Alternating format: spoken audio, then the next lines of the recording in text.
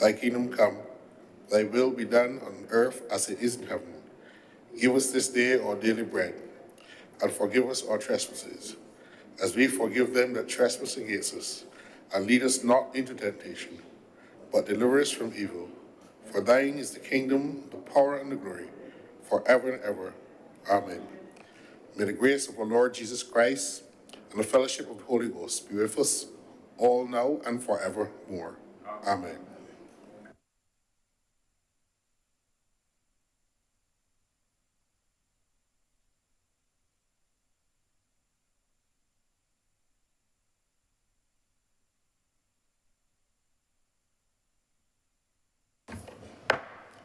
The Senate is in session.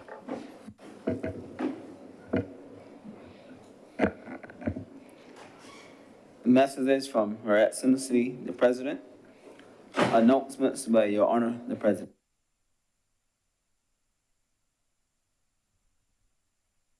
I have apologies for absence from Her Honor Senator Thompson, our Deputy President, who is away on business. Excuse as well from Senator Jerome Walcott, who is away on business. Senator Nurse and our chaplain will also be absent. An indication of lateness and arrival from Senator Tate. Presentation of petitions, presentation of papers, reports from select committees, questions to ministers, requests for leave to move the adjournment of the Senate on matters of urgent public importance, statements by ministers or parliamentary secretaries, personal explanations, motions related to the business or citizens of the Senate moved by minister, introduction of bills. Under Cummins. Mr. President, I rise on this occasion to move the passing of a resolution in accordance with Section 5 of the Land Acquisition Act, Cap 228, the compulsory acquisition by the Government of Barbados of parcels of land situate at Kensington New Road and at Beccles Land, New Orleans, and St. Michael for the public purpose of housing developments.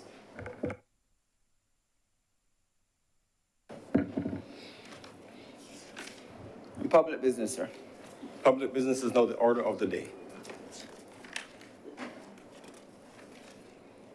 Order number 5. In the name of the Honorable Leader of the Senate, to move the second reading of the Firearms Amendment Bill 2022. Senator Cummins.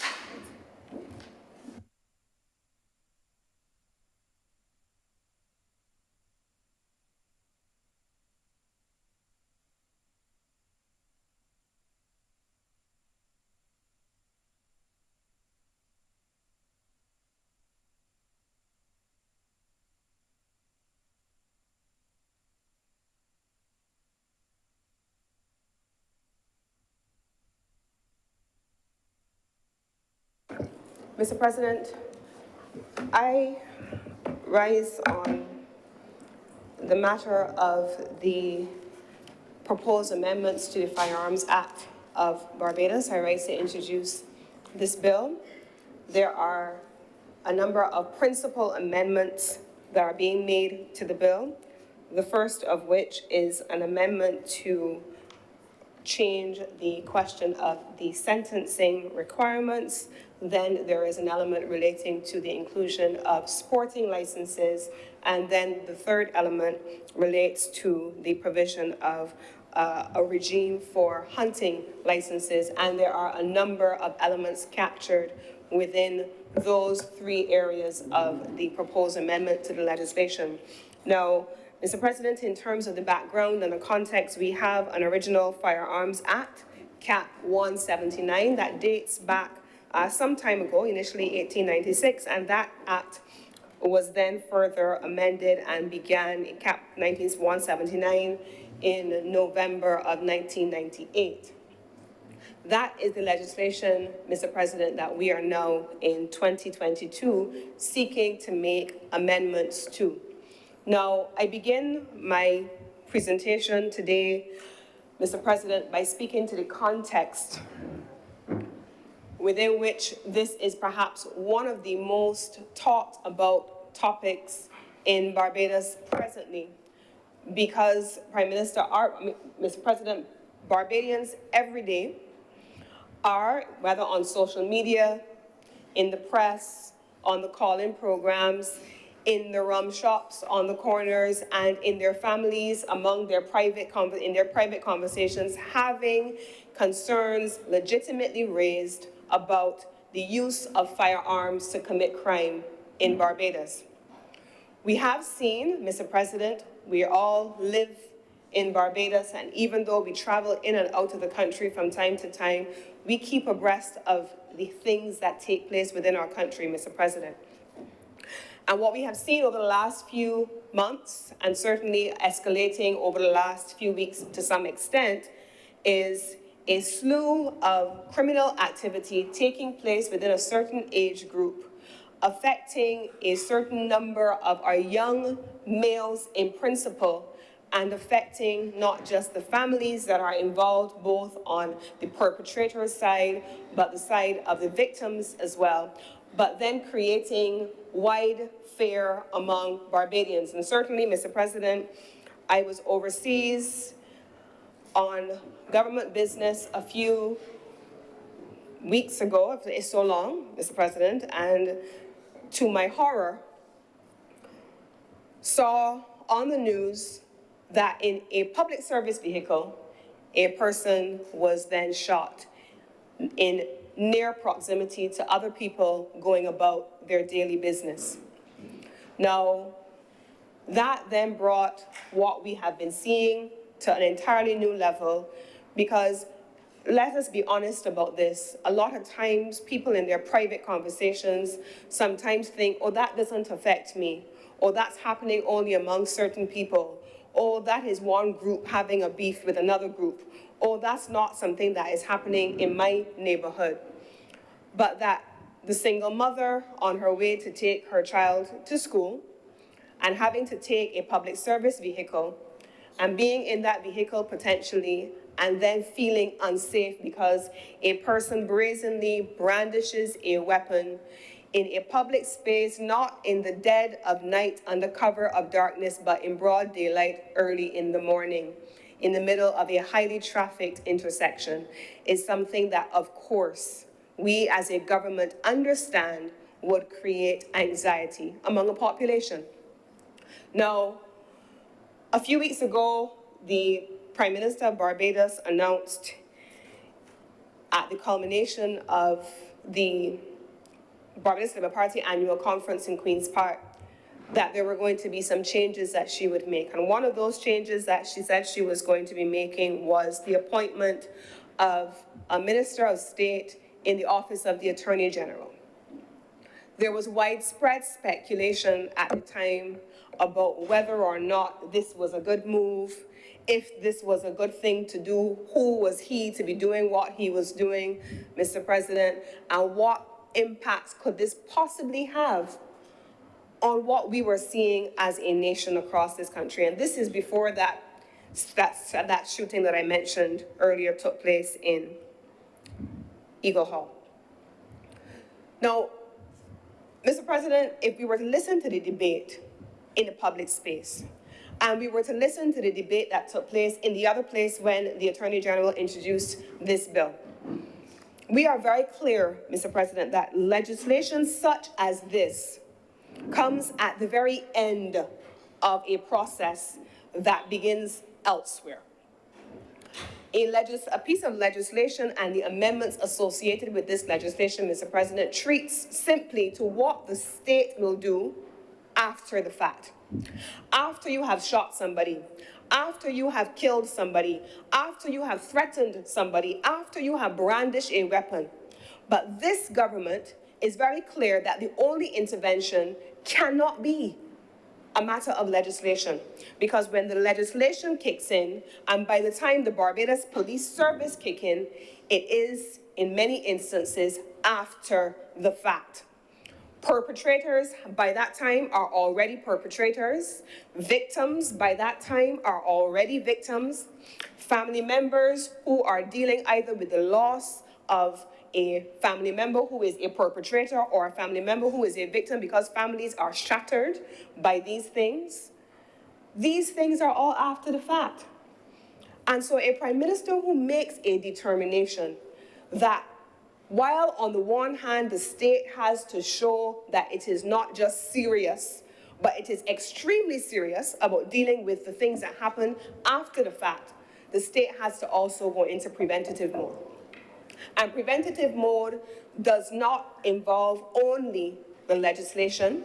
It does not involve only the Barbados Police Service that does have a community and a family relations role to play, but it involves a whole of government approach, and it involves the provision of social services. And it is on that basis that the Prime Minister announced the appointment of a Minister of State, not in any of the other agencies, but embedded in the office of the Attorney General to work with the causal factors that lead to crime before the fact. To avoid having a scenario, Mr. President, where young men between an average of 18 and 25, and what's interesting about this, Mr. President, and I say interesting, but that really is not the right word. It's painful. Because I remember when my daughter was in secondary school. She's now 23 years old. When she was in secondary school, I remember at the time she was doing one of those SBA assignments for law. And she was fascinated by the fact that the men, the young faces on the pages of the crime reporting stories in the newspaper on a daily basis were not that much older than she was. They all looked like her in terms of age range. And she was fascinated by the idea that these young men in her age group, while she is in school and others like her are pursuing tertiary level education and planning for a future, you have young men who are throwing their future away and their families into disarray and are appearing before a society, being paraded before the courts, charged with criminal offenses, in many instances with firearms. And we have seen that evolve over the years, where the average age of the person either involved in or a victim of the crime is in that young category, 18 and 25. You have had so many people talking about our youth are in crisis, our young men are in crisis. But yet when the Prime Minister, Mr. President, appoints someone to ensure that they are able to deal with the causal factors, then we are confused as to why we would do a thing like that and why we would place it within the office of the Attorney General that deals with oftentimes what happens after the fact, when the law has to kick in, when the police have to kick in, when the penal system then is dealing with you and the judiciary is dealing with you to sentence you, to charge and sentence you for crimes which have been committed. What we are trying to do, Mr. President, is to take a Barbados-centered approach, a people-centered approach. And that is where I want to anchor my comments here today. Mr. President, I happen to have spoken on more than one occasion about the challenges of our education system. I have not been shy about saying, Mr. President, on more than one occasion that I am not a supporter of what we currently have. I have not been shy about saying, Mr. President, that I am a firm advocate for complete education sector reform, and I'm not talking about education sector reform only as it relates to the abolition or the retention of the common entrance system. I have been very, very clear on all occasions that I am a proponent of a complete reconstruction and deconstruction and reconstruction of the education system. I have not been shy about saying that.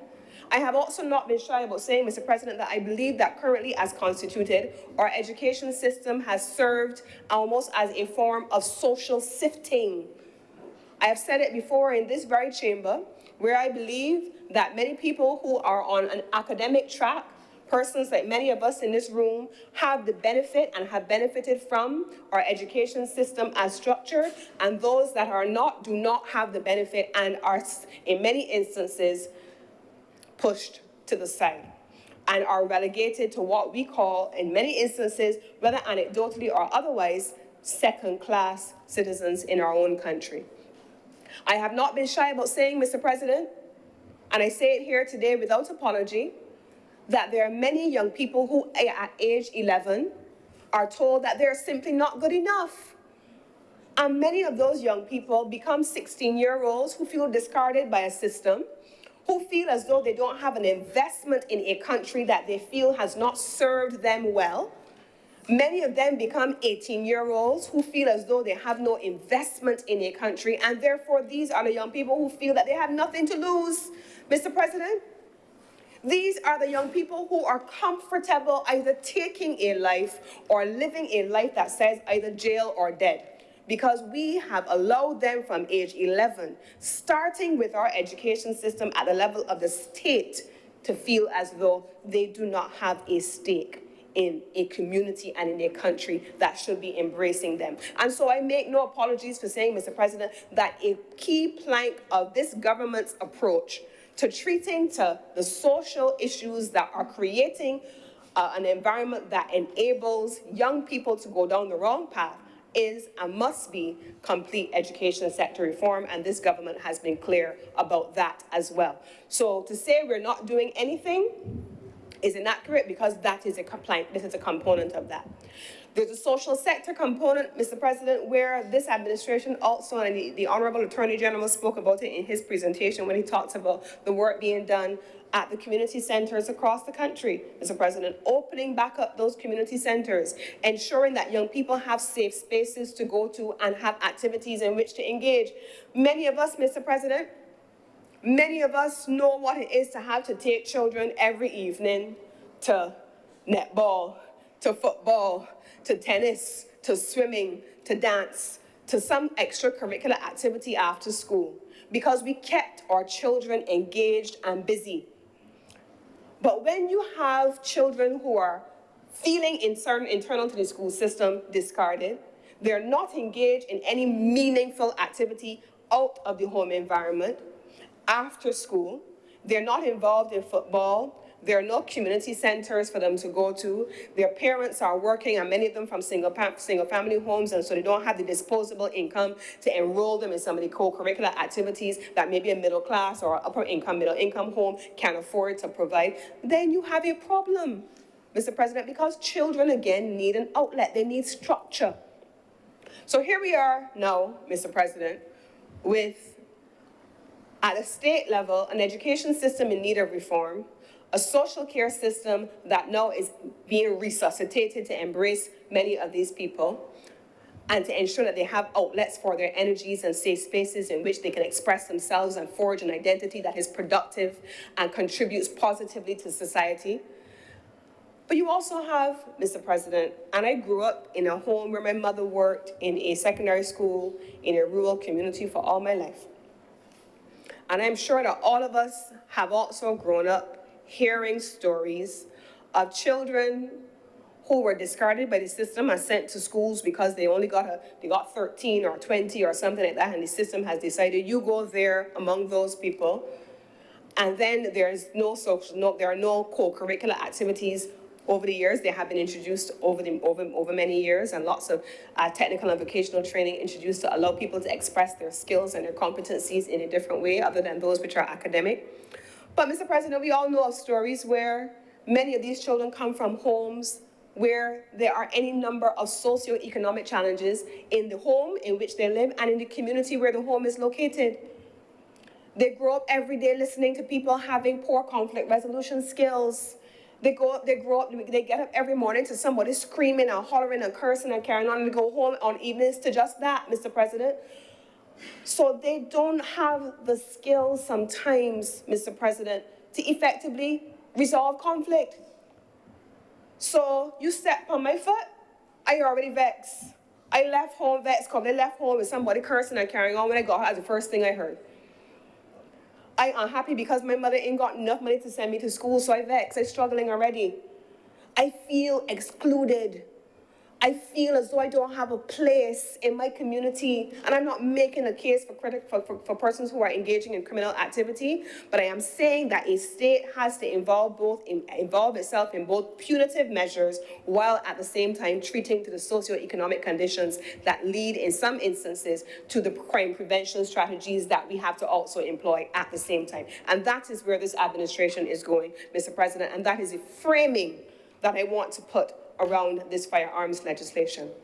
Now, Mr. President, I have heard in the course of the last 2 years, almost 3 years now, since I have been a member of this cabinet, the Prime Minister of Barbados speaking on more than one occasion about the importance of parenting skills.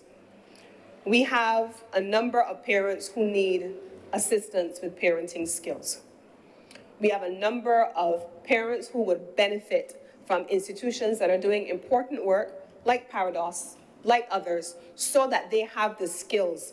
Because, Mr. President, we all know that many of our schools, many of our teachers, many of our principals find themselves in a situation where a parent of a child who is behaving problematically in a school environment is also often to be that parent who can turn up at the school and blind a teacher in curse for disciplining a child that is behaving badly.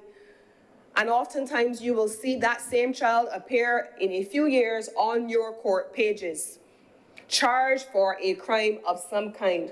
Because one, they have learned problematic behavior. Two, they have been enabled by parents who support problematic behavior, and at the intervention of sometimes teachers and principals and guidance counselors who would wish to be able to help and who try their best oftentimes to help.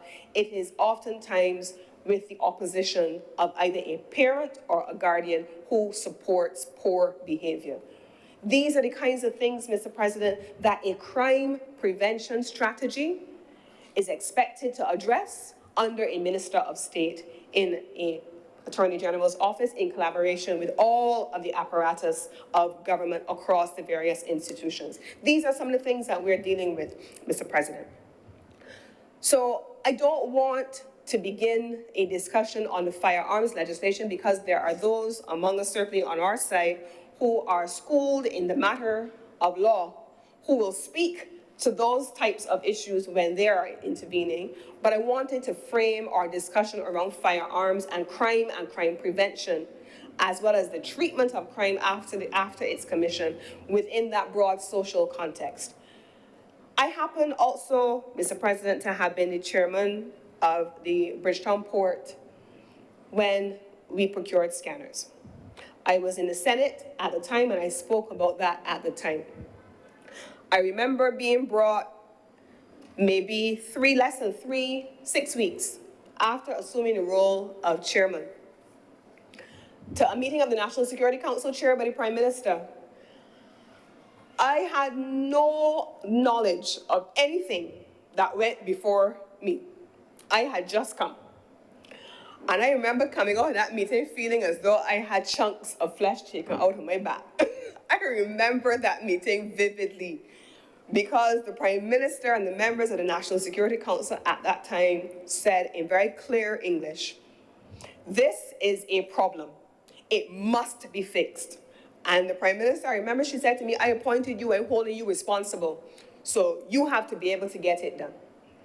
And so we went about the process of assessing what the problem was, identifying what the solutions needed to be because there was no single solution, identifying where to find the financial resources to be able to capitalize what needed to be done, and then implementing it. Barbados now, at our Bridgetown Port, has the kind of screening apparatus that you have heard the Attorney General speak of. We typically do not speak in any great detail about what actually is there because that will be a national security matter. But suffice to say that what we came and found is most definitely not what is there now. In my most recent incarnation, I happened also then to be the minister with responsibility for the Grantley Adams International Airport. And so the airport on the one hand and the seaport on the other hand, I have had responsibility for both. And Mr. President, I want to make the connection in this instance sometimes between the ease of facilitation and the importance of national security and the importance of detection of contraband, including firearms, at our borders, in particular in our ports of entry. The 2 ports of entry that I have been responsible for. Mr. President, on any given Thursday through Sunday afternoon, my phone would go ballistic. Every single week, my phone would go crazy. Somebody would be calling me, including some people who sit in this room, and they would be hollering for blue murder over how long it takes for bags to clear. And it was a nightmare. It really was. Sometimes you could not have bags clearing, depending on the flight in particular, for sometimes an hour. The senator of whom I'm speaking is looking at me with a straight face, but they know who I mean. It's a challenge. It's been a challenge. There's no question about it. And so between Thursday and Sunday, my phone would make me miserable, especially between 1:30 and 5:30 in the evening. Why, Mr. President? Because it is a port of entry. And I remember saying one day, I would be loath, because while it is the airport, you've always heard me say the airport is an ecosystem. And the Barbados Police Service and the Customs Department, which do not fall under the remit of the minister with responsibility for the airport, but fall under the national security apparatus, they have a responsibility for protecting the border. They didn't answer to me, and rightfully so.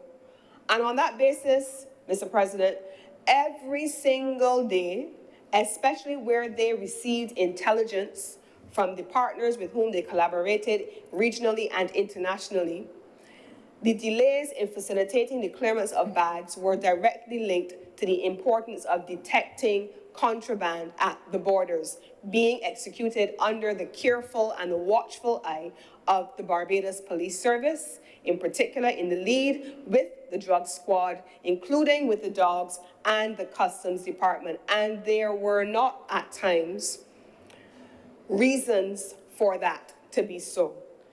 And on the occasions where there were reasons for that to be so, it also resulted, therefore, in further delays in clearances of your bags. Because people try all kinds of things.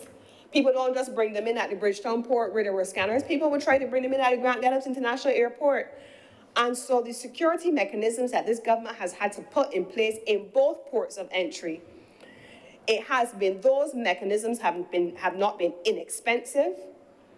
They have been significantly expensive to the government of Barbados, but they have been critical as part of the detection strategy and the protection of our borders, specifically the ports of entry, because we still live on an island, and let us not ignore the fact that there are beaches, some all around the island, and so they are also being policed by the Barbados Police Service. But certainly as it relates to our ports of entry, what needed to be done there was most definitely being done in those places, and I can say that without question. Those were critical things that the government of Barbados had to do, and those are things that we did do. And so here we are now in 2022 with a spate of firearm offenses, a number of persons who are committing these offenses, in some instances repeated offenses, with the use of a firearm, and the government has sought, in addition to all the other things that I have said the government is doing, crime prevention, social services, education reform, protection of our border, engagement, and I'm not speaking out of turn in this instance, I'm preempting the submission to Cabinet that the Minister of State in the Attorney General has made reference to, that he will be presenting to Cabinet imminently a comprehensive plan, so I will leave that to him and then to Cabinet thereafter to announce what that strategy contains. But there is a comprehensive approach that is being taken by this government to treat to the issue of crime and crime prevention, and then thereafter deterring people from committing crimes. Now, how are we looking to deter people from committing crimes as it relates to this legislation, Mr. President? That brings me then to the actual legislation itself. Mr. President, the first amendment that is being proposed under this amendment is the provision of mandatory minimum sentences. Now, one of the conversations that a lot of people have been having has been the question of what should be an appropriate sentence. And I'm always intrigued, as a non-lawyer myself, when I hear people in the public space commenting on the sentences being given by the judiciary. It's too long, he should have get 20 years, he should have get 50, he should have get this. But we don't make those decisions. Those things are based on the legislation and the parameters given to the judges. And so that is what we see. Now, it was in this Senate in 2018, there are a few of us who were here at the time, and we can recall having a meeting over on the other side, the West Wing, at the time, where the Attorney General, the Commissioner of Police, and the top brass of the Barbados Police Service, as it was then the Royal Barbados Police Force, received a comprehensive briefing on the recommendations that were being made as it related to, I believe it was the Bail Act, as it is now called, and then it was struck down by the courts. We saw in that briefing some of the challenges that the Barbados Police Service were dealing with. They shared for the first time some of the intelligence that was available to them, the kinds of weaponry that had been coming into the country, the kinds of activity that people had been engaged in. It was a combination of those of us who sat on this side representing the government of Barbados at the time, those who sat on the other side as the independent and as independent senators, and those who also sat as opposition senators. It was a comprehensive briefing that incorporated all of the members of this honorable chamber. Now, Mr. President, in 2018, we had a 30-love majority in the House of Assembly, and we did the same thing in 2022. But in 2018, we had an opposition leader, and we therefore had an opposition senator, and so all of the members of the other place, including the then leader of the opposition, benefited from a briefing, and here in the Senate, the senators appointed by the then leader of the opposition also benefited from that. We took then, as we do now, a whole of government approach, and we did a briefing, Mr. President. We also, on another occasion, had a piece of legislation relating to the mandatory imposition of the death penalty. And we also had a second session where, at the time, the Honorable Attorney General came and met with the members of this chamber to raise what the concerns were, or to hear what concerns were, and to raise the recommendations on behalf of the government. And at the time, what we were clear on in those pieces of legislation was that mandatory sentences, the mandatory nature of the sentence, which removed the discretion of the judge to make decisions within the confines of the legislation, but that were absolutely prescriptive, were not constitutional, and they had to be changed. And on that basis, Mr. President, we now have before us a mandatory minimum sentence proposal for amendment, which has been recommended by the Law Reform Commission of Barbados. And this particular body of work that is before you in the draft of the legislation is the work, and I would wish to credit the Law Reform Commission for having done this work and having taken a break from the other substantive body of significant work on which they are currently consulting, to be able to look at this piece of legislation given its critical importance to the people of Barbados. And so what you have here now is a piece of legislation that reflects that which has stood the test of time in other jurisdictions, which speaks to mandatory minimum sentences. So in this instance, a person, for example, who had a firearm in his possession or ammunition was liable to conviction on indictment of a fine of $100,000 or to imprisonment for a term of 20 years or both. What we have now in so doing, this amending act is repealing the previous alternative of a fine and then withdrawing the discussion to impose a custodial sentence of less than 7 years and 15 years for first and second or subsequent offenses as described, Mr. President. These are not measures that are unique in this case to Barbados. There are instances which are drawn based on what the Law Reform Commission has shared with us. In the United Kingdom, there is a Criminal Justice Act of 2003 where mandatory minimum sentences were imposed for 5 years for anyone convicted of the possession of prohibited weapons, including firearms. And so we have examples also from the UK and the Turks and Caicos Islands where these ordinances are included in their legislation. So we want to be able to ensure that we are engaging in this instance in deterrence. And I'm using that word for the first time. I've talked about prevention. I've talked about punishment. We've talked about what happens punitively after the fact. And in this instance, what we are trying to do with this legislation is to ensure that there is a deterrent for people.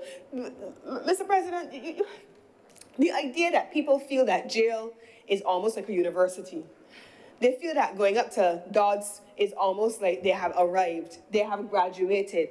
The courts are going to be lenient. We can get up on bail just now. We can go up on remand, and in 2 minutes, we can be back out. You have people who are on bail for 3 or 4 different offenses, and they're coming back out, and they're recommitting, but there's no consequence. And so even when they finally are charged, Mr. President, the way in which the legislation at the time was drafted did not necessarily provide the kind of deterrent that this administration wants to ensure. And so on that basis, that is one of the elements that we are having here. I'm going to leave the attorneys in the chamber to speak to the specifics of those texts because I don't want to muddy the waters at all.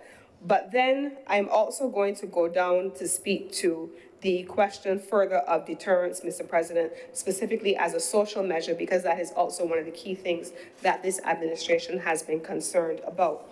Now, Mr. President, we have another element here in it as well, which relates to 2 components that were not previously there in the same way. We have a sporting firearm license and we have a hunting firearm license. Now, somebody may argue in some instances that if we're dealing with the issues of crime, why include these kinds of issues here now? Why not come back to it? Now, Mr. President, I don't have to in any way say to you how overburdened our legal system is in terms of legislative drafting. We have a limited number of persons who are responsible for legislative drafting. They are responsible for legislative drafting for the entire government. They are responsible for dealing with all of the urgent bills and pieces of legislation that will come from different places at different times. And sometimes it's urgent, sometimes it's massive pieces of legislation at different times. You have such an onerous responsibility being placed on the office of the Chief Parliamentary Counsel and that small team, Mr. President, that anytime you are attempting to treat to drafting of legislation, it is being proposed that we try to be as comprehensive with a single piece of legislation as we can at the same time. And so on that basis, it made sense for the sporting firearm license regime and the hunting firearm licensing regime, both of which have been raised by the respective federations to be included in here. Now, for sporting firearm licensing, there are a number of persons who on an annual basis, we see footballers, we see track and fielders, we see the netballers who are traveling overseas all the time to compete regionally and internationally in sporting events. The same thing applies, Mr. President, to those persons who shoot for sport. And there are a number of associations and federations here, 3 of them in total, Mr. President, that provide the kind of training and competitive training for sport that is done on an international competitive level, and in some instances they have done quite well. And so the regime for sporting licenses is now included in here, Mr. President, and the same thing applies for hunting as well. Now, hunting is a different regime altogether, and the Barbados Police Service in particular has had some challenges navigating this. This is one of the areas that will be relevant in particular to those persons who are in the agriculture sector, who need to be able to ensure that they can responsibly take care of their crops from predators, not human predators in this instance, but from those predators that are taking, in some instances, 30% of every harvest from our farmers as a result of the challenges that they are facing. And so this regime attempts to responsibly treat to that. Now, Mr. President, there's only one other element in here that I want to make specific mention of, and it is an item that was raised by the Honorable Attorney General, specifically to a consequential amendment to the Juries Act. The Juries Act now allows for persons who are charged for murder to have a jury trial of 12 persons, but for people who are charged with firearm offenses, the jury trial is 9 persons. This bill is going to lead to consequential amendments to the Juries Act as well, which now allows for, one, a person to be charged both for murder and for the possession of a firearm separately, and also to have those charges heard by a jury of 12 persons as opposed to 9. But those will be some of the things that I'm sure over the course of the discussion today and the debate from the various members and the issues that will be raised by the various members from the floor, that we will have an opportunity to revert to if there are any questions. So, Mr. President, this is, as I said before, the work of the Law Reform Commission. We expect that further work will be done. I am sure that there are honorable senators here who may have inputs and may have issues that they may want to raise. If so, we will be able to respond, and we will take careful note of what those things are, and we will take them from there, because, Mr. President, I want to end in my brief introduction of this bill where I started, by saying, Mr. President, that this must be a whole of government approach. This must treat to our education reform efforts. It must treat to our social reform efforts. It must treat to what happens in the family. It must treat to what happens in our communities.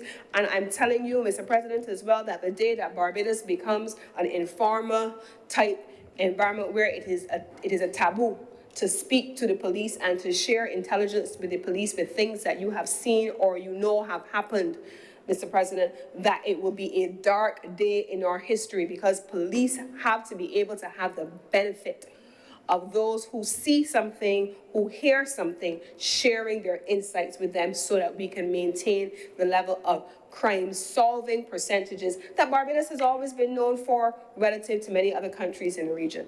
Now, Mr. President, I want to close by saying this. We have seen a generation begin to glamorize the culture that sometimes you see elsewhere. It's good to be a bad man. And so you dress away, you walk away, you talk away, you live away, you got a lot of money and you're spending and you're dashing away everywhere, that kind of thing. That has been glamorized, Mr. President. But I want to say, Mr. President, at the same time, that if history, not just here in Barbados, but in other countries where we have seen this being perpetuated, is anything to go by, that only ends 2 ways: jail or death. And when we have families, young people, children growing up in this environment, and to see young children lamenting the loss of a family member, it is a painful thing. But we must also ensure, Mr. President, that what we are passing on to our children and our young people is generational wealth, generational excellence. We're passing on ambition and inspiration, but we are not passing on a glamorization of a subculture that can only lead to the detriment of our young people, Mr. President. That has to come with a change. And so this is the occasion where our communities, our families, our mothers in particular, as well as our fathers, our churches, our social groups, are all playing an active role in intervening at different stages in our community where we can see that it makes a difference. That will make the job of law enforcement after the fact so much easier if we were to engage first and foremost in prevention, Mr. President. And with these few words, I will have an opportunity in closing to respond more expansively to the issues that I am sure will be raised from the floor, and so I will take the time to be able to use it then. I am obliged to you, Mr. President. I beg to move that this bill be read a second time. Thank you, Senator Cummins. Speakers? If no speakers, then the question. Senator Dr. Hines.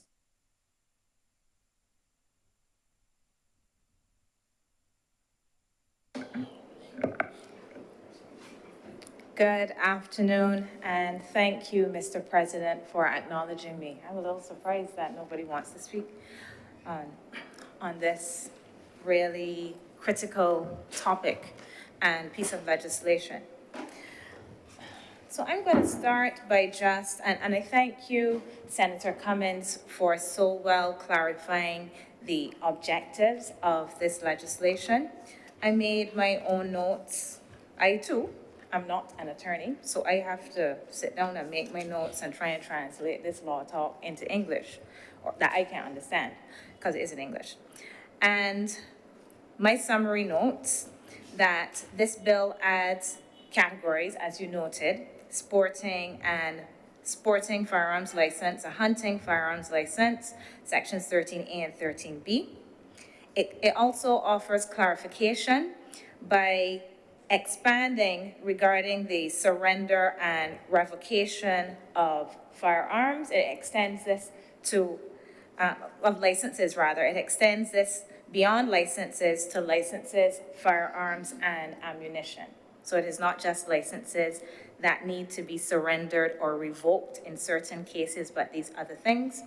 I also see the correction of a typo, which is included in section 15B. However, I hope that when we get to the committee stage, I can say something about this because the correction is unclear. It asks that a word be omitted from the last line, but that word is in the last line twice. So it needs to specify which of those needs to come out. I know which one, and it's the one that makes sense. However, as written, it is not clear. Let's put it that way. It deals with prosecution and punishment and sentencing, including both treating to mandatory sentencing, but also providing some flexibility so that a mandatory sentence does not necessarily have to apply. There are certain conditions if the person is under 18, if it is a first offense and is not a violent offense, and there are other mitigating circumstances that the judge can consider at sentencing. So although we see these increases in sentences for a first offense from between 7 to 15 years to 10 to 20, and then for a second offense from between 15 to 25 years to 20 years to life, there are these provisions that allow for some flexibility depending on the circumstance. And I think that this is quite useful as well. Before proceeding, I want to state very clearly that this is a very scary circumstance in Barbados that we are all experiencing. To be seeing gun crime in this way, to hear of an elderly gentleman found dead in his home, shot, someone who just survived a stroke, that is scary. To hear of persons who are just going about their business on the morning, going to school, to work, whatever it is they need to do, they're shopping, and they experience a shooting in a public service vehicle. This is frightening. And it's not just this year. This is something that has been going on. There is a case that I've been reading, following in the newspaper, relating to a shooting that occurred in a shopping mall a few years ago in Sheraton Center. And there were members of the blind community that testified. That also is quite shocking and startling. There are persons who, they're just enjoying themselves in the mall. They're doing their shopping, they're in the food court, children are there going to watch a movie and then relax after. These things are very unsettling, in particular for a small place such as Barbados. And it's important for us to be clear that we are not the worst. This is not the worst place in the region by any stretch of the imagination. And I guess we can take a little bit of comfort in that, but only a little. Only a little. I note, for instance, that in St. Lucia, So far for the year, they have had 49 such crimes as compared to our 39. We also had 49 in 2019. And we want to move away from this. This is not healthy for our country to be people living in this state of fear.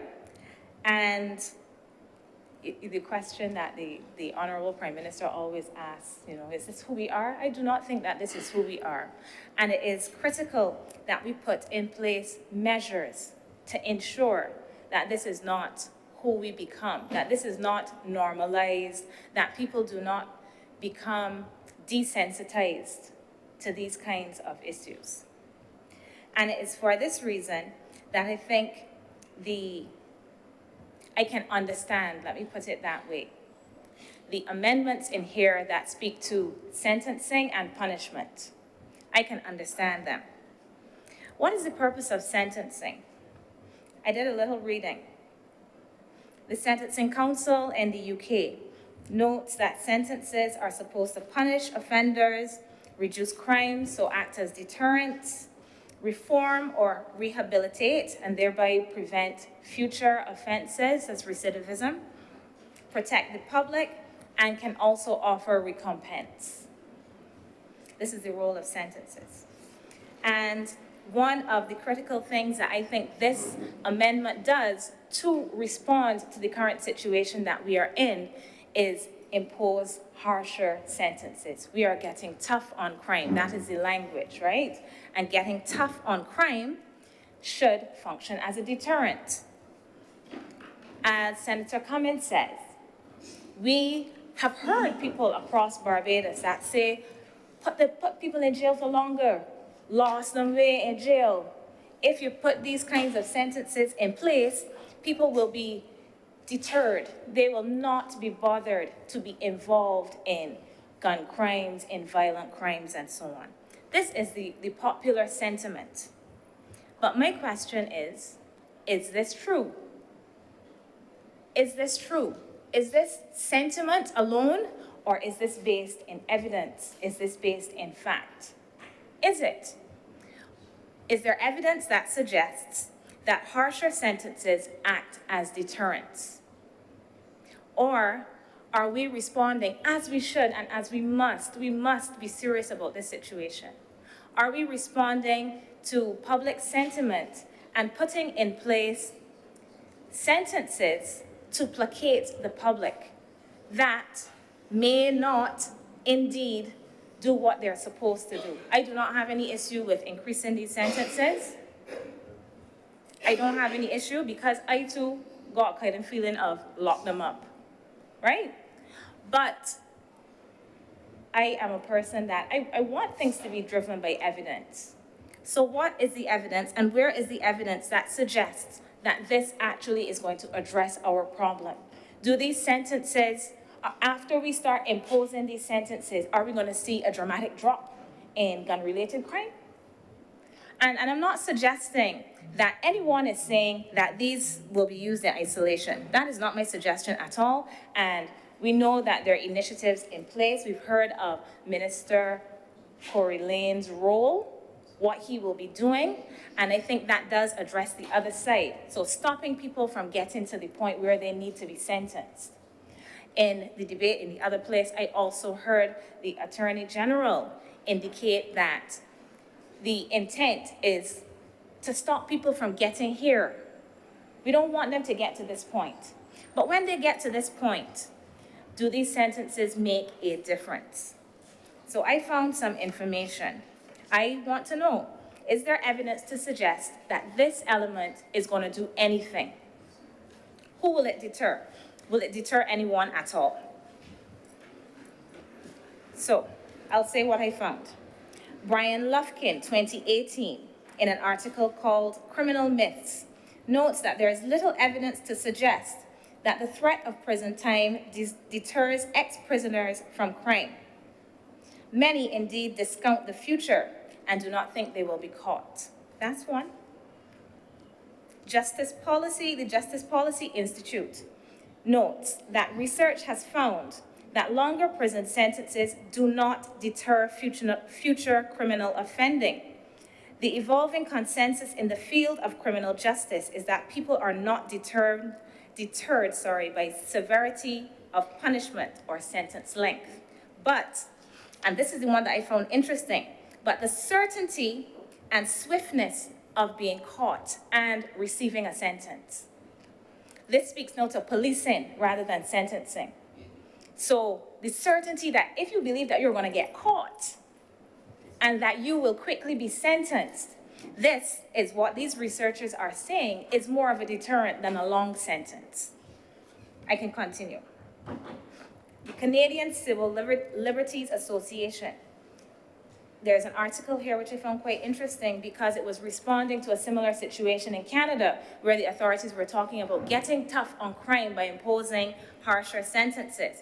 And criminologists, sociologists, and lawyers wrote to say that decades of research from Canada and comparable jurisdictions such as the United States of America, the United Kingdom, and Australia has shown that longer prison sentences do not reduce crime. It goes on. There is some evidence, again, that the certainty of capture and sanction are what impact behavior.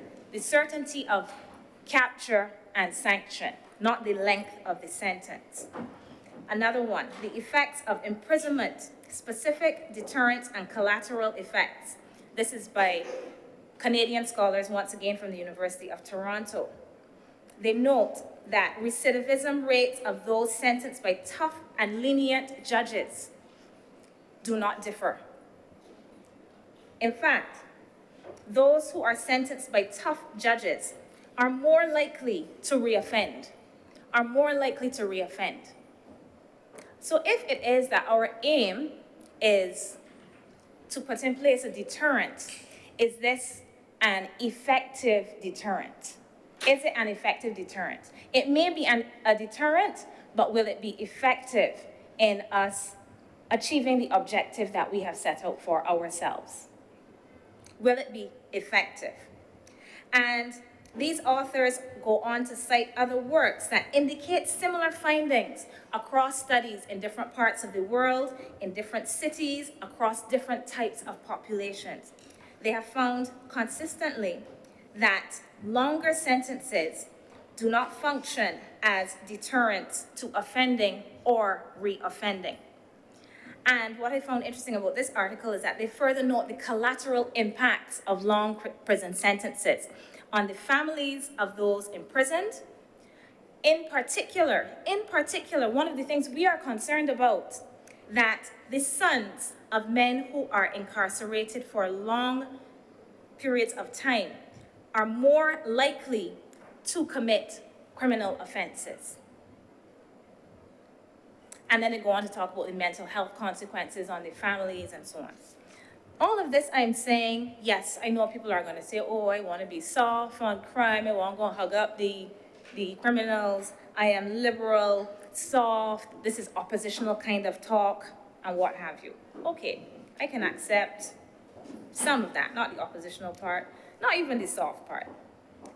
I just want us to focus on what the evidence tells us about this. So while I do not oppose this legislation, I continue to question how effective this will be in dealing with the problem that we have.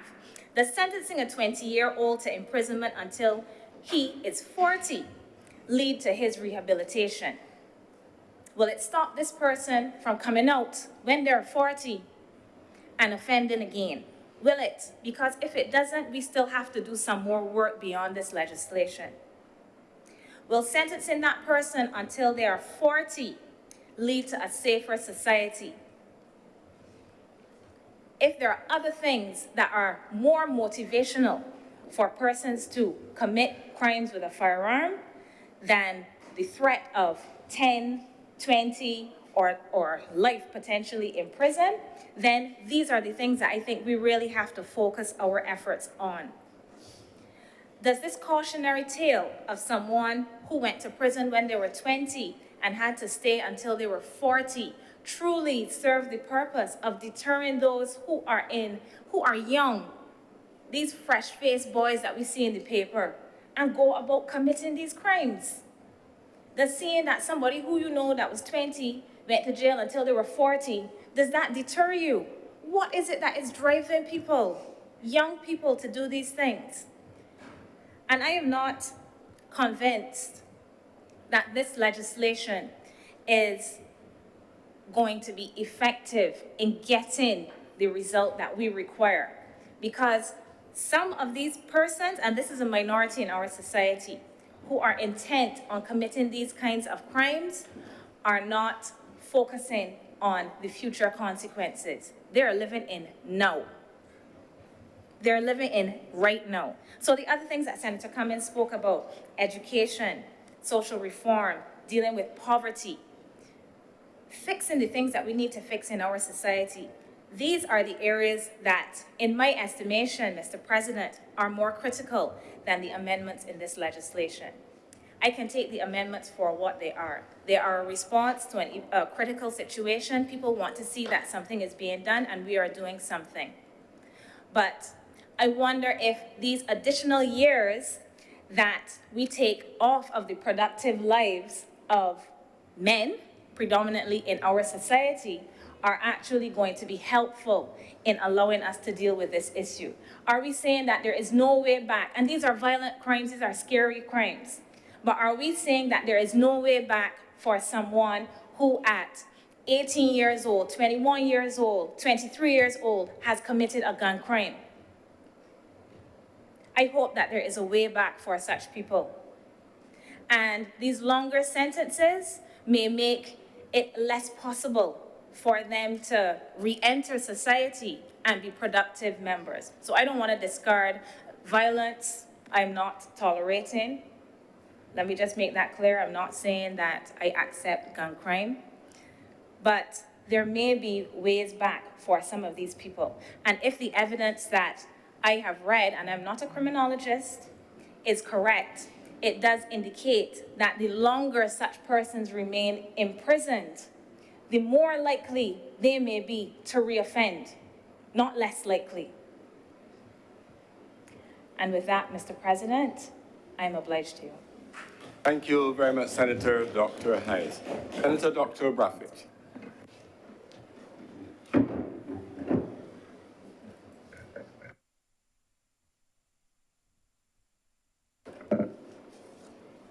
Good morning, fellow senators. Thank you, Mr. President, for the opportunity to say a few words on this important piece of legislation that has been presented to this honorable chamber today.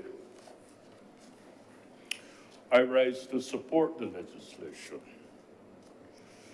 which has been presented because I believe that it's important that we revise from time to time the legal framework which we use to bring about order and appropriate actions in our society to deal with changing circumstances.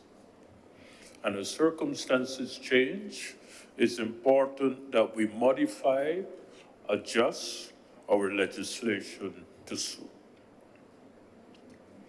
I support the proposals, in spite of the comments of my fellow senator.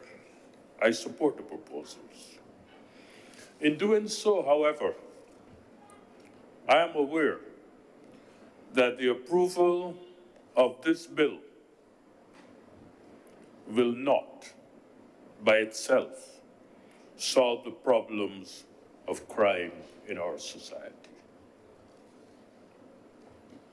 It is generally agreed that crime has a significant negative impact on national development and endangers the quality of life of our people.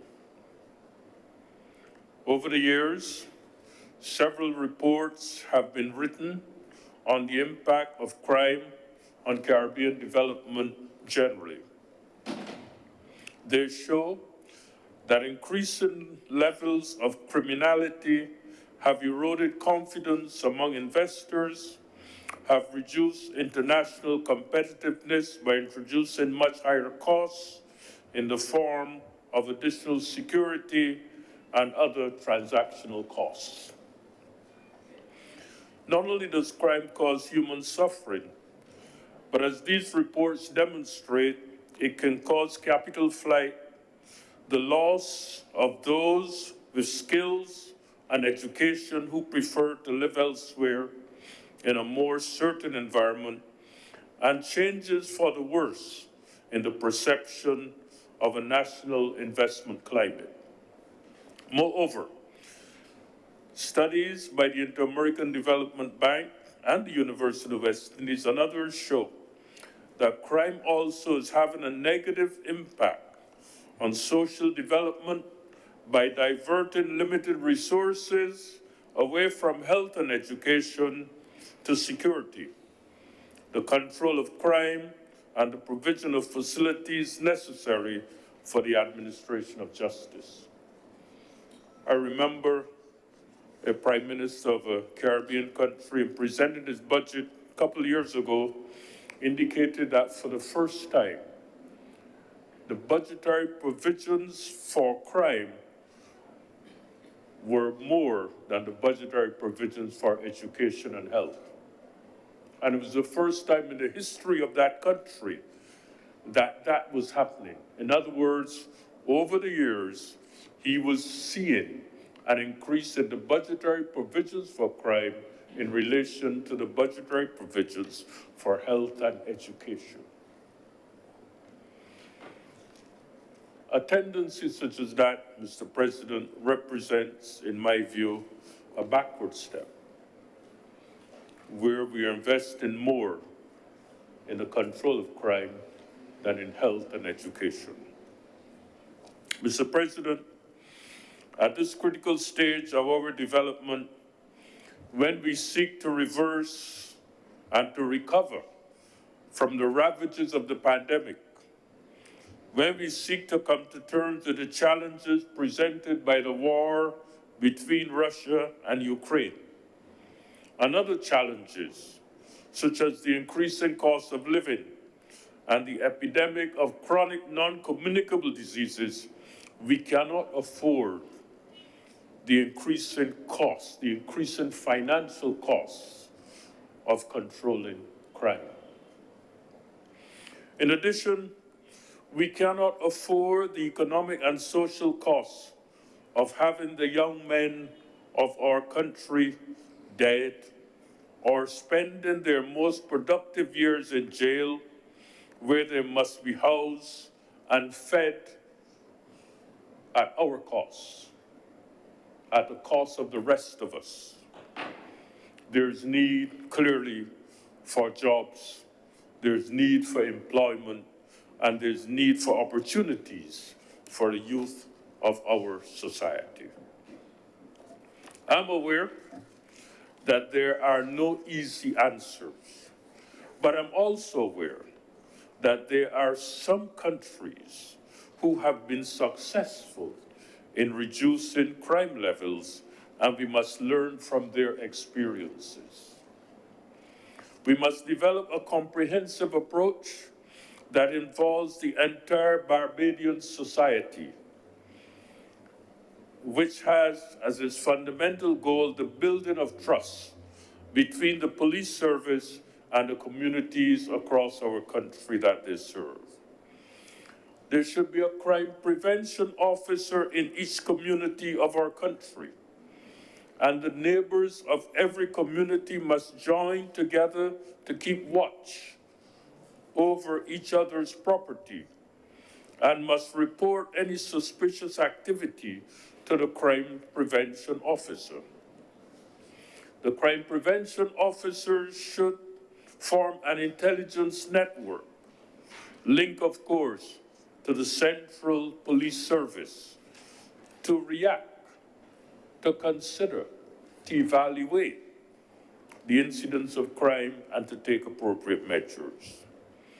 The new technologies of surveillance systems must be more widely used, and a spirit of community must be promoted once more in our country, where neighbors get to know each other in order to help the police in their efforts to detect and prevent crime. But, Mr. President, we must also recognize that there's an important international dimension to crime, which we must face. We must engage the international communities that have to do with crime. Institutions like Interpol. But it's clear to me that our problems are not necessarily national. They have international linkages. And I say this in the context of an experience. When I was in China, I remember receiving a report of a dangerous drug that was solicited or requested to be sent from that country to Barbados by a Barbadian importer. We received the information at the embassy in Beijing.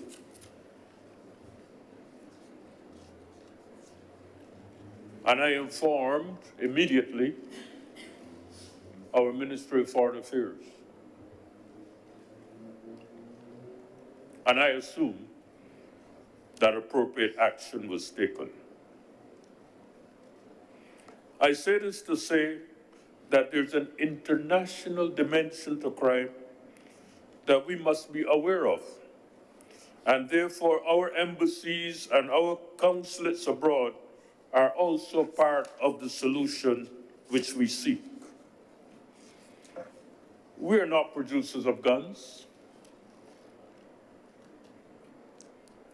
but we're susceptible to those who produce guns and seek to introduce them into our society.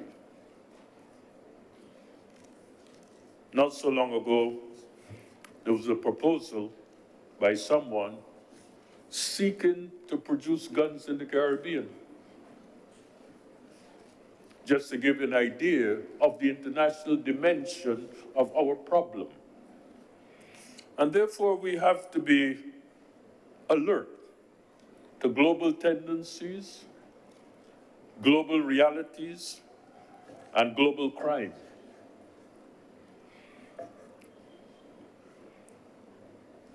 Global institutions that treat with crime are therefore important allies for us. And we must work with them to keep our country safe. The regional dimension is also important, as we're fully aware that there are countries very close to us who are involved not only in the production of guns, but in the production of drugs. Therefore, awareness, vigilance, and the importance of international intelligence is critical in our fight against crime in our country. Mr. President, we are at a very important juncture where we must nip these problems in the bud today. Otherwise, they're going to come back to haunt us tomorrow. Mr. President, in order to make Barbados safe again, we must become our brother's keeper once again. Thank you.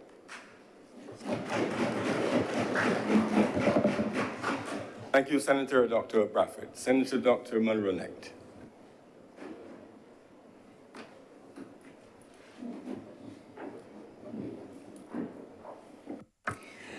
Thank you, Mr. President, for acknowledging me as I rise to give my full support to this bill. I believe that there is an acknowledgement that this bill is but one plank in the fight that the government is undertaking to address the issues that we are facing as a country in the context of the increase in gun violence. Mr. President, I think that the leader of government business has fully articulated that the intent is to have a whole of government approach that is buttressed not only in the context of the criminal justice approach to this issue, but that we will have an approach that brings to bear all of the other institutions that are going to be important in order to ensure that we address this in a holistic way. I want to add, Mr. President, that the government is also as well, even in the context of looking at the issue of the criminal justice system and policing, moving to ensure that we can have the Barbados Police Force fully equipped, fully manned, to ensure that they can take on this challenge.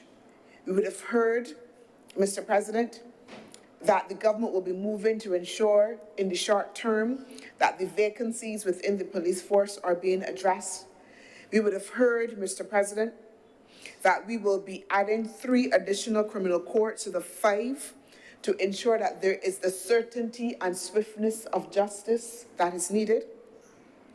We would have also noted, Mr. President, that just this year, the Ministry of Youth, Sports and Community Development launched a program in which 47 inmates will be able to undertake vocational and as well other training in a variety of areas through the Samuel Jackman Prescott Polytechnic. So that there is an awareness, I believe, that while the amendments, and particularly the amendments that are intended to signal to those criminal elements who are operating with a lack of empathy, who are operating as if there are no consequences for their behavior, that this government and that this society will react swiftly. I think, Mr. President, that there is consensus that that is what the government is intended to do. I also want to join with the leader of government business, again, and her assertion that the government is intended to take a whole of government approach, and that the appointment of the Minister of State in the Attorney General's office is evidence that the government is also further aware of the need to make sure that we tighten how we ensure that our ministries collaborate in order to deliver solutions over the long term. Transformation, Mr. President, is just that, long term. And that we ought not to fix our eyes on short-term solutions to this problem, but that we recognize that attempting to fix this, attempting to address this issue is one that will happen over time. And that even as we use the long arm of the law, in some respects, to send a clear message that really the approach has to be more nuanced. It has to be more nuanced, Mr. President, because the issues are complex. November 1st, Mr. President, I attended the lighting ceremony that was held under the aegis of the Ministry of Youth, Sports and Community Development, not too far from here in Hero Square. And at that time, the minister with responsibility for that ministry, the Honorable Charles Griffith, said something that has remained with me. He said in the context of that lighting ceremony that we should, all of us that were listening to him there, should shed a light on our humanity. That for me was a very profound statement and perhaps lost in the context of the celebratory mood. But it stayed with me because in the Honorable Charles Griffiths reminding us, encouraging us, challenging us to shed our light on our humanity, he was reminding us that we are not only humans just in our physical body, but that our humanity speaks to how we treat to one another. Our humanity speaks to the extent that we remember that even though we are individuals, that we live in a society together, and it's the whole of what we do and how we treat to each other that speaks to the nature of our humanity. He was reminding us of the importance of being our brother's keepers and of us taking equal responsibility for the society that we have. And, Mr. President, it was a moment of deep reflection for me. And I would suggest, Mr. President, that this moment, this challenge that we are facing as a society is not only one in which we are filled with angst and concern, but that perhaps it can engender in all of us a moment of reflection. And in doing that reflection, Mr. President, I turned to the one place that for me holds the multiplicity of answers to a lot of the challenges that I face as an individual, and I believe that we all face as a society, and that's the Bible. And as I looked through and was reading and studying and this notion of our humanity and the fundamental things that make up this notion of our humanity, I came across Proverbs 22:6. And Proverbs 22:6 says, "Train up a child in the way that he shall go, and when he is old, he shall not depart from it." And as I contemplated that notion of shedding a light on our humanity in this verse, it made me realize, Mr. President, that as much as a society that we call on government to do what it must and to respond in the way that it must, that we must reflect on the extent to which each of us, as we have become so concerned just only with the things that are within the confines of our curtilage, the extent to which we have become consumed as individuals in self-optimizing, that we have become so desensitized to each other that we can use social media in ways that vilify, pull down, without any kind of reflection of what we say and what we put out will do to the other person. That we have forgotten that notion of humanity.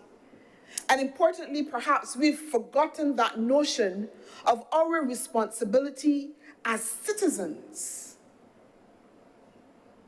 for the actions that happen within our household and our responsibility for what happens within the wider society. And Mr. President, I hope that I have made it clear at the outset that I am not saying that government should not respond, that government does not have to play a role. What I am saying, Mr. President, is that we also, in the context of us as individuals, must also reflect on that notion of train up a child. That we must ask ourselves as a society, what is it that we are doing within our households?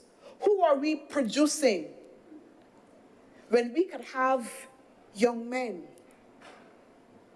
with an absolute lack of care for anyone in public spaces, almost without fear, attempting to gun down, shoot, kill, maim. It almost makes us not recognize the Barbados that we live in. But these young men, because invariably they are young men, have not sprouted from the sky. They've not been dropped down here by a helicopter.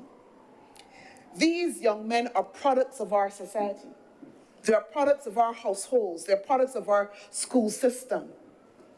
These young men belong to us. They belong to mothers. They are brothers and uncles that are born within the context of our communities. Mr. President, train up the child. What is it that we are imparting? How have we as a society gone so far in terms of the values and mores that we are or should be imparting, that we are now producing this generation? And this is not a problem that legislation will fix. It is not a problem, Mr. President, that prison terms will fix. It is not a problem that the police can fix, because it is a problem that we all must have shared responsibility for. Mr. President, as a child, there were certain things that were ingrained in me that have stayed. I, even as an adult, in adult conversation, will often find myself saying, yes, please, because I grew up as a child having to say yes, please, as a mark of respect. Good morning, and thank you.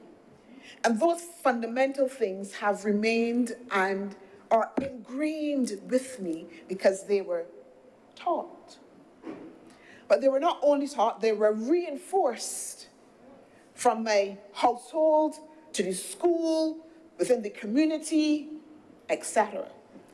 But I was also as well schooled to have empathy, to understand the basics of what kindness means.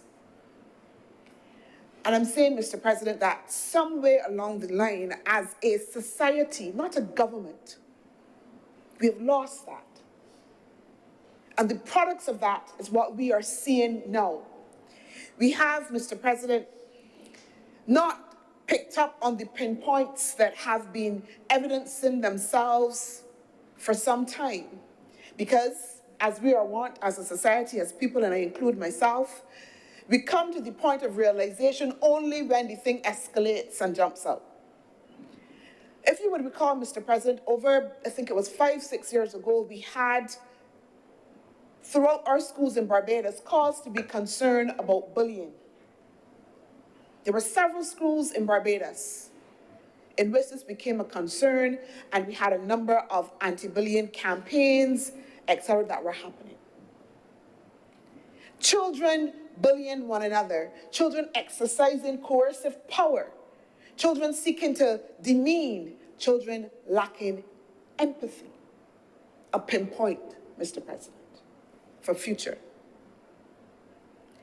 And the extent to which we as a society fail to recognize that that was not just about what was happening in the context of a school environment in a moment, but those incidences would then project themselves onto future was a failure of all of us.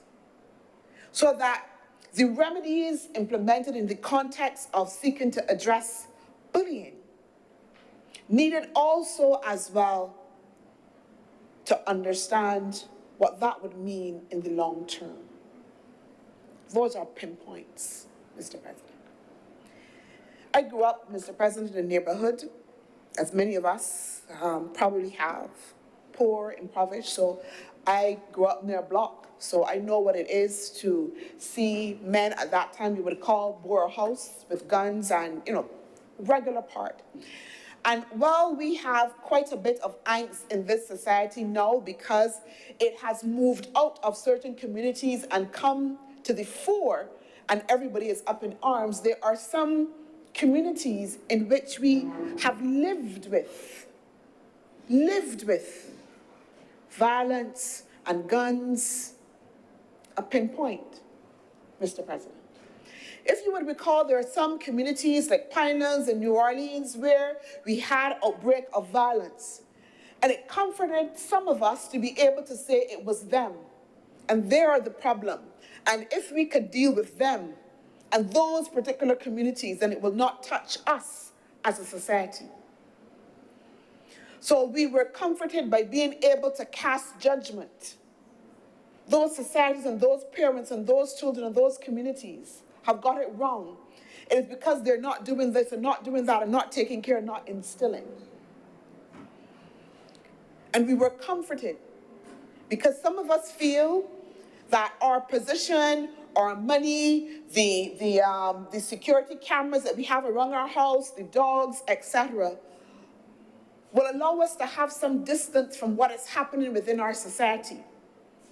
And that we can continue to point fingers and create judgments, even about the young men who perpetuate and their families and what they did and did not do. Because we feel that we are somehow either better off or that it will not touch us. But once you live in this society, then it touches you. Because as was said before, the consequences of crime, the consequences of violent crime and gun violence touches every one of us. Touches every one of us. The feeling of insecurity, Mr. President, is a real threat. There was a study that was carried out by, I believe it was by the UN in 2013, 2014, which looked at insecurity in the region. And it found that insecurity, because of violence within the region, was a major push factor for young people and others. So we are losing people within our society, again, because they feel insecure. Businesses will feel insecure because of the temperature. Mr. President, the evidence also suggests, and I recall, and we've discussed, the Honorable Dr. Charleston Brathwaite spoke about the cost of the socio-economic cost of crime and violence. There are some studies to suggest, for instance, that crime and violence costs the United States, for instance, annually $557 billion. There's another study, Mr. President, that indicates that for Latin America and the Caribbean, that crime and gun violence specifically costs us 3.5% of our GDP, which is still a lot, Mr. President. Other studies as well also indicate that the violence that is perpetrated has such long-term impacts on the society, socio and socioeconomically, but also for the victims over time. The victims over time. I believe it was the leader of government business who talked about the fact that the sons and daughters and children of those young men who then become incarcerated carry on a legacy of that. Mr. President, train up the child. Train up the child in the way that he shall go, and when he is old, he shall not depart from it. It is wisdom of the ages that is found, and even if you don't read the Bible or are not a Christian, there is sufficient evidence, Mr. President, that suggests, to suggest that that is wise and practical wisdom for living, which is what Proverbs is. Train up the child, Mr. President. And I ask again that we reflect, because very often we also don't recognize that we are contributing as well to what we are seeing in our society just by the way, and I go back to shed a light on our humanity, in our interactions with others. What happens in the workplace when we disenfranchise workers and don't treat them fairly? What are we creating? when we scorn and when we, again, point fingers at those within communities that we believe are lesser than us, what is it, Mr. President, that we are creating when we don't open up fair employment opportunities for young men and young women? What is it that we are creating? What is it that we are telling these communities and these people about themselves and the value that we as a society place on them? Mr. President, the notion of policing and having measures that do not take on, and I go from not only whole of government, but whole of society approaches, are actually outdated. So the evidence is suggesting that more comprehensive approaches now are following what is called a public health model. And what is a public health model to gun crime? So what we are saying, or what the literature is saying rather, is that we take the notion from public health that when you are dealing with a pandemic or severe illness, that you go to the root cause or the drivers of that behavior and introduce measures in order to be able to change and adapt behavior at the root cause over the long term using science and measuring. So that current strategies, Mr. President, to gun crime and arresting gun crime are using what is called a public health approach. And I want, Mr. President, just to provide 3 or so case studies on how this notion is being used. There was actually a study that was done, and it was done by UN Habitat. And that study referenced again that these approaches are outdated and that we needed to have comprehensive, contemporary approaches based on, and I want to quote Mr. President, enhancement of urban safety and security through urban planning, design, and governance, the development of community-based approaches to enhancing safety and security, reduction of the risk factors by focusing on groups most vulnerable to crime, and strengthening of social capital through initiatives that seek to develop the ability of individuals and communities, Mr. President. And that approach, Mr. President, is evidenced by how modern day approaches. And I want to go to New York. So in New York, and New York again is one of those countries, I believe that we know, Mr. President, that has a heightened level of violence and gun violence. And in New York, they developed a strategy called GIVE, and it was implemented in 17 counties with the highest rates of gun-involved crime. The GIVE means Gun Involved Violence Eliminating Initiative, GIVE. And what stood out for me is that the E, Gun Involved Violence Eliminating Initiative. And the strategy used for E is actually engagement. And it is engagement of the community. And some would say, but that's what you do in community policing. No, Mr. President, it goes further. What they have done in the context of this program is also to implement a street outreach program which works with agencies in those areas that are identified as most at risk to be able to deliver services, empower communities, and have communities also as well indicate what they would like to do in the context of helping to solve crime, and for the communities themselves to be able to express a zero tolerance to crime. It's a shift in how we think, Mr. President. I also as well looked at Jamaica. Jamaica is home to all of us, and in the region, and again, high crime. Jamaica has the highest homicide rate in the region, is ranked number 6 in the world for homicides, I think 100,000 per population. Jamaica has started this year a pilot project.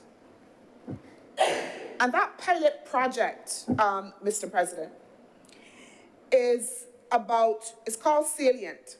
And the project is intended to address the root causes, to reduce violence, not in prisons, Mr. President, not in prisons when they are found, but in schools, through reform measures intended to work on behavior modification programs. So we're addressing the root cause. A similar program, Mr. President, exists in Brooklyn. A similar program exists in Crown Heights in Brooklyn. So that in Brooklyn, we saw a surge in the early months of the pandemic, and I'm talking about recent statistics, and it continued throughout 2021. However, through the interventions using this public health approach, violence fell in Brooklyn in 2021 with a significant decline in both shootings and homicides. It has continued this year, 2022. Shootings are down roughly 20% compared with 7% across other boroughs. The focus on this program is on the drivers, rebuilding trust in communities and addressing the issues of poverty and families and working with key persons within communities. It's a whole of society approach, Mr. President. It's a whole of society approach. You will see a similar program again, Mr. President, in Australia. And they have developed a four-pronged strategy, but all of it going back to the societies and bringing societies and communities in partnership. One, to develop their own strategies, to develop their own set of recommendations, but also to respond to the needs of those communities, Mr. President. The other example, Mr. President, that I found was that there was a three-part study that was done. And again, looking at the US and particularly looking at New York. And what that three-part investigation done was that we had case studies in which incarceration and high deterrent methods of using legislation for as a deterrent was actually the last resort. And that study showed, again, that the method that worked effectively was society coming, communities coming together to, again, address some of the inbuilt issues that these communities were facing in order to reduce the risk factors. So, Mr. President, as I close, I want to go back where it started, shedding a light on our humanity, training up that child in the way that they will not depart from it. And that notion, Mr. President, of shedding a light on our humanity brings us into shared responsibility for this society that we all love and that we all live in. It should move us from just the starting point of where the state has to, where the state must have harsher, must have more, to recognize that that is only one plank and only one pillar in this fight. But as we shed a light on our humanity, it should allow us to be able to recognize that as individuals, in the way that we interact, in the things that we do when we come into connect with our fellow man, that is also a critical pillar. And as we reflect on that notion of train up that child, our children, that we go back to basics and fundamentals, Mr. President, of who we are as a society, and that we take a hard look at the values and mores that we are passing on, that we take a hard look at how we are raising our children, that we take a hard look at what it is that we are saying, what it is that we are imparting. They should not depart from it if we impart the right thing. I'm obliged, Mr. President. Thank you, Senator Dr. Monroe Knight. Senator Mr. Maynard. Thank you, Mr. President. Mr. President, when I came to the chamber this morning and I saw the vacant seat, I was a bit disappointed because I had planned to welcome a new minister from the floor, so I'll delay that. Mr. President, I broadly support this bill, but a number of things that I wish to comment on. Mr. President, this amendment of the Firearms Act, Cap 179, has been 24 years in coming. It might sound crazy to say that. For 24 years, this is the first time there has been any action given to all the talk. Any real action given to the talk. So I commend the government for taking this first step to amend an act that needs a thorough revision. Mr. President, the recent increase in violent gun crime and homicides inflicts tremendous trauma on society, not only on the victims and the families, but also on the workers. And we are not in a war zone, but there are times when I believe that we probably are. And I don't know if enough attention is truly being paid to those who are traumatized in the professional capacity. But I'll move on, Mr. President. Mr. President, I speak not as a social worker or as a lawyer or as a criminologist, but as a citizen. And I do not speak as an outsider looking in, but as an insider looking out. I never believed 35 years ago that I would have had a chance to stand here and speak on a firearms amendment. And I am glad that I didn't then. And time and maturity has brought temperance to my tongue. So I will be careful about what I say.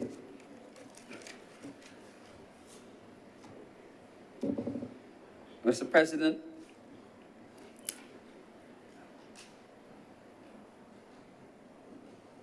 the act that existed prior to 1998 clearly was altered and amended for a reason, for many reasons. But there were flaws in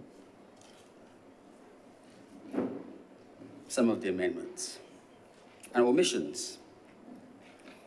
And we have a major part of this amendment dealing with licensing that in fact is a correction of one of the errors made when that act was repealed and replaced. There used to be licensing of firearms under two categories. One for what could be called personal protection, and the other one for sporting. And these licenses were differentiated on the basis of the fee. For the first one, you paid $75, and the second one, you paid $50. So all sporting licenses, whether it was for hunting or target shooting or whatever, you paid $50. So we have now a change back to the same policy with some differentiation. Now, I listened to, and it meant, therefore, that when the new act came into place, there was only one category of firearm in this country. There was no longer sporting or shooting. And that still exists today. And it will exist until this act is amended, passed, and proclaimed. Now, for the last 24 years, sport shooters in the country have faced severe problems because of the amendment.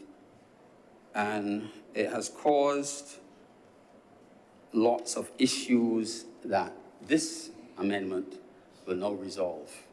But it is not retroactive.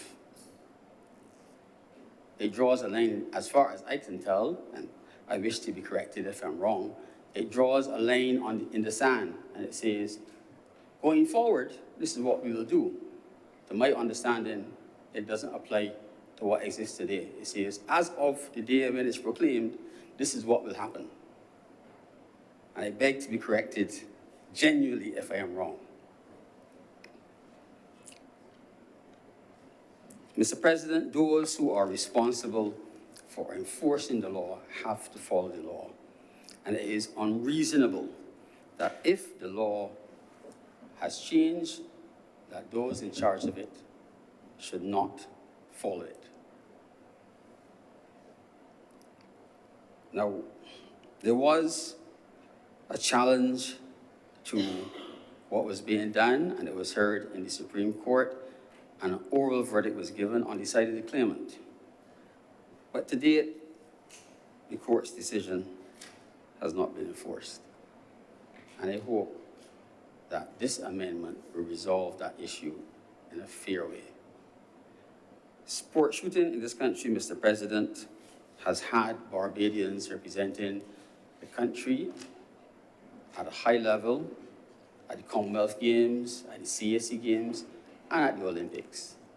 And it's one of the areas that brings in some level of tourism revenue, and it's one of the organizations where there's not much dependence on the government for support.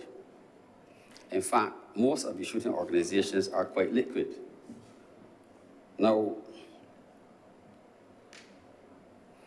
I listened, Mr. President, during a break from my normal duties on Tuesdays to the Minister of Home Affairs and Information when he spoke on this amendment in the other place. And he spoke about the different categories of licensing and licenses to be issued. And there are three: personal protection, hunting, and sporting. I will speak a little bit about hunting license, Mr. President. Now, the Minister of Home Affairs and Information spoke about hunting and the necessary and important need to cull the African green monkey. It is truly a pest, and it has caused and continues to cause a large amount of agricultural damage. But we have also invaded its habitat, places where there are canes and bush and no houses. And the monkeys have to live someplace. And if they can find food in your backyard or in your field, they'll do it. But there's a need to cull the monkeys, but it has to be done safely, humanely, and within the law. But there's a bigger aspect to hunting, Mr. President. And what I'm going to say here today will anger some, but I speak freely. If you fly over Barbados, either with a drone or an aircraft, you will see bodies of water. Some are natural, and some are man-made. There are no less man-made bodies hunting swamps than there used to be. There used to be about 12. As a boy, I lived near one. And you wake up early in the morning to the sounds of shotguns being fired to shoot birds. So the volume of total number of swamps, shooting swamps, have diminished by over 50%. Now, shorebird shooting is a sport. But interestingly, we are one of the last places in the English-speaking Caribbean that still does shorebird shooting. These are migratory birds. They are endangered species, and the shooting of shorebirds has been banned in North America since 1918, over 100 years ago. But little Barbados continues to do it. 300 years of tradition. Tradition is important, but you have to change, Mr. President, because the world has changed. Now, the bodies that control shooting in these swamps have on their own done really good work by not waiting to be told what they can do and to shut them down. They've taken actions to reduce limits of what they can shoot, and they've set gentlemen's agreements of what will be shot each day in the swamp as a maximum. But they've not only done it on a local basis, they've done it in conjunction with some major conservation groups in North America, USA and Canada. And if you check on the internet, there are wonderful write-ups for Barbados and what they've achieved. Interestingly, in all the swamps, tallies are kept about what is shot, how many, what species, and to provide a tremendous repository of information for conservation, because they tell about how many birds are being taken. You can cross-reference them with the numbers that currently exist. And sadly, they tell about extinctions too. Because when you stop shooting them, or you shoot birds, you never see them anymore, you can almost tell that they've now gone extinct. And there's some you will never see again. But they shared all this information to their credit.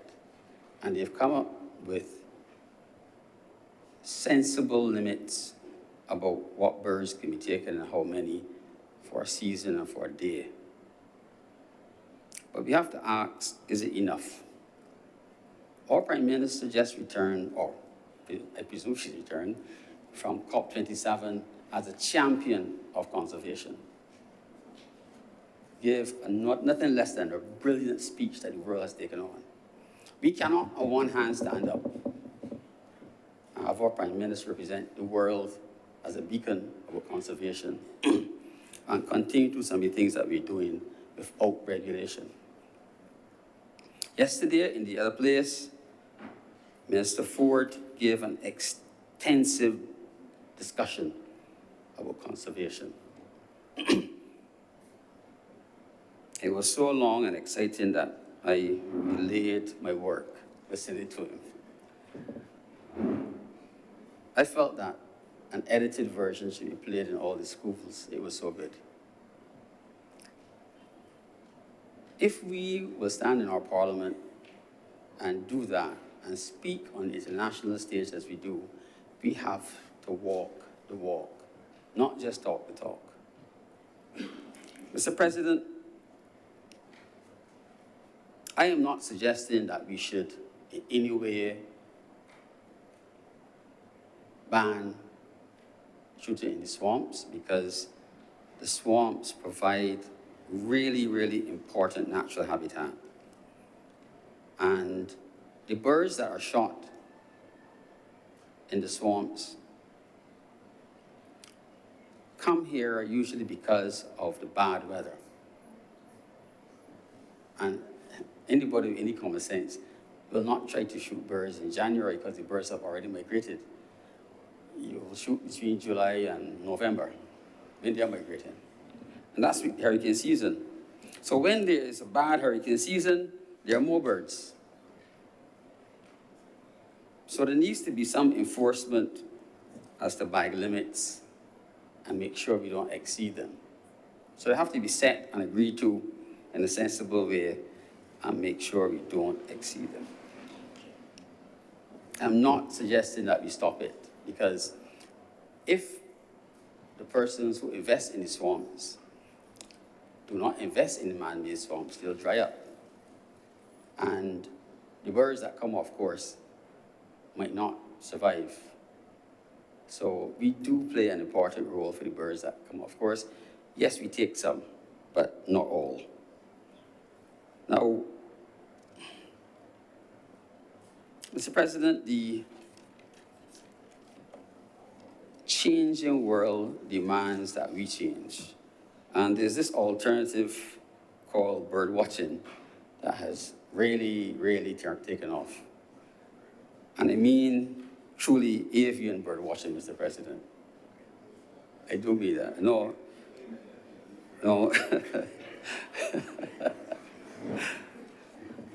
Avian watching, Mr. President. I saw the smiles.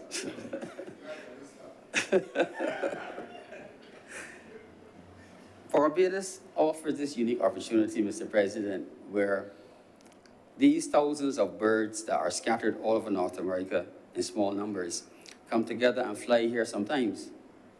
And it's a rare opportunity to see these rare birds that are endangered and in diminishing numbers in such numbers. And maybe there is a place for bird watching and further protection of the shorebirds. I wish, Mr. President, to make a couple suggestions about some of the things that we could probably do, because unfortunately, my former colleague in the Senate, Senator Franklin, of the time, used to comment that how sad it was that the regulations often did not come to the Senate with the bills. And while this bill has a few good things in it, the real meat of the matter that has to be fleshed out is not here because there are no regulations. And a lot of the things that have to be addressed, Mr. President, have to be addressed in the regulations, which will not come back to the chamber. The decisions will be made on the regulations by the minister and those invited, and who knows what they'll contain. But I would like to make a couple of suggestions. With regard to the shorebird shooting, Mr. President, I am aware that as a boy, I saw some people who used to be able to call birds with whistles with unbelievable accuracy. But a whistle won't travel so far.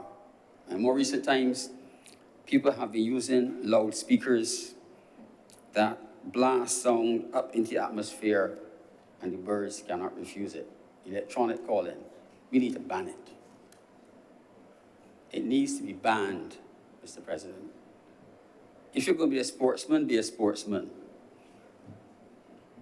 No electronic devices. And, Mr. President, one of the safest ways to regulate numbers is to restrict killing. Say, fine, you cannot have more than a certain amount of ammunition in a season. And I said I speak from the inside, so I know how some people feel, but I speak from the inside. If you only have X number of rounds, you cannot shoot 5X. And we also need to restrict the magazine capacity of the shotguns used. In other countries, in some places, you're allowed 2 rounds, a double-barrel shotgun. And there's no reason why persons should be shooting in a swamp, shooting endangered species with a magazine capacity that has 10 rounds. It should be outlawed. But that has to come in the regulations. And I hope some people are listening, Mr. President. But, Mr. President, there's some persons who, for a long time, participated in shorebird shooting and killed a lot of birds.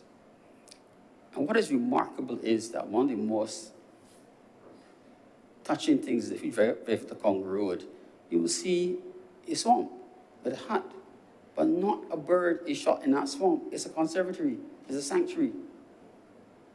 And that used to be a major killing field for birds. So it says, people can change. And the hunts in Congo Road have done that. It is not impossible. Maybe it needs funding. Maybe there needs to be money provided to help to pump the water and keep the ponds in the right condition for the birds. And maybe if the Parliament can pass legislation to do a debt swap for environmental, and the savings go towards environmental work, this could be seen as something similar with the tourism aspect, Mr. President. Someone can flesh out the great details. Mr. President, on the matter of sport shooting though, I wish to say something. It's a quote from Abraham Lincoln that I'm sure came from the Bible. I can't quote where from the Bible. Somebody among us will tell us. And it said, "A house divided cannot stand." If all of the shooting organizations cannot stand together, we are like a house divided, and we will not stand. And what has happened in other countries will happen here. So the only way to get to do what you want is to sit with the people in charge and negotiate a reasonable position that you can maintain. And remember that a house divided will not stand. So you cannot have one set of people fighting for themselves and another set fighting for themselves. They all have to fight together. Now, generally, Mr. President, we focus on firearm crime. And there's not a lot of focus on ammunition. And we talk about the number of guns. But guns without ammunition are hammers. Yes, a gun without ammunition is just a hammer. You can beat nails with it.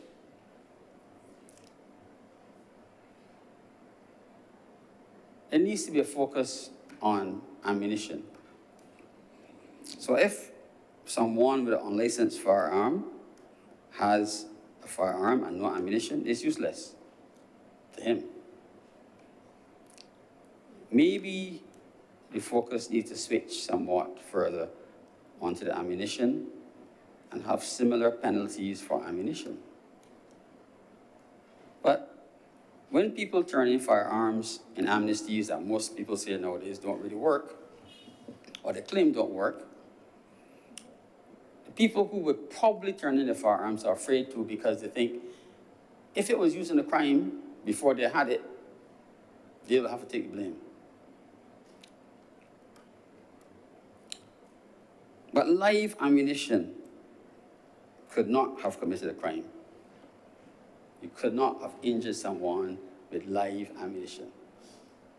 So there should be a continuous amnesty on ammunition. I would like to suggest that they have drop boxes, just as you have in an ATM. An old granny can take up somebody's ammunition from the house and take it and drop it in the drop box. She doesn't have to answer anything because there's no crime.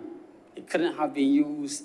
The ones that she dropped in or dropped in could not be used for crime. In the matter of amnesties, Mr. President, there are places where sums of money have been offered to buy back firearms, both legal firearms and illegal firearms. And Barbados signed on to a convention, I think it's a UN convention, to deal with the reduction in firearms in the country. And the Barbados Police Service have been doing an excellent job with destruction. And it has prevented, and mind you, I don't have any evidence that there was leaching, but it is meant to prevent leaching from armories. I have no evidence that there is leaching. But because of the strict way that it is run by some well-selected, trustworthy people with full documentation, they have done an excellent job in destroying the guns that are recovered, that were used in crime, the ones that are turned in where their owners have passed, and even firearms now obsolete from the military. And they must be commended because it reduces the number of guns in the society and the possible numbers that can leach if such a thing happens. They have taken a similar approach to ammunition, but I would like to encourage them to have a constant, year-round, daily amnesty on turning in ammunition, because guns without ammunition, Mr. President, are hammers. I thank you, Mr. President. Thank you very much, Senator Mr. Lillard. Senator Paris. Thank you, Mr. President. I rise to support the bill before this honorable chamber. Within the last couple of months, our country has been experiencing a spate of gun-related crime, which, if not stopped or curbed, has the tendency to disrupt our peaceful way of life. Mr. President, this government intends to do whatever is possible under the laws of this country to disrupt such unwanted circumstances. Indeed, since we came to office in 2018, we have done many things, many of which have been well documented, and we will continue to do more. That's why we are here today having this debate. Mr. President, I would like to remind this chamber that as a government, we have given the premier law enforcement agency, the police, all that they have requested in order to get their job done. Mr. President, we have increased the number of judges to erase the backlog of criminal cases. We have increased the number of prosecutors in the Office of the Director of Public Prosecution. Mr. President, it is clear that this government listens to the people. We listened when we were in opposition, and we continue to listen as a government. We recognize that there are some omissions and areas that need to be dealt with. One such is the amendments to the firearms bill, which would allow us to address some of the omissions. And again, I say that is why we are here today. When I reflect on the number of telephone calls that I have been receiving in the past months with respect to gun crimes, the frustration and the fear expressed by citizens in this still peaceful country, I was really, and I am really moved. I am moved to see the tears of families who have lost their loved ones. Mr. President, as I read the amendments to this bill, I was moved as well. But I dare say I was moved in a really different way. I saw these amendments as an effort being made to tighten the legislation and bring an end to the gun violence. I am pleased that the framers of these amendments did their research and recognized that Barbados is not the only country that is experiencing difficulties with persons bent on disrupting civil obedience. Some of the jurisdictions like Turks and Caicos and the UK enact legislation similar to what we are doing today. From all accounts, the amendments have achieved some of the desired results. I would be the first person, Mr. President, to say that nothing is foolproof. But having assessed these amendments, I remain positive as to what these amendments can do.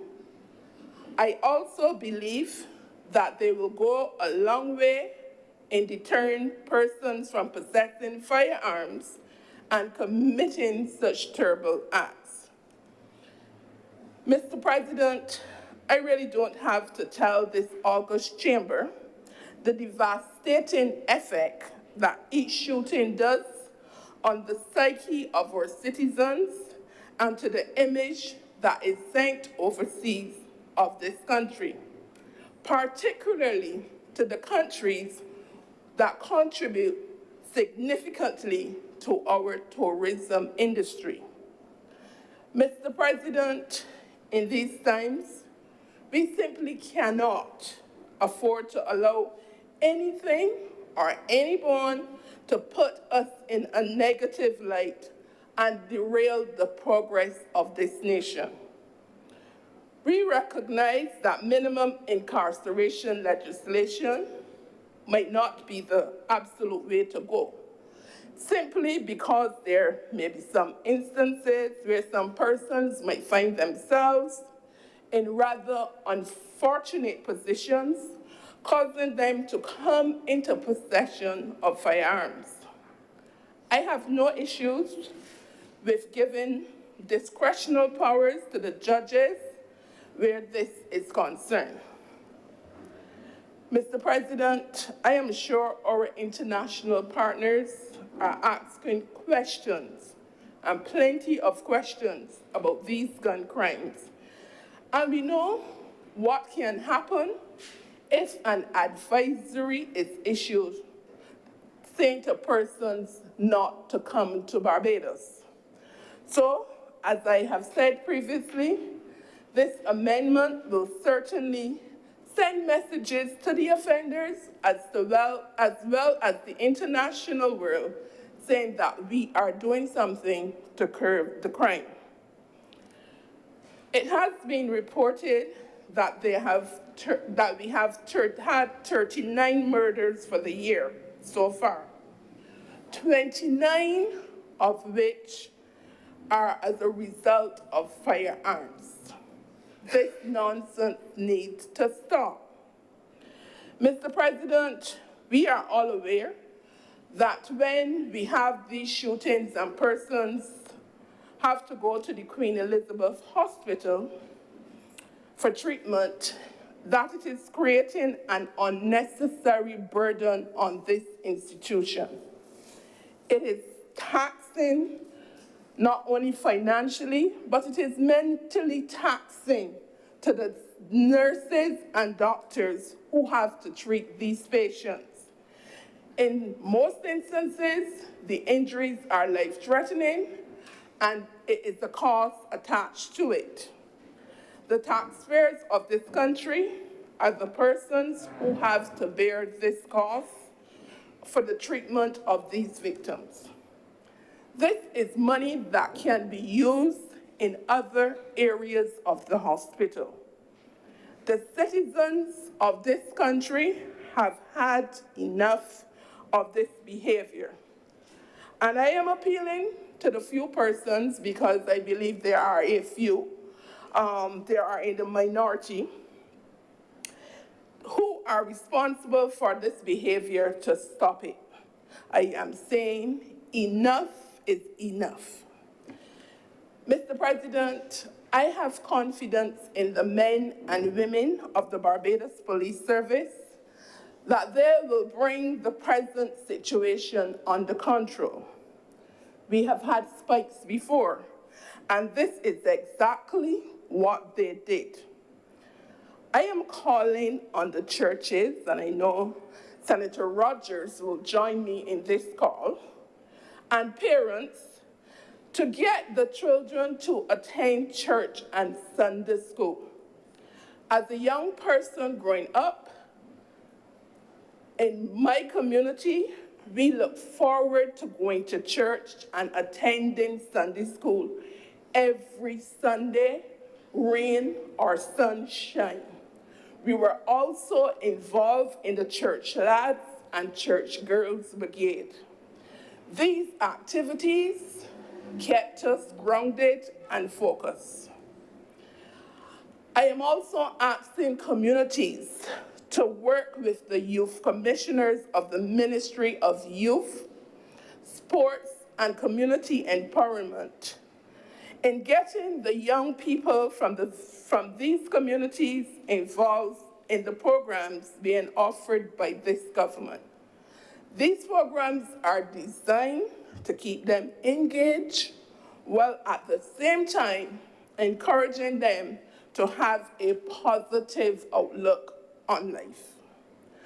I'm also appealing to every citizen because it is affecting all of us.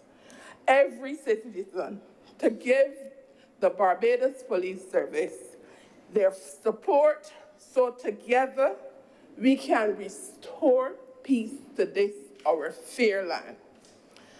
In closing, Mr. President, I once again pledge my support to this bill before this honorable chamber, and I am obliged to you.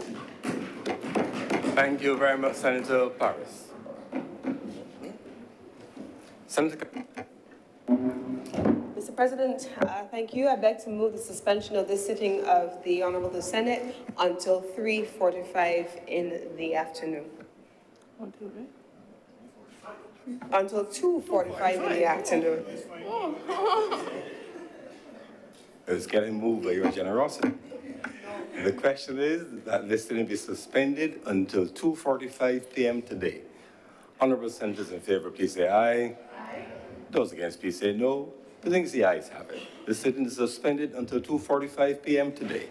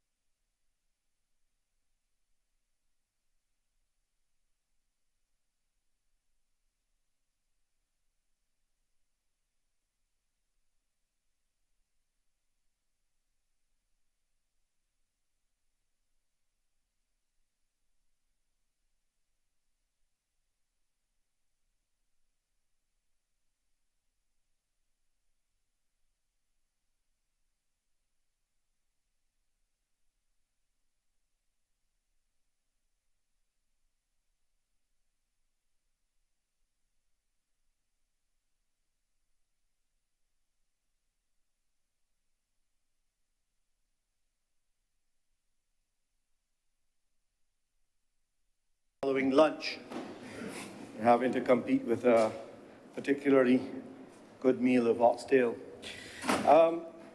Three quick points on the matter of this bill, which I do support in its entirety. All of the amendments, etc., I think are necessary. Are they complete? Possibly not, but everything that's in there I support. But I just take this opportunity to mention a couple of things.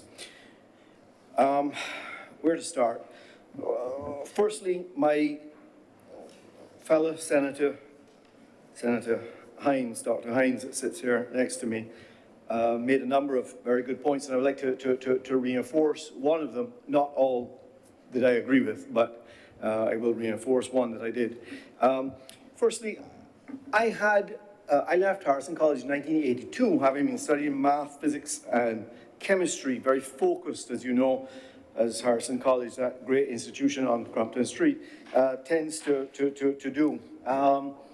I was surprised when I went to university in the United States that the subjects I was taking was quite wide, and one of those subjects was criminology. And I do remember a little bit from Professor Fife in criminology, who did teach me about the object of a sentence being of a criminal sentence or an incarceration or whatever you would call it, the punishment that you receive is 1, to punish, 2, to deter, 3, to rehabilitate, and in some cases to recompense.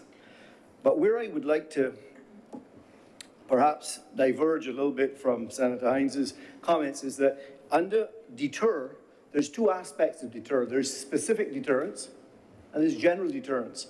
Now, I remember general deterrence very well because I had been all the way through Harrison College and never got flogged because I was afraid of being flogged. A flogging was a deterrent for me generally. If you wanted to have specific deterrence, you needed to be flogged, so you did not want to be flogged again, okay?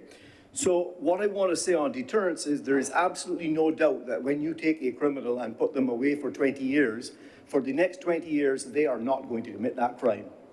That is specific deterrence, okay? And let us not forget that in punishment, one of the main reasons for punishment is what we would call in the English language sometimes that person has got their just deserts. They deserved it. They deserved to be punished. Let's not forget that when we talk about rehabilitation and all the other things that we need to do. And I think that this government has spent a proportionate amount of effort and needs to continue to do so to avoid the commitment of the crime never being committed at all. So that would be my first area of comments. However, when we were talking about that, others said, and I was deeply most concerned about this when it was said, Mr. President, that we started to compare ourselves, and someone said, we're not the worst in this area. Is this our new goal for Barbados, for this little Barbados that we live in? That we not be the worst? That other countries have higher death rates and murder rates than us? No, that's not, in my opinion, what I thought we were aiming for. Let us be the best.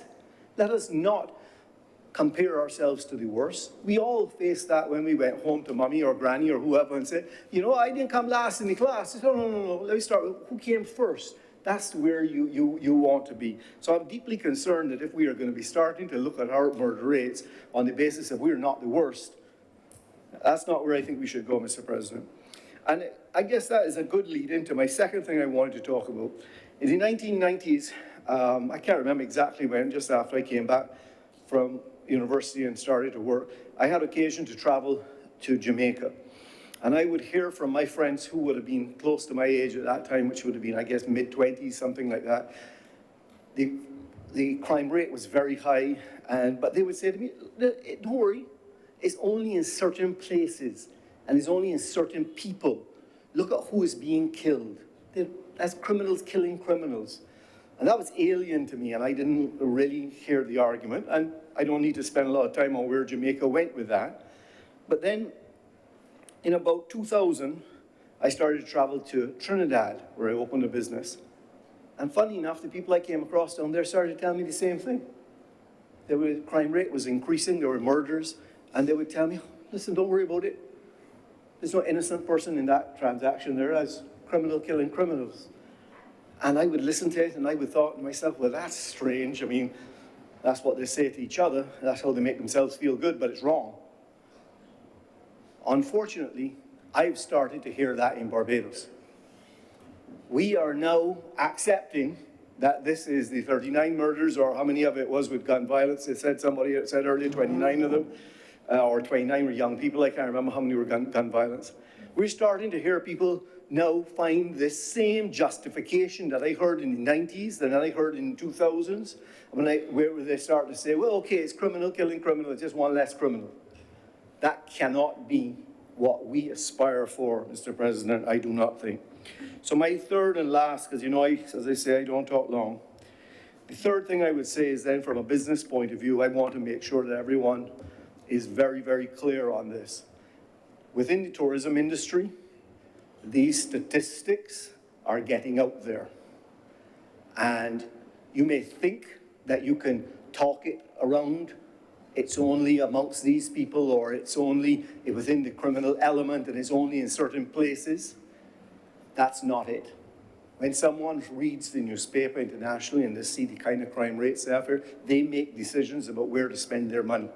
And I am seeing it in a big way within our tourism sector. The image of Barbados is being tarnished at a time when our Prime Minister has a huge footprint on the international scene and has an opportunity really to focus great things on Barbados. At the same time, when you have great focus on Barbados and everyone wanted to know what's going on here, if in fact what's on the headline in your newspaper regularly is to do with this criminal activity, we have a problem. So I finally finish on the point where I wanted to agree with my Senator, Dr. Hines, and I want to perhaps elaborate a little bit on it, is that it's one thing to have a sentence of punishment and deterrence and rehabilitate and recompense, but fundamentally, if you do not have a direct association between the crime committed and the punishment that is meted out, we have a problem. And the speed at which our justice system works, we need to get to it for both sides. It is unfair to ask a guy for 10 years to wait for his case to be heard. It's unfair to him, and it serves us not well at all to deter anyone and to change behaviors. We can't do that. So I hope that we will spend equal time trying to stop people from committing crimes, for having the right environment that they don't feel that that's the option for them to be at, to punish and deter in the right way. And what this legislation or this amendment is doing is increasing that punishment, which I agree with, but also to spend the time and effort that is necessary to bring justice fairly and swiftly. And with those few comments, Mr. President, I'm obliged to you. Thank you. Thank you very much, Senator Malalow. And the speakers, Senator Kevin Boyce. Thank you, Mr. President. Sir, I join to rise in this debate and to be clear in my support, my unequivocal support for the government in what it is seeking to do. We would have heard various contributors speak to the purpose. And to my mind, those who detract and say that it is draconian, perhaps consideration as to where it's coming from will help shine some context in relation to where we're seeking to go. Mr. President, the sections which are being considered are Section 3, Section 7, Section 29. The previous or the existing act, as it is yet to be amended, sir, contemplates that for these sections, there's a specified penalty. Section 3, which says if you have a firearm without a license, carries a penalty. Section 7, which deals with selling of a firearm without a license, it carries a penalty. And Section 29, which speaks to the penalty for using a firearm to commit an indictable offense. Currently, sir, the penalties as stipulated under the law range from 7 to 15 years. 7 to 15 years for the first offense, sir. For indictable offense, the current range is from 10 to 20 years, sir. So persons who may seek to say that this is some form of draconian message perhaps need to look at what was there and realize that we are simply moving, or some will say we are significantly moving, sir, from a period of 7 to 15 years to a period of now 10 to 20 years. That's going to be the new penalty. So it started off, if you're selling without a license, if you're in possession of a firearm without a license, and if you use a firearm for an indictable offense, that the existing penalty is 7 years to 15 years. That penalty now moves from 10 years to 20 years, sir. For a second offense of possession of a firearm without a license, selling a firearm without a license, or using a firearm for an indictable offense, it moves from the current penalty of 15 to 25 years to a penalty of 20 to life. Now, sir, considerations have also been built in to allow a discretion with regard to the sentencing, and that is what you call the exceptional circumstances provision, sir. Considerations with regard to the age of the individual, sir. Considerations as to whether there are any priors. And of course, considerations as the fact that public safety and order was not impacted. There's also, sir, the inclusion of a fine of up to $100,000. And some will argue that it may not be as clear as to the purpose of the fine, but let's just all agree that it is a significant deterrent. So what the government comes and seeks to do is to say, we wish to increase penalties for firearm offenses. That's the major purpose of the legislation. I think that the entire country will say that it's about time. We are told, sir, that along with this mechanism, other avenues are being exposed or explored by which the government is seeking to bring crime under control, specifically firearm crime, sir. We have been told about the increase in the budget allocated to the security forces. Indeed, sir, that was something which preceded your current role, but not your former role, sir. We have told, sir, about the increase in judges, and we have been told about the increase of prosecutors. Indeed, sir, this holistic approach, along with the avenues and encouraging the societal interventions, set out that the government has identified a definite medium to long-term mechanism to deal with the issue, we hope. And we should certainly say, sir, that this is all well and good, and we hope the government succeeds, and they have been very clear in stipulated to give it time. The question is, sir, what happens now? What happens now? We find ourselves, sir, at the quintessential crossroads.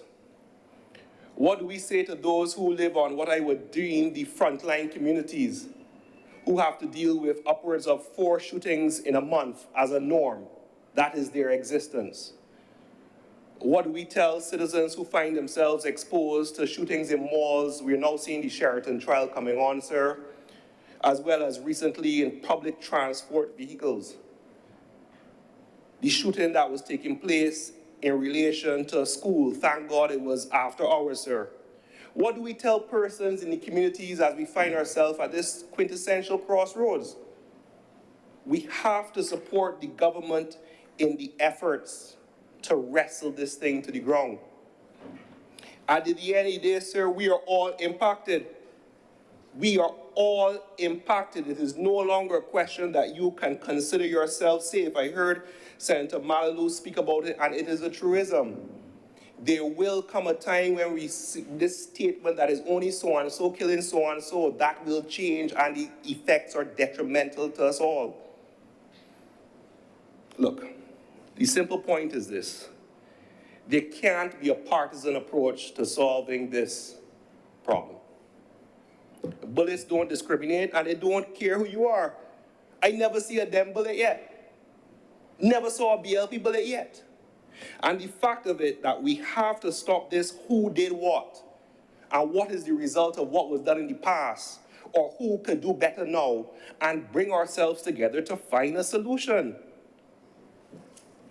The government has the support of the people in Barbados. I told you already, well, you may not have been here for this, Mr. President. I speak for the silent, judgmental majority, sir. And we need to mobilize as a collective in this country to stop the scourge of gun violence. We did it for COVID, sir. They had Operation Seek and Save, correct? Resources were brought out. The political will was there. So let's do this for gun crime. Barbados is too small. We are literally in this situation together, sir. Right now, we're the darling of the international community, thanks to the efforts of our Prime Minister. So let's leverage these relationships. Let's build on the technical support that we have. We have CARICOM Impacts, we have RSS, we have Interpol, we have the US, we have the UK, we have even China. Let's beat this thing back and find the political and community will to get it done. I support this legislation, Mr. President. Thank you. Thank you very much, Senator Boyce. Senator Reverend Dr. Rogers. Thank you very much, Mr. President. I rise also to support this amendment, and I'm speaking because I believe it would be expected of me to say something on it, given my position. I think it is timely, given what has been happening in our society. And at the outset, I wish to commend the government and the Barbados Police Service for the work they've done. In the most recent bust we've had in our country, 37 guns and over 700 rounds of ammunition. If those things had gotten on the streets in the hands of people who tend to do lawless things, the results could be detrimental to us all, as most of the senators have mentioned here. But in reflecting upon this particular bill, I was thinking of the words of Cicero, the great Roman senator and statesman, who once said, "We are slaves of the law in order to be free." But he also said, "Laws are dumb in the midst of arms." Laws are dumb in the midst of arms.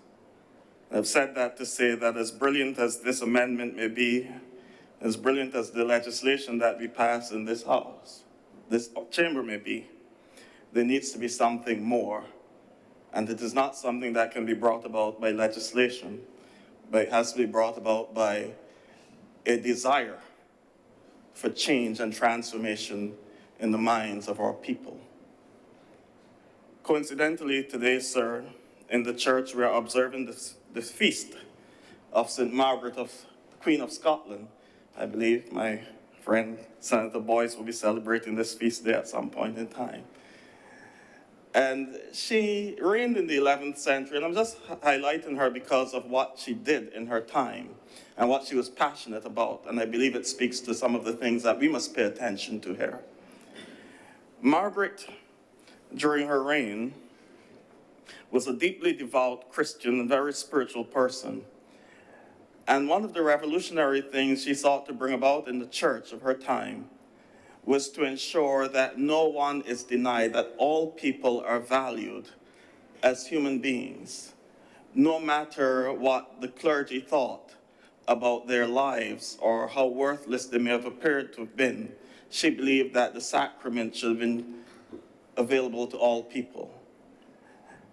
She was also passionate about the social construct of her realm And so she was instrumental in building schools and orphanages and hospitals just to care for her people. But one of the things about Margaret is that she was a mother of 8. And yes, she would have had her servants and so on, but she took charge of her household to make sure that her children were instructed in the Christian faith. She personally did that. And I want to point out these things because I believe that the problem that we're facing in our society is a problem of leadership at several levels. And I'll begin at the most basic of levels, which is the family, the home. The violence that we're currently experiencing in our society, all of those people who have carried out those acts belong to families somewhere in our society. There were the children who were crying on the first day of school as they were taken to school, as little boys and little girls, snotty-nosed and teary-eyed because they were scared. And somewhere in their development, someone took their eye off them. The same thing is true for us in the church. All of those people who are committing those acts, because it's a Bajan tradition, you either have the child baptized or offered up in the church somewhere. Most of them, the majority of them, I'll say over 90% of them, were either baptized in our churches or they were received in the church somewhere. And once that happens, the church has an obligation to take care of these children because they're now a part of their body. I dare say that there we have dropped the ball as well. And then at the level of civic leadership, I was reflecting upon the work of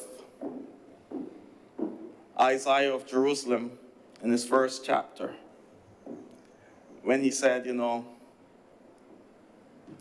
the ox knows its owner and the ass its master's crib, but my people do not know. My people do not understand. Our princes are thieves. Our prophets prophesy for hire. And there's bloodshed in the streets of Jerusalem. But his way to quell that was not with force. His way to quell that was telling people, come, let us reason together. Let us talk it through. And I think that that is the sentiment around this chamber today, that we have a problem that we need to sit down and work out. It is not a political problem. We could call for the resignations of attorney generals in every administration we want to, but that will not solve our problem. Our problem begins at a basic level. It begins at the basic level that Senator Parrish spoke about when she encouraged people to get your children back into something wholesome. Ground them somewhere spiritually, because that is what is lacking. If we can do that, the humanity that Dr. Monroe Knight spoke about will come to the fore, because then you'll begin to value other people as equal in the eyes of their Creator, as equal in the eyes of God. Just to salve those who would not recognize him as Creator. If we cannot do that, sir, the situation will get worse. And it is not a matter, as Senator Hines was said, of saying things to placate the masses. Because one of the problems we have in Barbados right now, I believe, you know, the previous administration was accused of being too silent. But just 2 nights ago, I was listening to some music, as I do from time to time, and Simon and Garfunkel's Sound of Silence came up. And that's some very interesting words, and just let me quote some. It said, people talking without speaking. People hearing without listening. People writing songs that voices never shared, and no one dared. disturb the sound of silence. There seems to be a sound of silence in this community. There's a lot of chatter. But when we hear a former commissioner saying, we're not hearing enough, we're not hearing enough, there's too much silence in this community. When we hear a leader of the private sector saying, we're not hearing enough, but people are talking, but without speaking, there's a sound of silence. And I dare say, Simon Garfunkel warned, fools, said I, you do not know. Silence like a cancer grows. And if we cannot confront this thing as the people of Barbados, if everything has to be political, if everything has to be protecting my turf politically, in a few months' time, not a few months, a few weeks' time, I won't be here, unfortunately. Not that I would have gone. Richie Spice is coming to Barbados.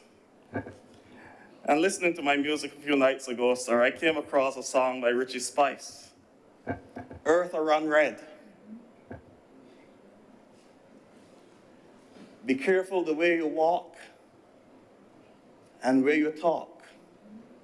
Watch out for the vampire them that sneak up in the dark. Watch out for the big-time thief who thinks that him smart. Bring in the crack and the guns to mash up the youth them heart.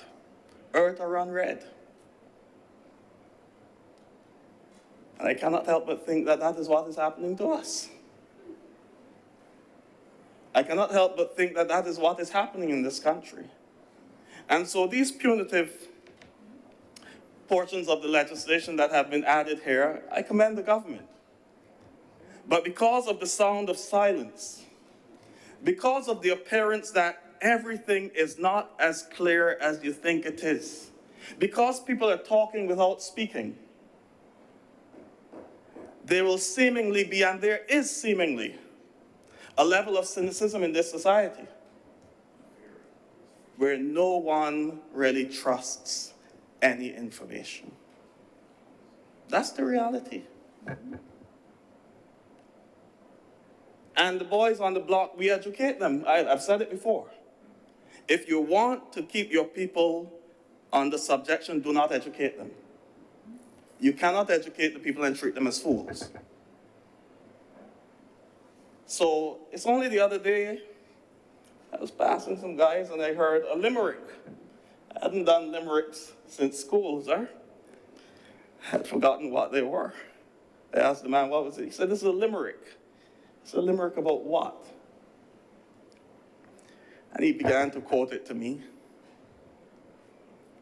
I said, rather educated. I don't know what it was about, but it was a limerick. He was saying about the state of this society. And it went something like this, if I can recall it well. I run the risk of not getting it right.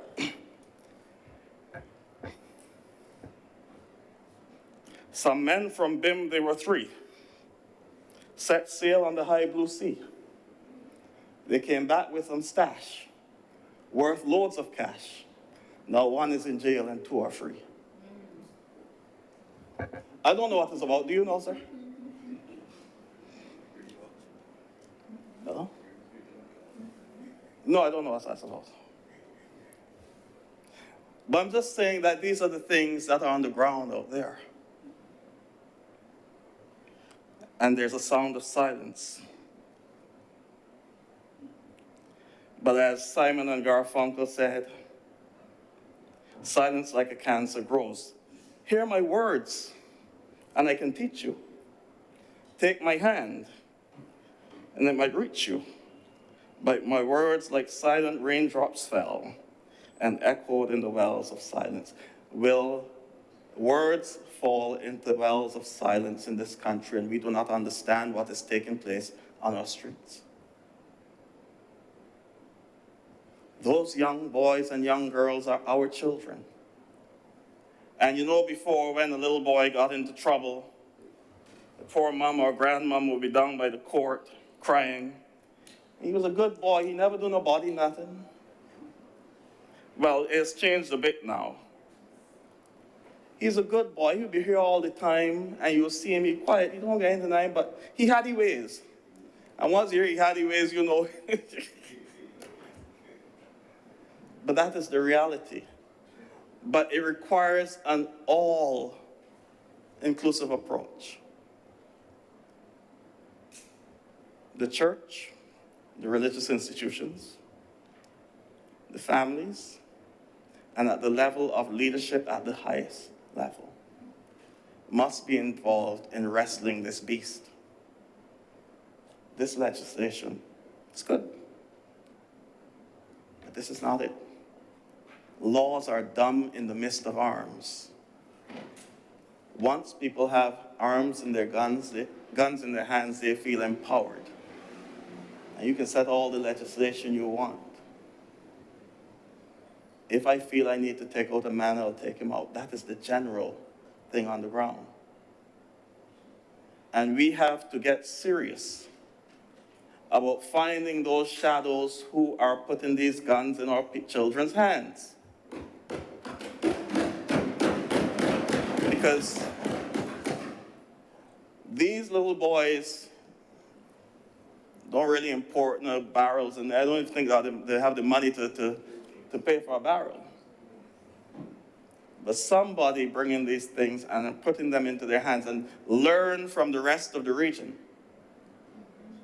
I said it before in this chamber. I was very worried. One of my first speeches in here dealt with the fact that I was worried that our campaigns, our election campaigns, are not about issues anymore. It's about who has the power of spend. And once our campaigns become about who has the power of spend, there will come a time when you will not have enough to buy votes and you'll have to start eliminating them. Don't think it cannot happen to us, just like what you heard. Just like what you heard from Senator Malaloux and from Senator Boyce. In other countries, it was, don't worry about them, that's only down in that place. Or Senator Monroe Knight said earlier today. Silence like a cancer grows. It will grow if we do not deal with this matter. And so we have to find these people who are bringing these guns. And if they're untouchables in this society, if there are some people who are too big in this society that we cannot touch them, then perhaps we need to look at leadership and justice in the society. No one in this society should be untouchable.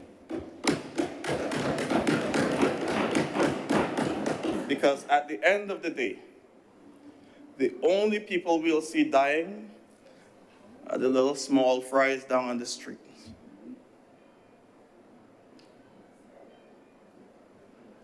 I mentioned some time before, in Jamaica, there's something called a wet. Have you ever heard of it, sir? A wet is a spliff that has been soaked in embalming fluid. And this is what the kingpins are given to little boys. Because when you smoke that, it knocks everything out of your brain. You go and commit the crime and you cannot remember anything.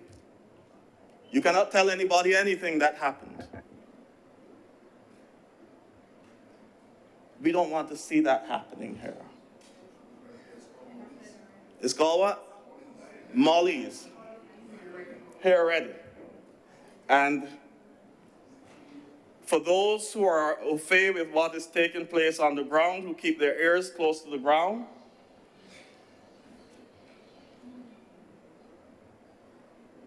I understand that there are some syndicates on this island that recruit young schoolboys, put them on the payroll, put a gun in their hand.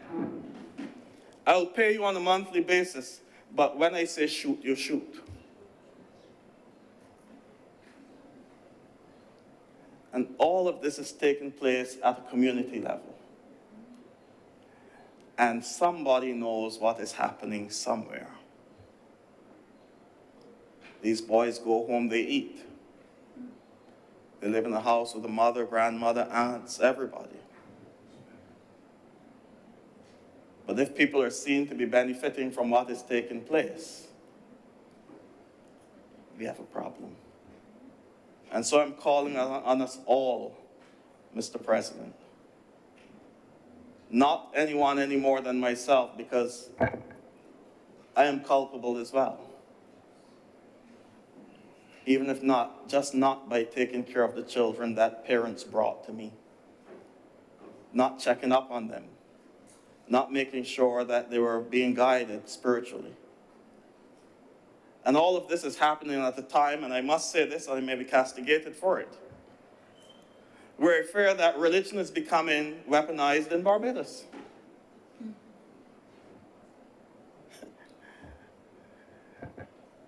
Particularly amongst us Christians. A faith that is supposed to embrace and uplift. A faith that is supposed to tell people, no matter where you are in life, you can be brought back. A faith that says you are a child of God, just as Mary of Scots would have done for her people. When the clergy were seeking to discriminate and tell people they cannot come for communion, Mary said no. And it seems as though there's a certain section of Christianity in Barbados that is only caught up with condemning. I'll take my licks, I got many before. But this is not what we need at this time. We need to pull ourselves together as a community and see how we can embrace these people, how we can transform our society, how we can get families to recognize the obligation that is laid upon them, because if you are not guiding your children, if you're not seeking to train them, if you're not taking care of them, they'll become menaces to the society. And that is what we're seeing. And so, sir, I support this. But I hope that the only people who go to prison for this are not just the little chickens down at the bottom. If we're going to implement legislation like this, we need to see some big boys. We need to find some shadows who are bringing the guns into this country. Or all we'll be doing is just dealing with it at the lower level while the bandit factory continues to produce. And so, sir, I commend the government for bringing this legislation, but I also implore the leaders within our society, both civil and spiritual, to recognize that this is a fight that has to be undertaken by all. And this legislation alone will not win the fight, for laws are dumb in the midst of arms. Thank you very much, Mr. President.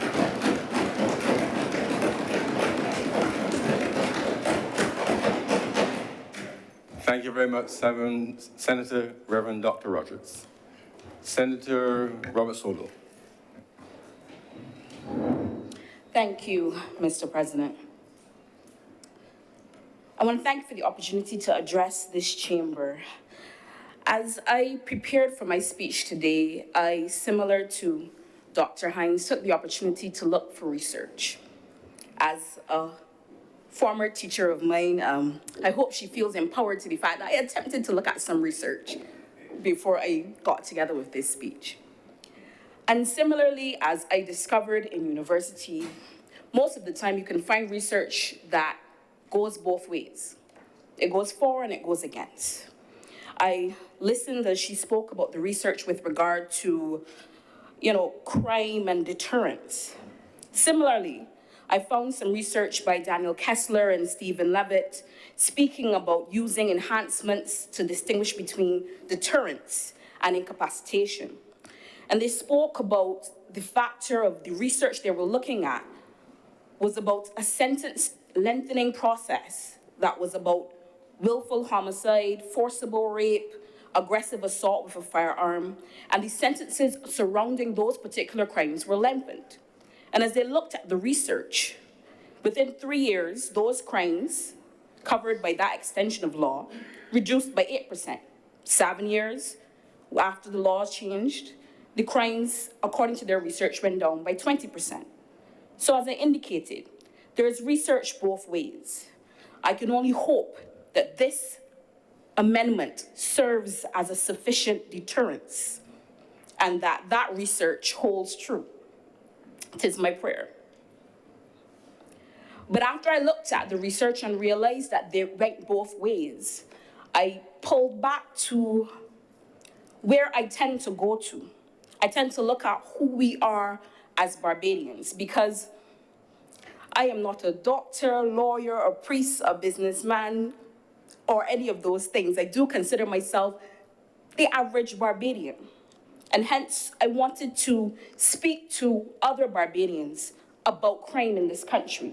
How do we talk to it? How do we treat about it? And I found in every conversation, it boils down to responsibility. We always talk about who is responsible for how the situation has come to where it is. There were those you would engage with, and the responsibility, in their opinion, rests solidly with the AG. And as you heard them talk, you somehow felt that he must find himself a vat of radioactive acid and emerge a crime-fighting superhero to match his distinctive winning smile, forgetting that his remit is really, in most cases, limited to policy and legislation. Some, during the course of our conversation, spoke about the police, who have a responsibility for catching criminals, to be sure, but who are limited in number, who are not all-knowing, nor all-seeing. And we all know many a thing in this country goes unheard and unseen in the dark corners. Some, of course, would blame the parents, because by God and law, they have the responsibility for these seeds, the responsibility to guide, to correct, forgetting that in most cases, children don't spend most of their waking hours at home with their parents past a certain age. Others will blame the schools, some the churches. But I thought I had come up with a radical answer. Prior to stepping into this chamber today, I thought I was going to skin everyone up today. Because for me, I place the blame on us all. We're all responsible. We all hold some level of responsibility when it comes to crime and crime prevention. One of my most favorite series is called Babylon 5. I am a sci-fi person thanks to my husband. And there's a quote in there that I've always found so profound. It goes, "Big concerns grow from small concerns. You plant them, water them with tears, fertilize them with unconcern. And if you ignore them, they grow." We have become a society that ignores problems when they're small. We ignore the factors that lead small, troubled children, some of them, into becoming large, violent adults. No person, unless they've had a psychotic break, gets up one day and suddenly decides, I'm going to commit violent offenses. They don't suddenly decide, I'm going to be a drug kingpin. I mean, this isn't Breaking Bad. We can't suddenly decide we're going to have a meth lab in our garage. So the truth is faced, and must be faced, that criminals are cultivated. My goodly center knows a lot about cultivation. You know that there are lots of factors that go into it. Each small action left unchecked, each bad influence left to fester, each talent or skill ignored cultivates that small troubled child into that large, violent adult. Now, I believe in a healthy dose of reality. It's one of the reasons, you know, Mr. President, I like my stories. Today, I want to tell you one that is true. And I will not call the person's name. I won't even say the parish. But it's a cautionary tale that I see repeated quite often in this country. I know a mother who has spent the last month of her life bawling, crying her eyes out, calling every single family friend or family member possible. And she has spent that time going over her son's life in her head. To be clear, her son is not dead. Let me say that, allay any fears up front. He's very much alive the last time I checked. He, however, now finds himself in jail on a number of firearm offenses. Not one or two, a number of firearm offenses. And as she cries, she starts to tell stories about his life. And at the end of each story, I can't help but thinking to myself, everyone sucks in this situation. At each and every story. She talks about when he was small and she and the father couldn't agree and they broke up. And he wanted to take the child because he was better able to raise him. And listening to her mother and her grandmother, she said, no, that is going to look bad on my family. I'm going to keep him. So she moved him into an overcrowded house where everyone lived, her brothers, her sisters, their children, and kept him away from his father. In that situation, to me, everyone sucked because nobody cared about his well-being. It was about what everybody else saw and thought. She talks about when he was 5 and started to run errands for her brother. You see, her brother is a criminal, living in the same household. Everyone knew he sold drugs. Everyone knew he had a firearm in the house. And we know how Bajan women love their sons. So the grandmother and the great-grandmother were absolutely assured no one was going to remove that man. That was their boy. She didn't stop him from sending the boy herefore and therefore to do things for him. So even though everyone knew he was a bad influence, knew he was grooming this child with no shame, no one did anything. Forgive me, but everyone sucks. While he was in school and disrupting the class, not doing the work, the teacher approached her, explained to her the problem that was happening. But in her head, all she knew was, this is my son and you're persecuting him. So she told off the teacher. And the teacher decided, well, I'm not giving no more effort to this child. So he took a permanent seat by the door. Again, everyone sucked. And so there was no one correcting his behavior, no one attempting to help him. And when he left secondary school with no job, still living in her house, she had now moved into a place of her own. She noticed all the little issues. She noticed the heavy gold chains, pockets always full of money. No job, pockets always full of money. And in the back of her mind, she knew what was happening, but the bills were getting paid. Huh? Her son was with her. Even when she came across the gun in the house, shut her eyes, put it back, walked away.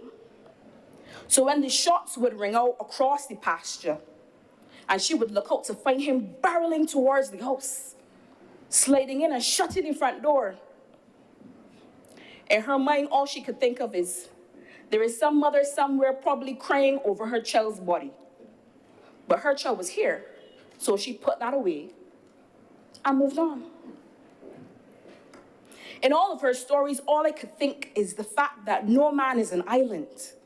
We do not exist by ourselves. We are influenced by those we meet along the journey called life, in small ways and in large ones. At various times during a person's life, there are inflection points. There are points at which if you meet me on the road and you steer me left or right, you can make a huge difference in my life and the life of those who I interact with. We can each influence people positively, but we've stopped doing that.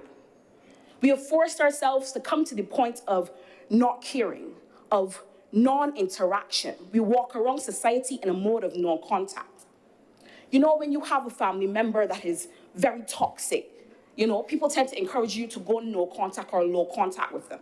Don't engage, walk away. We've done that with each other in society.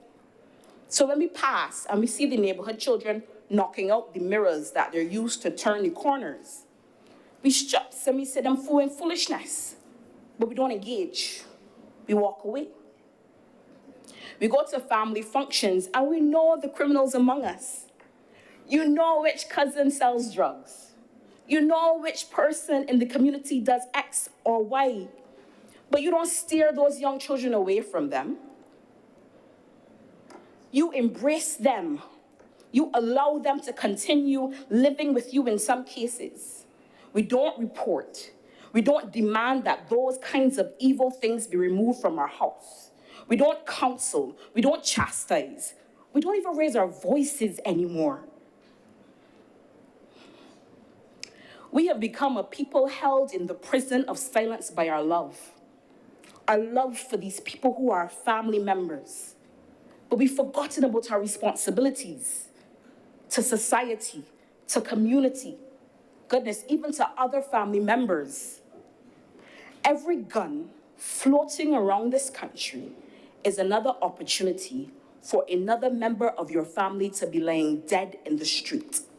We don't think about it that way. We love to say, similar to what was said earlier, if you're not involved in a crime, you can't get shot in Barbados.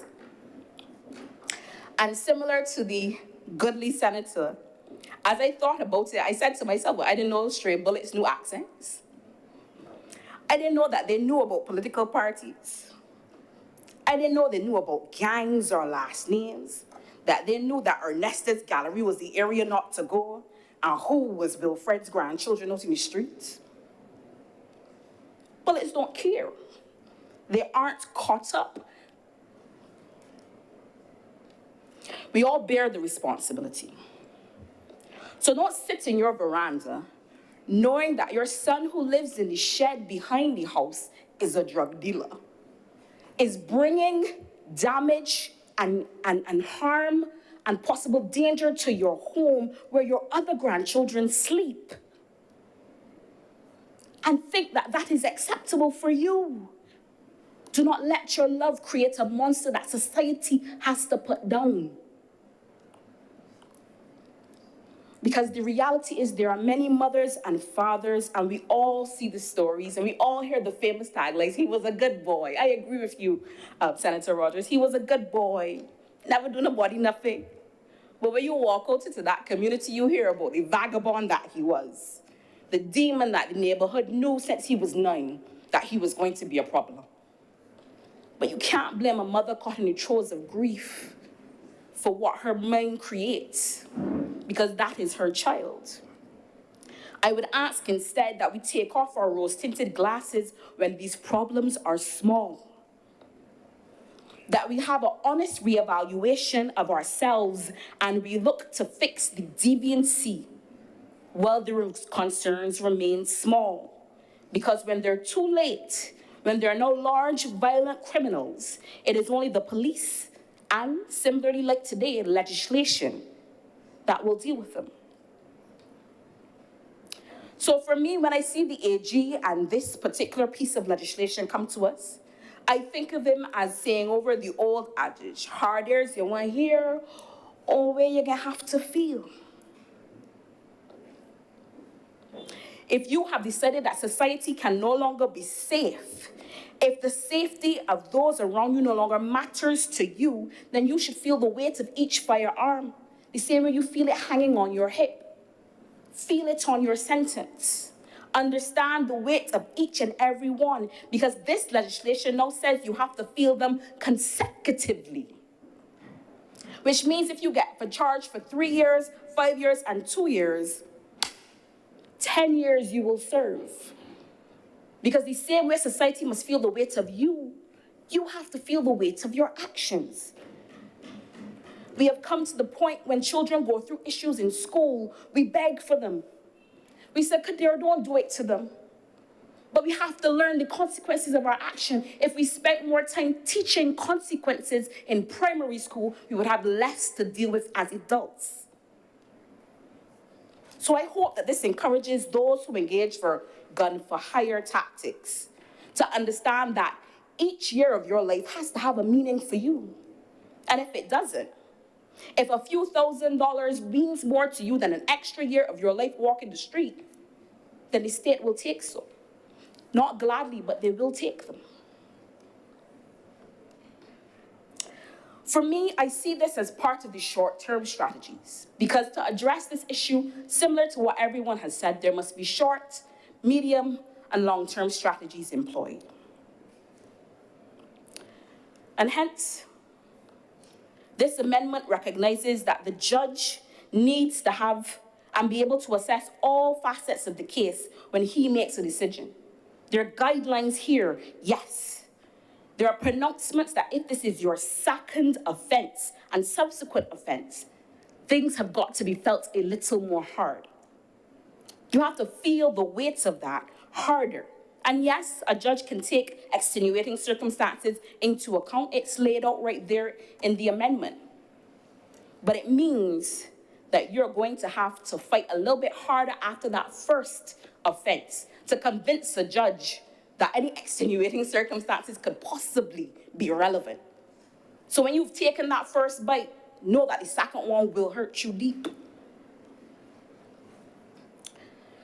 For me, one of the strategies I want us to utilize beyond this piece of legislation is to provide more safe spaces for the reporting of crimes.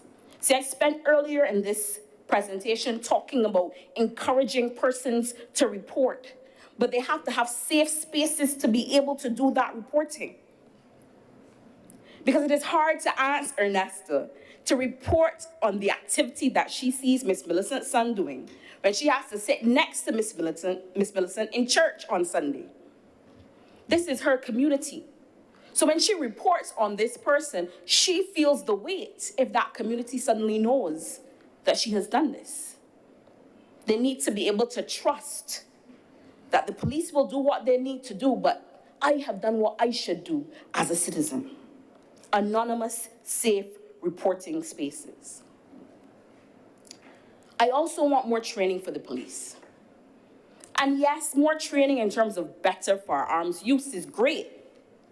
De-arming and de-escalation tactics, yes. But I want them trained in soft skills. Let me say that again, soft skills.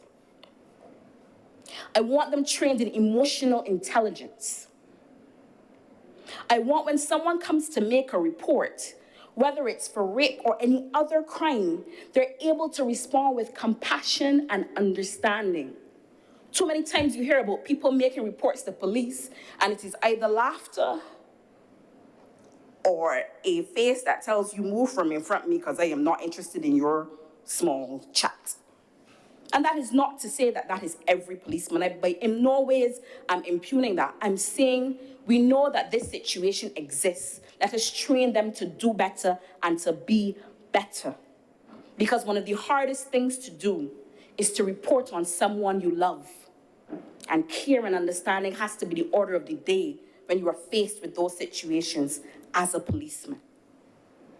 Conversely, I also want Barbadians to have better access to the information regarding the Police Complaints Authority.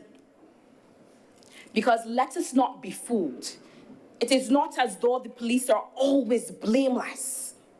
It is not as though in this society there are not always some bad apples that need to be reported on. If you want people to trust, then we have to give them a place which they can feel that they can report on something they feel is in error. So I want some more information, promotion of information. Where is the organization located? How do you make a complaint?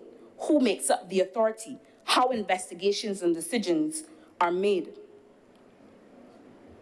That is important towards rebuilding relationships, rebuilding community trust between the police and the community. I also want to tag on a call for more youth groups, more youth activities. It's one of the things I've heard the Prime Minister speak about. Because yes, they keep children busy, they keep them active, they teach them skills, but they also show them the possibility of a different life. They show them things that they don't always see. I am always quick to say up front, I am a poor girl from Forge Road. I've also lived in Britton's Hill, Carrington Village, all over this country. It happens when you have a single mother who rents. You go wherever it is possible. I know what it is to be surrounded by poverty. And sometimes it makes your vision small. Because all I'm seeing is what's happening next door to me, around the corner from me. I'm not seeing the possibilities of what I could be, what I could do. I'm fortunate to have attended Luther Thorne, where there were many different opportunities to see many different aspects of life. I had the opportunity to be involved in Holders Hill Opera, in NIFCA, and many other things. So it allows me to see the way people live in a different way, to talk to those people, to understand the level of effort you had to put in to get where you wanted to be. And therefore, very early I was able to understand that there's quick money and there's long money. Which one you want to choose? And I feel that children are not getting as much opportunity to be able to be exposed to other ways of life. You cannot ask me to reach for the stars when I don't even see past the cloud line. So we need to do more of that, more extracurricular activities, more opportunities for children to reach out, to stretch out. Because if you don't give me heroes, then you gave me bad boys. And eventually, they stop being bad to me. They start being my heroes. So then you cannot argue with me when I tell you that that is where I want to go. For those of you who are in civil society groups, church organizations, any committee or organization out there, I am asking you to take a weekend, 2 to 3 hours a month if you need to. Reach out to a school, reach out to a group, spend some time with some kids. Even if all you're doing is standing and telling them the story of your life, telling them how you got from A to B, giving them something to latch on to about the possibilities for them, because hope is a serious thing. One would say once upon a time, hope won a man an election. Twice. If you don't give me hope, then whatever is left, I will hold on to. And nothing else you tell me will change that for me. As for medium and long-term strategies, reform of our education system is necessary. There is nothing I can say beyond that. It's a long, arduous task that the Ministry of Education is entrenched in, because it cannot be about a change of whims and fancies, but one aimed at dragging us forward out of our wants, but into our needs for the betterment of our children. The reform of the social services I've spoken to in my first speech in this place, and I am eager to see it happen. We need to provide help for parents, and in some cases, we need to look at court-mandated help, because I know that the Child Care Board and other organizations put on parenting classes. I also know that they're free. I also know that the attendance is low. And the head individuals who are in need of the assistance will not take it. So if need be, we may need to look at mandated in situations where we see it is a desperate need. I also want us to look at reform of our prison services. Because yes, while I fully support this legislation, these people are also still part of us. And the work that needs to happen to rehabilitate them is necessary. We know that the environment and societal pressures put people on roads and paths. My good fellow Senator King will tell you that sometimes when you have reformed an individual and you've given them tools, but you send them back into the same community, it is as though you have done nothing at all. As if a big eraser has rubbed all across all that work you've spent a year and a half doing. Because society and everyday pressures are key. As I indicated, one of the strategies, but I see it as short, medium, long, forever, it is important and it must always happen, is that of jobs, work. There are those who are engaged in crime as though it is their lifelong love affair. It is their profession. But there are those who are engaged because they don't have another choice, because for them, survival is key. And I know that the Prime Minister has put a lot of initiatives into place, from the ash cleanup, which turned into a debushing program all through this country, to those involved in the digitization centers, to those who assisted us through COVID in various positions, to those who now find work on cruise ships, to those who are eagerly awaiting the gaming opportunities to be brought about by the Ministry of Innovation, Science and Smart Technology, and the future pharmaceutical jobs to which the Prime Minister spoke to yesterday. This government cannot concern itself necessarily with those who believe that the most knowledge of the road comes from sitting in the back seat. It must concern itself with those who live in Barbados every day, who have needs, wants, which must be taken care of. And therefore, we must press on, press forward. And for those who some may consider to have an overinflated sense of self, who sometimes call work low-skilled, I warn them, severely warn them, that while they may never have known life beyond a suit and collar job, all work is honorable. All work is worth dignity and respect in this country. So respect any man and woman who gets up every day and goes to work, whether you consider that job to be worthy or not. At its core, Mr. President, I categorize this amendment in two sections. One, that deals with responsibility and consequences, and the other that looks at improvements to the system, or more accurately, making the system make sense. For example, the amendment which functionally allows a jury of 12 to deal with a firearms charge. I agree, makes sense. Previously, you would have charged them with the murder, perhaps left the firearm charge on the side because you were going for the bigger offense. But what happens when you don't get through on the murder charge? That person is gone scot-free because it would have required you to have two trials, one with 12 and then one with 9. And no good economics person will tell you that that was a smart bet. So I'm very glad to see that we have changed it. So at the same time we are going through one, we will go through the other, and all two will serve as they should. So I'm happy to see that change.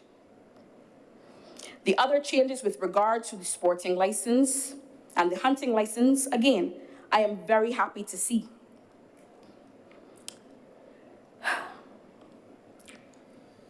In whole, there is no doubt that the country has a whole of country problem, which is crime, and needs a whole of country approach. The police have their jobs to do. The framework is there. The judges have their jobs to do. The Sentencing Act now has teeth, and they must play their part. But we as a society must play our part. We must stand up for the collective safety and sanctity of this village we call home. This is not a banana republic. The government and the people who sit in the other house and here, the other place, sorry, and here, can only put legislation in place. But we must all work at making the situation itself better. And with that, Mr. President, I am obliged. Thank you.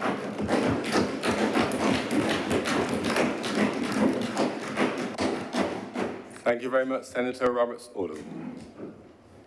Any other speakers? Senator Anveli Boyce. We committed at this stage. Sorry? We committed at this stage before Senator Boyce speaks. Sure. Clerk.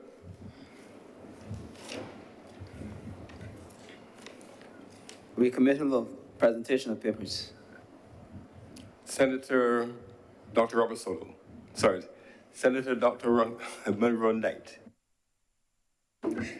Mr. President, I'm commanded to lay the following documents.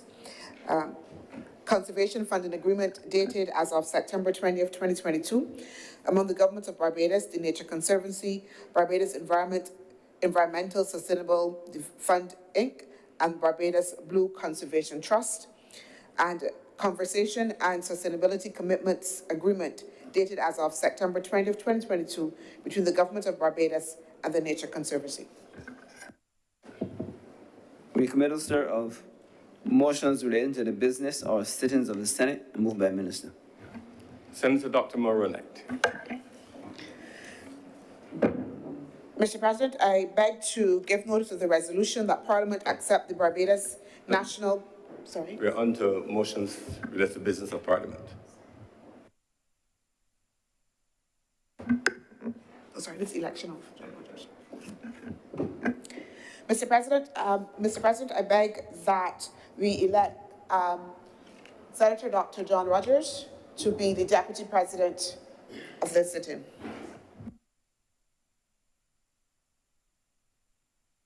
Sorry. The question is that Reverend Dr. John Roberts act as Deputy President of the Senate for the remainder of the sitting. Honorable senators in favor, please say aye. Aye. Those against, please say no. The things the ayes have it. Senator Dr. Rogers, please take your place. And thank you for agreeing to serve.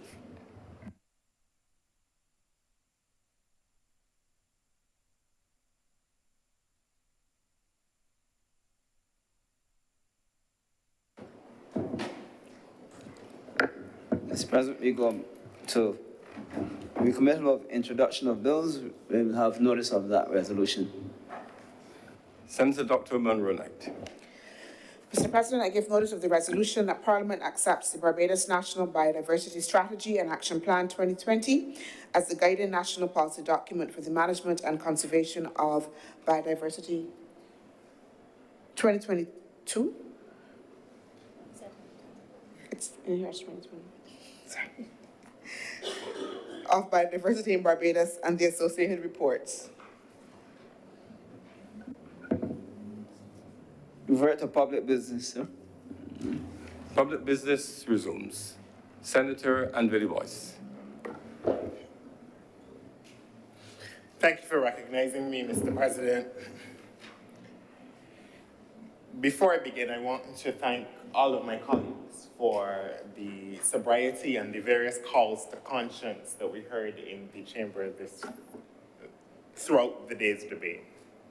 Mr. President, I enter this debate this evening as the youngest member of the chamber and someone who has enjoyed the peace and stability of this nation and someone who recognizes that peace and stability is part of the project and promise of this country and someone who wishes for it to remain so for some time to come.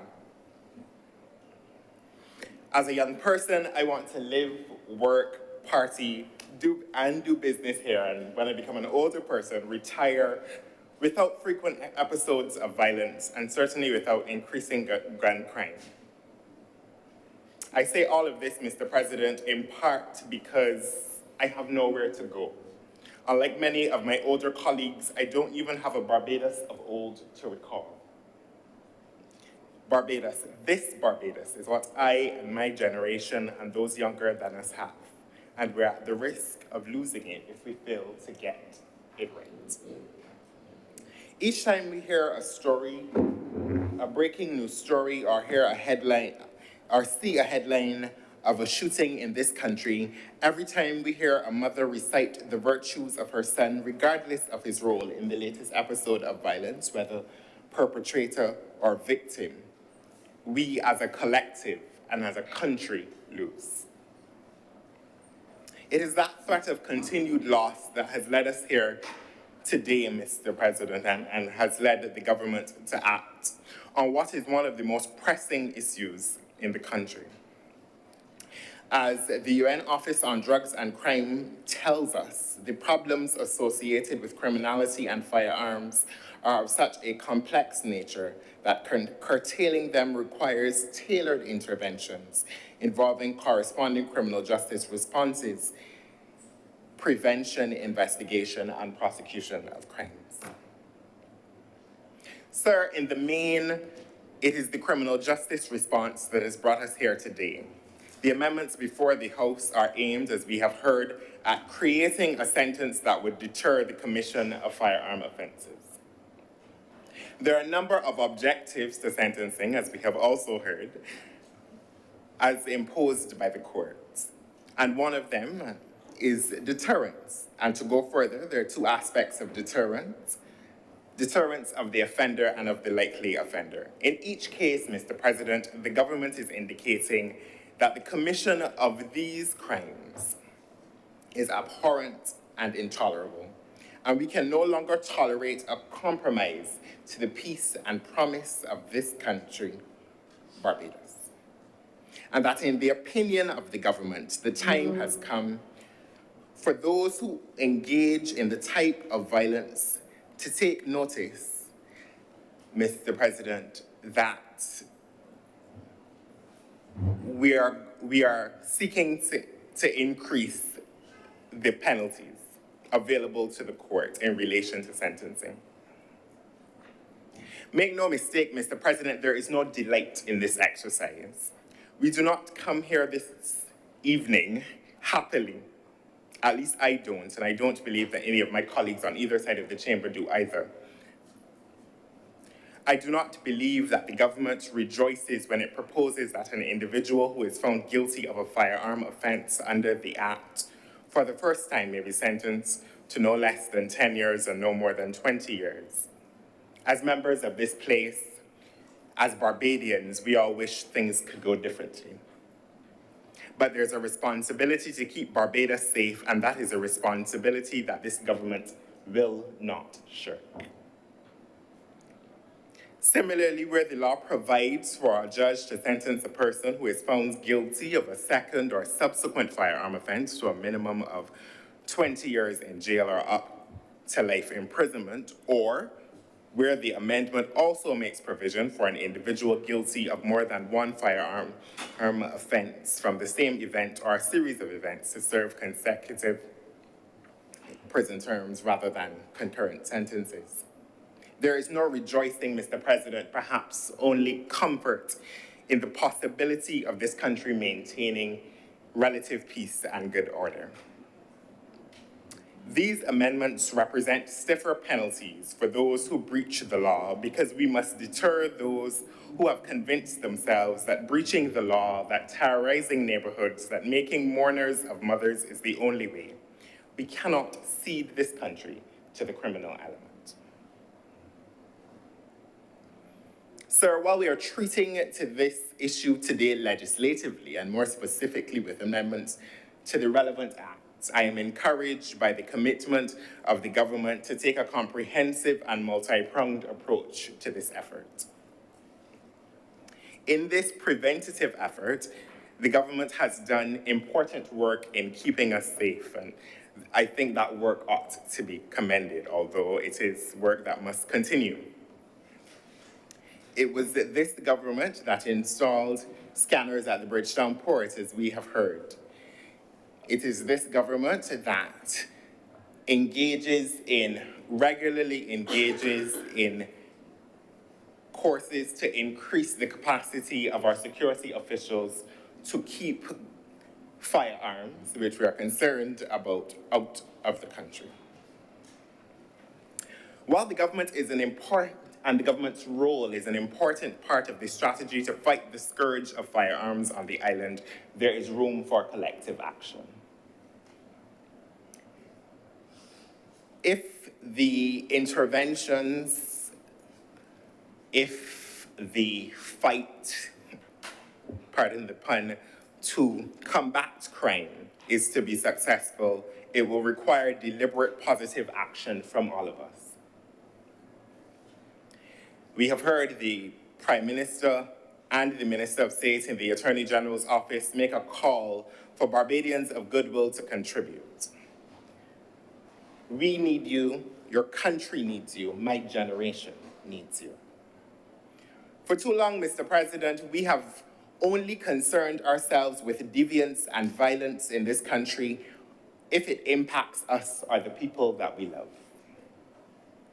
But if we don't all take a personal stake in creating a safer Barbados, our walls will never be high enough, our island will never be large enough, our events will never be secure enough to keep us safe.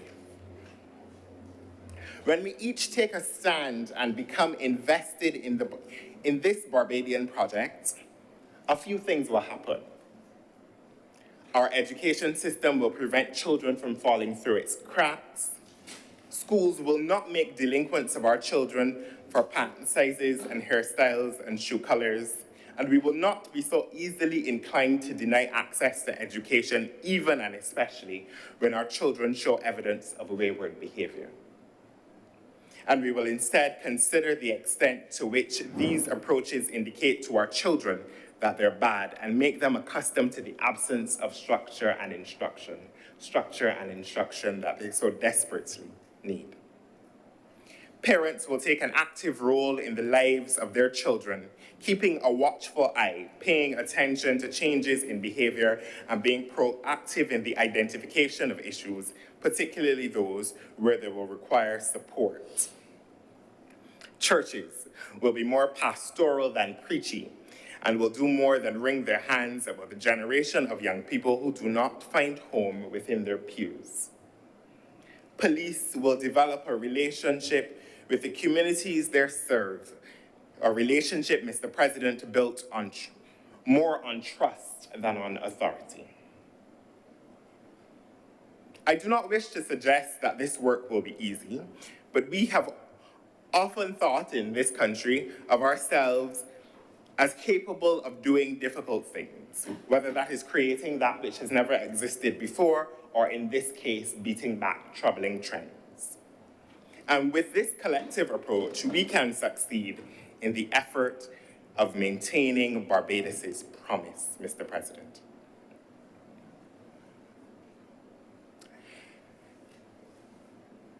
The idea of taking a public health approach, which one of my colleague senators spoke about this morning,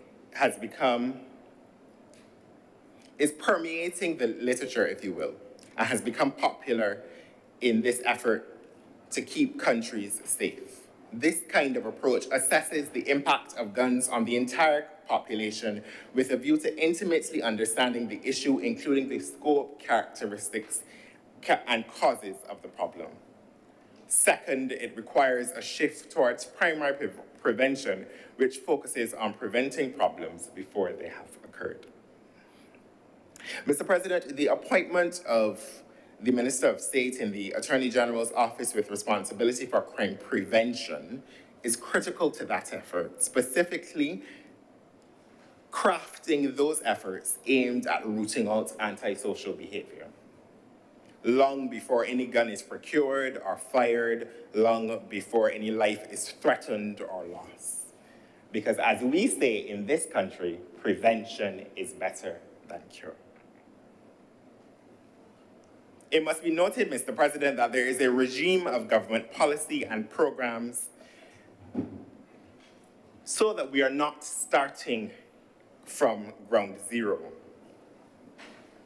You have heard each of my colleague senators speak about the Ministry of Education's commitment to education reform. In training, there's a construction gateway initiative In the social services arena, there's a commitment to reform and to modernize the provision of social services and the development of a family services department. And I want to take a minute there, Mr. President, because I think often when we think about the provision of social services, we think about benefits, monetary benefits and monetary benefits alone. And I am pleased every time I hear the substantive minister speak about this reform, because he finds a way to privilege mental health and psychosocial issues in the effort. And I am eagerly looking forward to that program and policy being rolled out, Mr. President. I think there is progress to be made there. There's progress to be made in relation to our fight against violence in that regard. In all of this, Mr. President, we must be led by the data. I say in here all the time and in many other places that we are not sufficiently led by the data.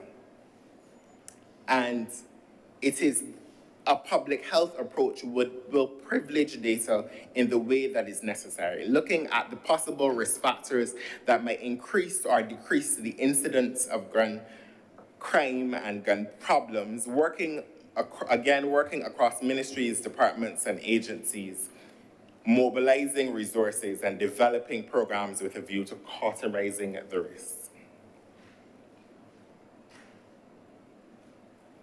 Permit me, Mr. President, to offer a caution as the government engages in the process of developing programs and policies, though. And it is this: any preventative measure beyond the law used as part of the overall project to keep this country safe cannot be heavy-handed. Although, if we are honest with ourselves, that is where our cultural impulses may lead us. We should be careful not to make deviants of our adolescents and young adults, make sure that the programs that we develop offer structure and guidance and increased opportunities and new experiences, but also make sure that kindness and care undergird it all. Each time we come here, Mr. President, we hope that which we do here will make a difference and have a positive impact. But the results of a program undergirded by kindness and care can hopefully stave off the use of the very amendments we consider today. We can only hope. Sir, there are no easy answers. There is no single thing. The contours of the public discourse often suggest that there is a single thing that if the government was attuned enough, attentive enough, it would find in the seams of our society, and our problems relative to violence and gun violence in particular would be no more. There is no one thing. It is not just fatherlessness or single-parent households. It is not just the influence of dancehall music and culture. There are no easy answers, but we must ask tough questions. Does corporal punishment work? Do parents have enough support in the rearing of their children? To what extent is the aggression seen in children the absence of conflict resolution tools and techniques, and what are we prepared to do about it? Have we given young people the ability to imagine so that they see beyond the opacity of anything that currently challenges them, and more critically see that a life of crime is not the answer? Those are the questions, and many, many more. And the only way we can find answers is through proximity to the people and communities impacted most. So I encourage us all to engage, to listen, not to problematize, to be prepared to be surprised at the sources of and solutions of this problem. It is an effort Mr. President, it is a collective effort that must be defined by the Barbadian spirit. A spirit that looks at the difficult thing and says, we can fix it, all of us together. I support these amendments and the broader thrust of the government to keep our island safe. Barbados cannot afford for the social decay born of violence to take root. We cannot be a people anxious about our ability to make it through the day. We cannot lose too sizable a percentage of my generation to guns. We cannot compromise on the project and promise of this country. The stakes are too high, the costs are too much. Mr. President, I'm obliged to you.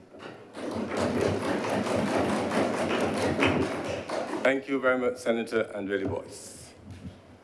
If there are no more speakers, Senator Herod.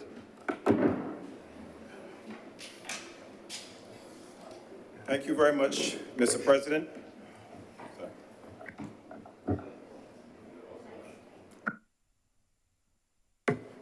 Thank you very much, Mr. President. I rise to join my colleagues in terms of supporting this bill today that we are focusing on in terms of firearms and the restriction of activities related to firearm crimes. Mr. President, the modern evolution of crime in Barbados is perhaps aligned to the development of technology all across the world. A world of increased globalization, enhanced cultural infusion, and of course, a world that is now entrenched with fiscal and financial constraints that we've never seen in the modern take of our history. Mr. President, speaking of the history, and even speaking to those who have been here longer than I have been here and seen far more than I have seen, I could only imagine in the 60s, the 70s, and the 80s, the days of Duke Chet Elisher and Georgie Porgy. I could only imagine that back then, any situation where honorable members were in this chamber speaking about constant gun crimes would have appeared to be an abnormality, perverting the very natural expectations of right-thinking Barbadians. It would have been out of place to be discussing that back then.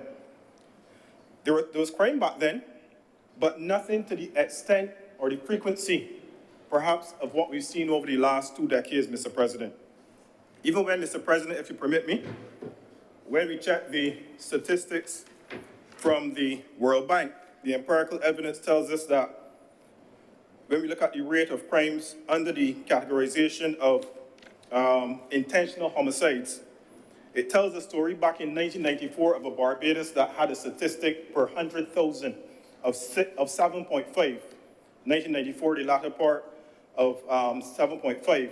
And then in 1995, under the stewardship of the late former Prime Minister Owen Arthur, that statistic dropped to 6.39. And it remains over the last 40 years to be the lowest statistic with respect to intentional crime under the leadership of the Barbados Labour Party and the former Prime Minister.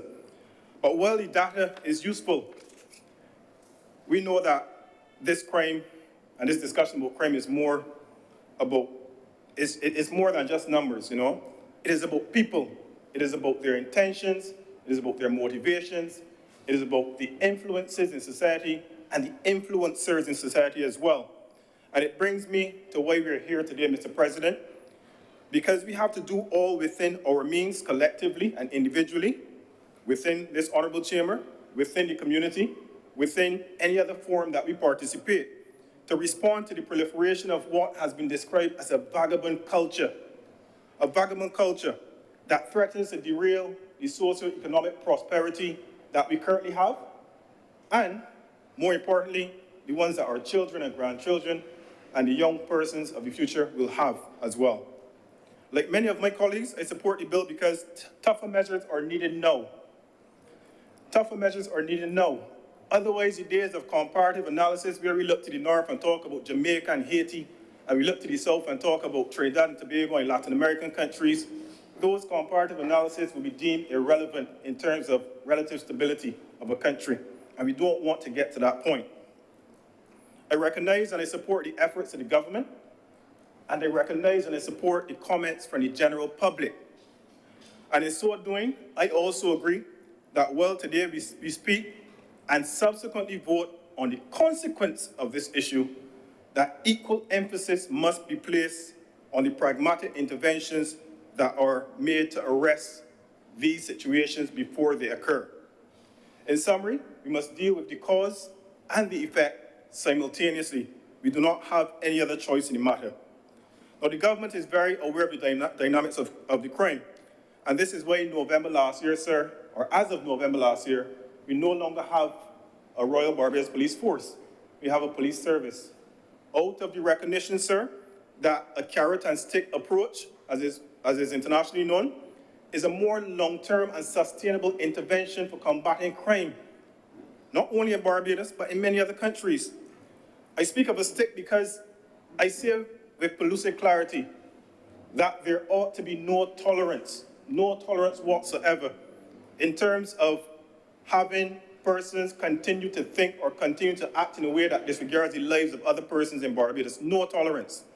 But I also say in terms of the character that it entails the admittance of connectivity between crime and other aspects in society.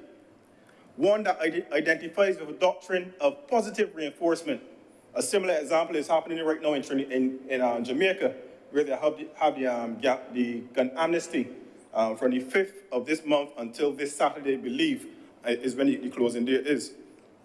And only last week, Thursday, Mr. President, the Acting Commissioner of Police went on television in terms of the press conference that he had, and he appealed to all in society. He appealed to the private sector, government entities. He appealed even to the church, NGOs, individuals, and households. And this appeal tells me that the police understand that the origin of this issue is multifaceted, and therefore the approach has to be multidisciplinary, drawing on the skill sets and experience of those who desire to make a change, and equally as important, drawing on the skill sets and desires of those who have the capacity to make a change as well. If we, in this honorable chamber, Mr. President, admit, as I believe, that this is a multidisciplinary situation, multidisciplinary approach that we need to have, then I say without any means of apology that it sits high up there on the agenda along the more popular terms that we use: youth mainstreaming, climate change mainstreaming, gender mainstreaming. And if I may make an aside to gender mainstreaming, let me just say that gender mainstreaming does not mean putting more women or putting more men in any specific job or any specific aspect of society. It means removing each and all barriers to consideration and participation and placing inputs in all aspects. In the natural spirit of things, you will see definitely in the short term one specific aspect being more prominent in terms of their acceptance and participation. I understand that. But gender mainstreaming means removing all barriers, not putting numbers and plugging persons for numbers for optics. It means leveling the playing field. It means, therefore, that we look at all of the possibilities of joint programming across the NGOs, across the government, and across the private sector, so that we can have an identification, a limitation, and eventually a termination of those very activities before they're allowed to aggravate society. I heard some admittance earlier, on my way back to the House, of culpability in terms of the forums that Senator Rogers will participate in regularly. But equally as well, while, Mr. President, I admit that there is some level of culpability there, I also want to recognize the efforts of the Barbados Christian Council, who most recently admitted and acknowledged to the public that they're establishing a task force to specifically look at this issue of crime in Barbados and gun crime. This singled out the young men, and understandably so, because the young men seem to be the main perpetrators of the crimes that are the topic of the day. I would only ask that the Barbados Christian Council, though, after their analysis, after their strategies, after their work plans and implementation plans to combat it, that they do it in a participatory manner alongside the social services and the established security services, because we are all in this together. And we really want them to feel a sense of embrace. And we also want the police service to know that the Barbados Christian Council and other organizations are in this fight with them as well. As it was acknowledged earlier, Mr. President, we have a new minister who has been tasked to focus on developing a strategy to combat this prevailing situation. And I have the fullest of confidence that we will see something comprehensive. And while that comprehensive document or doctrine or framework has not been completed, I have some ideas as well in terms of crime prevention mainstreaming. In a similar manner, sir, to how the Met Office can look at different parameters, relative humidity, cloud cover, all the other different things that they look up. I'm not a scientist to that extent, so pardon me if I call the words a bit skewed. But the same way how they can look at all of these parameters to make predictions as to how the weather will look next week and 2 weeks after, 2 or 3 days later, I believe we also need to develop tools so that we can conduct assessments or surveys on a regular and ongoing basis and be able to detect the incidence or the likelihood or the possibility of some of these societal infringements in terms of not only firearm crimes, but crimes on a whole. And it doesn't mean, Mr. President, that we're doing this to categorize persons as criminals or likely criminals. It means that we would be looking to identify risks and the risks of being exposed to or influenced by criminal activity in the environment as well. And of course, if we're doing any of those surveys, the relevant permissions will be given well in advance, even for persons that are minors. But Mr. President, I also want to speak to the issue of housing. And I want to recognize from the side of this government the upcoming housing census announced last week by Minister Sutherland. It presents for us an important data set for analyzing population density and allows the relevant authorities to superimpose some of the criminal content in terms of the data over the population density and allow them to identify correlations and relationships between the continuation of crime and also the population density. But Mr. President, while this is useful, the Ministry of Housing's role goes far beyond facilitating the mapping of crime. The Ministry of Housing plays a role that is key to advancing a sense of individual pride and value, where low self-esteem may linger, and instilling a measure of hope where hopelessness exists.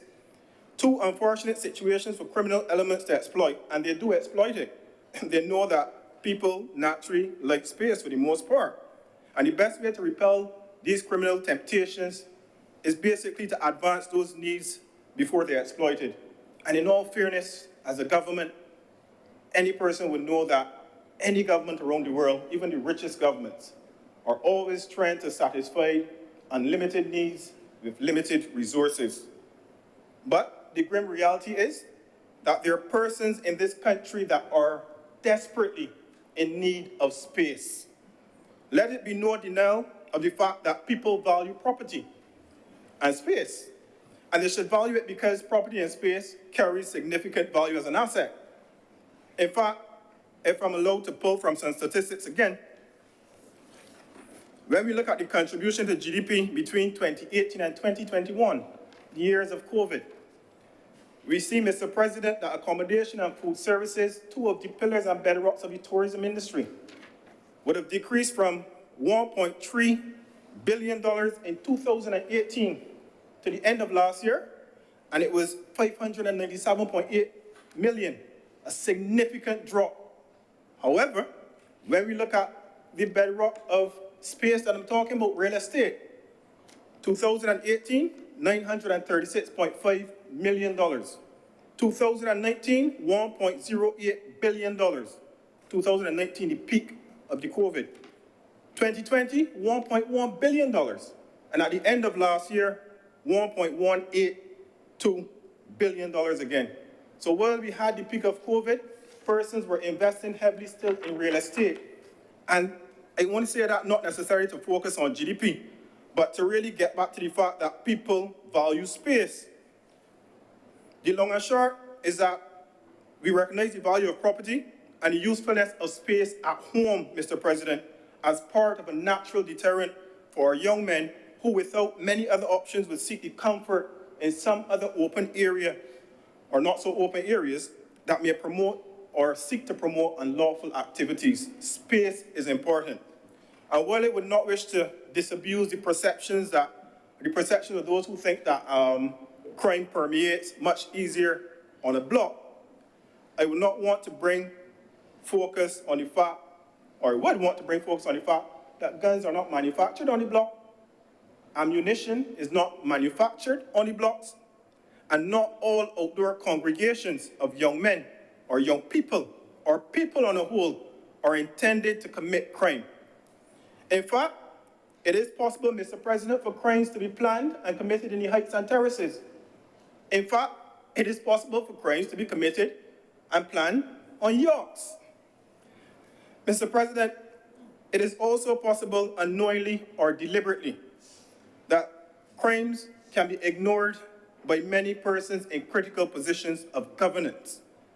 While I'm not a conspiracy theorist, I cannot help but ask myself, who are the persons in Barbados most likely and most with the ability to easily facilitate the procurement and distribution of firearms across this country?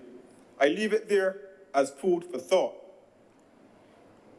When it comes, Mr. President, to community development, and this is at the heart of my presentation, I must say, so my gloves will be off when it comes to this particular aspect, and giving fair warning. Community development is a critical tool for bridging that generational gap of poverty, and who feels it knows it. I would say that. Mr. President, you know where I live, and I remember years ago I came to you as a man. You can call me a young man, but years ago I came to you when you were the MP for my area, and I told you, sir, I needed support for this small DJ competition that I wanted in the community. And without hesitation, the resources were provided for me to facilitate that in Sayers Court. And such was the success that it became the longest running annual DJ competition in Barbados at the time, running for 6 years.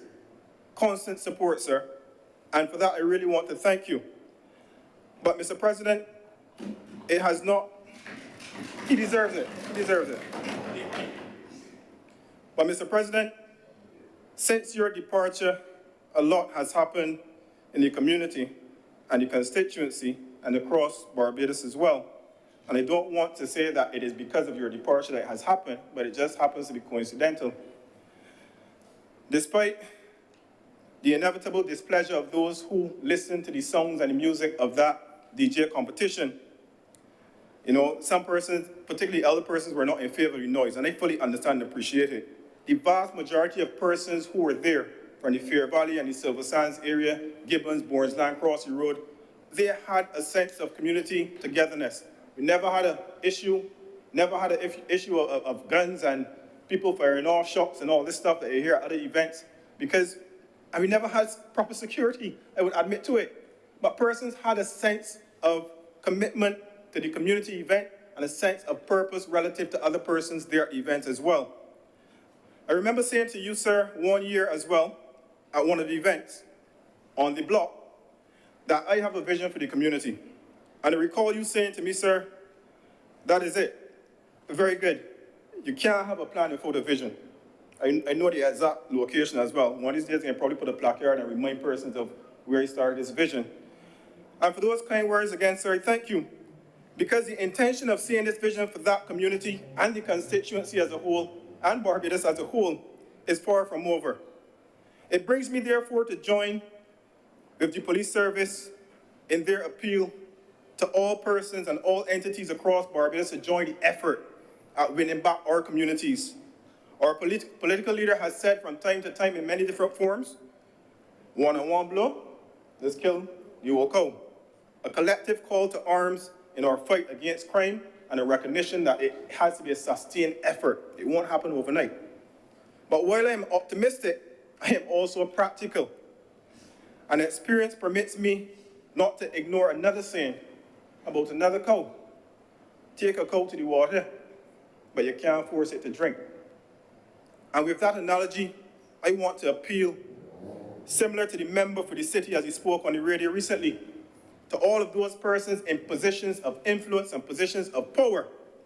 I want them, basically, when they're faced with persons from the communities on the front lines that present to them ideas to take the community forward, when they present to them some risks that they identify, please embrace them. please be receptive to them. They may not be 100% correct, but at least if you're receptive, they have a sense that, you know, you're willing to actually take on some of the things that they're talking about. Mr. President, I appeal to them to recognize the dynamics that makes each community different. The uniqueness of Perry Valley, of Silver Sands, of Hopewell, of Coverley, and Pilgrim Road and Parish Land is quite different from the look and feel and culture of Strathclyde or Sanquet cul-de-sac in Atlantic Shores. So when I say no, as I said last year, and the year before, and the year before then, that we need a community center in Sears Court as a matter of urgency to advance the skill set, not only of the children, but of the parents. I speak from the perspective of a person who has taken note of some of the most serious gun crimes in my area. Whether it be back in 2014, when a 39-year-old was gunned down at a football competition, whether it be back in 2016, when a 30-year-old was shot at St. Christopher and can no longer walk, whether it be back in 2017, when another 39-year-old was shot in Bornsland in the hip, or whether, sir, it be in the same year, 2017, when a 19-year-old was shot and killed on the hardcore at St. Christopher in Christchurch. And the sad thing about this scenario, it hurts my heart to say, just got some cold bumps, is that I know both the perpetrator and the victim, and they live in very close proximity. So, sir, when I call along with the many other persons, not only in Sears Court, but persons in Parish Land too, but persons all across Barbados, some in the city, based on what was said by the member for the city, all across Barbados, when they call for community centers and afternoon activities for their children and also for the parents, listen to them. Listen to them, because they are the ones on the front line, and I'm speaking as a senator in this honorable chamber, as a person who lives in one of the communities on the front line as well. I want to recognize, Mr. President, that efforts are still being made regardless of the interventions needed by the government. And I wish to recognize a gentleman who gave me permission to call his name, I only call his last name, Mr. Yard, and this is the Fair Valley, and he uses the Fair Valley Pavilion on many Sundays to teach the youngsters life skills right after church. And it's these type of interventions at the community level that we need to embrace, and embrace as soon as possible. Mr. President, this is not a debate about innocence in terms of firearms. This is a debate about intervention, response, intervention, and proactive intervention. In closing, Mr. President, I want to align myself to the government and support this bill today, because I believe it is the right thing to do to strengthen our provisions, to punish or deter firearm-related crimes. I support it with the understanding that after we debate today, there will be an embrace of some of the suggestions, and more importantly, we will start to see a more targeted approach towards the causes of these consequences that we're discussing today. I also believe that if we are to see a commitment to results in this country with respect to crime, we must also see a commitment of resources. And those resources go beyond the allocation from the government or the treasury. Each person has a resource, each person has something to offer, each NGO. Everyone has something to play in this role. And with those many words, Mr. President, I am obliged.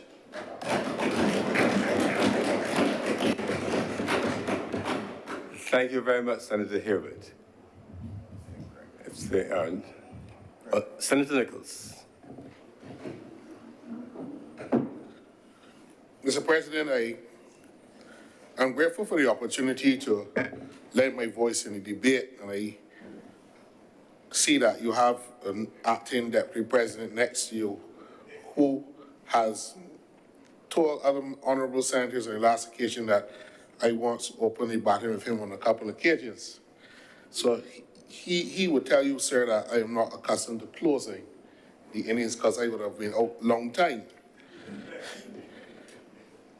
This debate is one in which almost everyone has spoken, and really you can gather that there is a broad consensus that something has to be done, at least at the legislative level, to address what many people believe is a criminal justice system that has gone too soft on gun crime. the sentences, minimum sentences have been, mandatory minimum sentences have been struck down by our courts. And one must begin by congratulating the Law Reform Commission, those seamless officers of the law, long in the tooth, as some people would say, have been around for a long time, but who have brought to bear their experience, their knowledge of the Barbadian society, what we take as a people, and have listened to what the courts have said, not only our own appellate courts, but the Caribbean Court of Justice or Apex Court, because there are a number of decisions which would have brought the refashioning of this legislation to its present state. And I want to hail them because the bill, to my mind, meets both the legislative test and the legislative aim that Parliament must pass laws for the peace, order, and governance of society. And at the same time, we do not disproportionately encroach on the rights of people, that there must be a connection between the legislative aim and what the constitutional requirements in terms of affording people basic human rights to dignity and securing the security of persons, and all of these things that are important constitutional principles are met. I know there has been some disquiet, Mr. President, as to why is the government bringing another piece of legislation seemingly to address the surge of crime in Barbados in a year when the Bill Amendment Act was struck down by the court. And therefore the government is only doing this as a means of political window dressing, knowing that these things cannot stand the test of past muster in the court. I want to scotch that argument because it is to my mind nonsense on stilts. And I want to address it from the perspective that the legislature must do its job.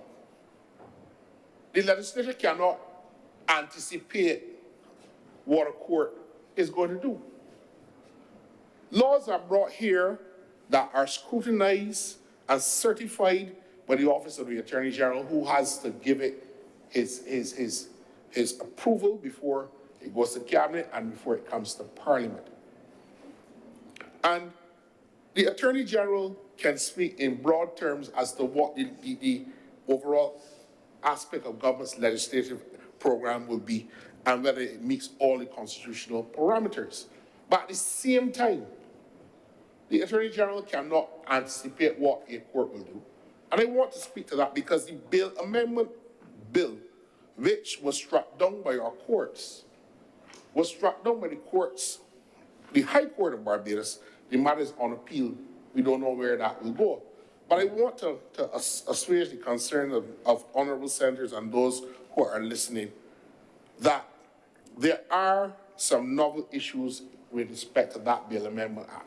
And I just want to bring that concern, Mr. President, if you may permit me the latitude, because in that act, in order for it to pass both houses of Parliament, it had to have the requisite numbers because it was altering a provision of the Constitution that dealt with the freedom of the individual. Taking away the right of that person charged with a gun crime to apply for bail.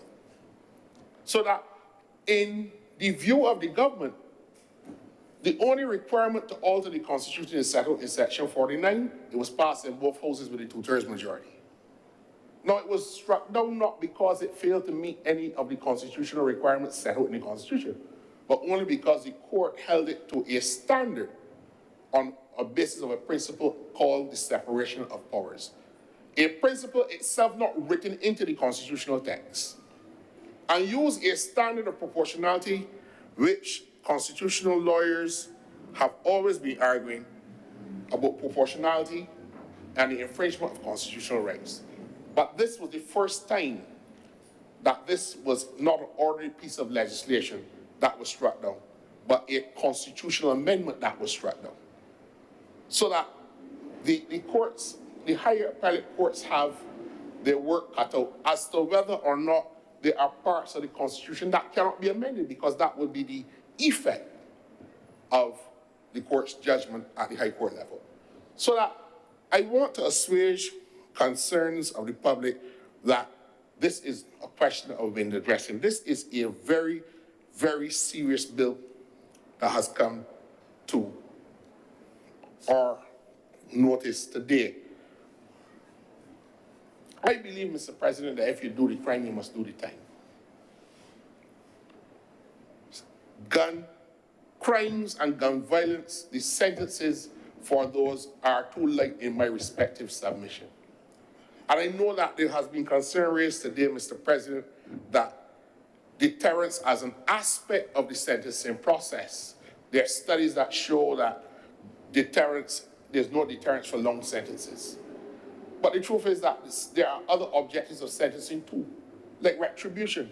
And we live in too small a society to be concerned only about deterrence. We have to punish people who have the temerity to do those brazen acts of violence. Shooting a man on the beach with his child in his hand. We didn't know that kind of crime in Barbados. While gun violence has always been a problem, I will speak to it a bit later, the brazen nature of it is what is shocking the conscience of Barbadians. And we are not increasing these sentences because the government is trying to deter those individuals. We are sending a signal that it will come to an end because you will pay the price for these crimes. Now, the government is saying also that it will put the resources, and it has put its money where its mouth is. The honorable other senators who spoke before me, Mr. President, has spoken to the work that has been done to support the police, to increase the courts, and to remove the backlog from the system. So that what Senator Dr. Hines spoke to about having a reliable, fast-moving criminal justice system will act as a deterrent more so is what the government is also working on.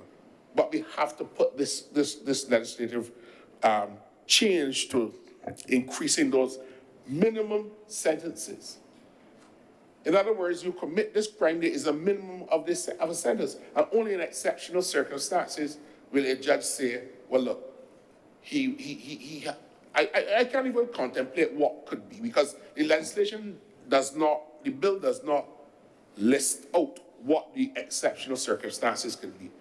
So any factual circumstance that makes sense to the sentencing court, the judge can say, well, look, this passes muster. And that gives a broad and wide discretion that preserves the sentencing power of the courts. Now, we have, Mr. President, to recognize that there's sometimes when the laws of the land become outstripped by the capacity of the criminals and the criminal elements in our society. And we have to deal with that. This bill does that in my respectful submission, Mr. President. And without trying to call out segments of the society where you listen to ordinary people going on, ordinary Bajans tell you they know who bringing the guns. If we listen to the people of Barbados, they'll tell you who we know who bringing the guns. We can see the development of businesses in places in Barbados where the owners and proprietors of these businesses cannot show the income to match the large infrastructural and physical development of the properties going on across Barbados. They pass around Barbados and see lots and lots of cars on a car lot sitting down in a normal community in Odyssey on Melrose, St. Thomas, next to a little house. Enough cars on a lot and selling cars. He get this money all of a sudden to bring all these cars to sell? You know, the cost of a car, $30,000, $40,000, $50,000, but the car lot full. The people in the community driving by in their cars and the bus and stuff know that something ain't right here. As the Trinidadians used to say all the time when we lived in Trinidad, Senator Boyce would tell you, the fish don't start rotting from the tail, Mr. President. And there will come a time when we have to seriously consider granting some kind of immunity to people who assist the police and putting whistleblower provisions in legislation to help bring down the kingpins who are destabilizing the fabric of the Barbadian society. Because without those things, Mr. President, we can only lock up the young, poor black people in Barbados for a long time. And people will benefit from being able to take down whom they perceive as the dons in other communities and run havoc about here.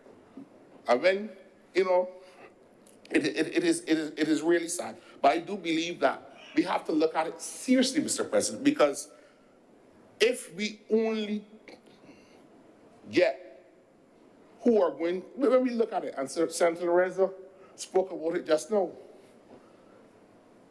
crimes are not only on the blocks. In fact, the crimes aren't even conceived on those so-called blocks, if you really dive down deep into Barbadian society. For those of us who have canvassed and walked the communities in the length and breadth of Barbados, you know that those blocks are places of recreation. Fellow might smoke a piece of weed on the block, drink some brandy, cuss, maybe be gambling. They might even fight some fowls or dogs down the back in the bush. That's the most that will happen. But the violent crime is not planned on those blocks. When you see those big wooden things that the electrical wires are brought in on an abandoned fellow sitting down on those things under a tree, that's not where the big shooting and thing is being planned. When men are being executed outside Lucky Horseshoe, who are considered to be big kingpins in the trade, that ain't get planned under a tree, Mr. President.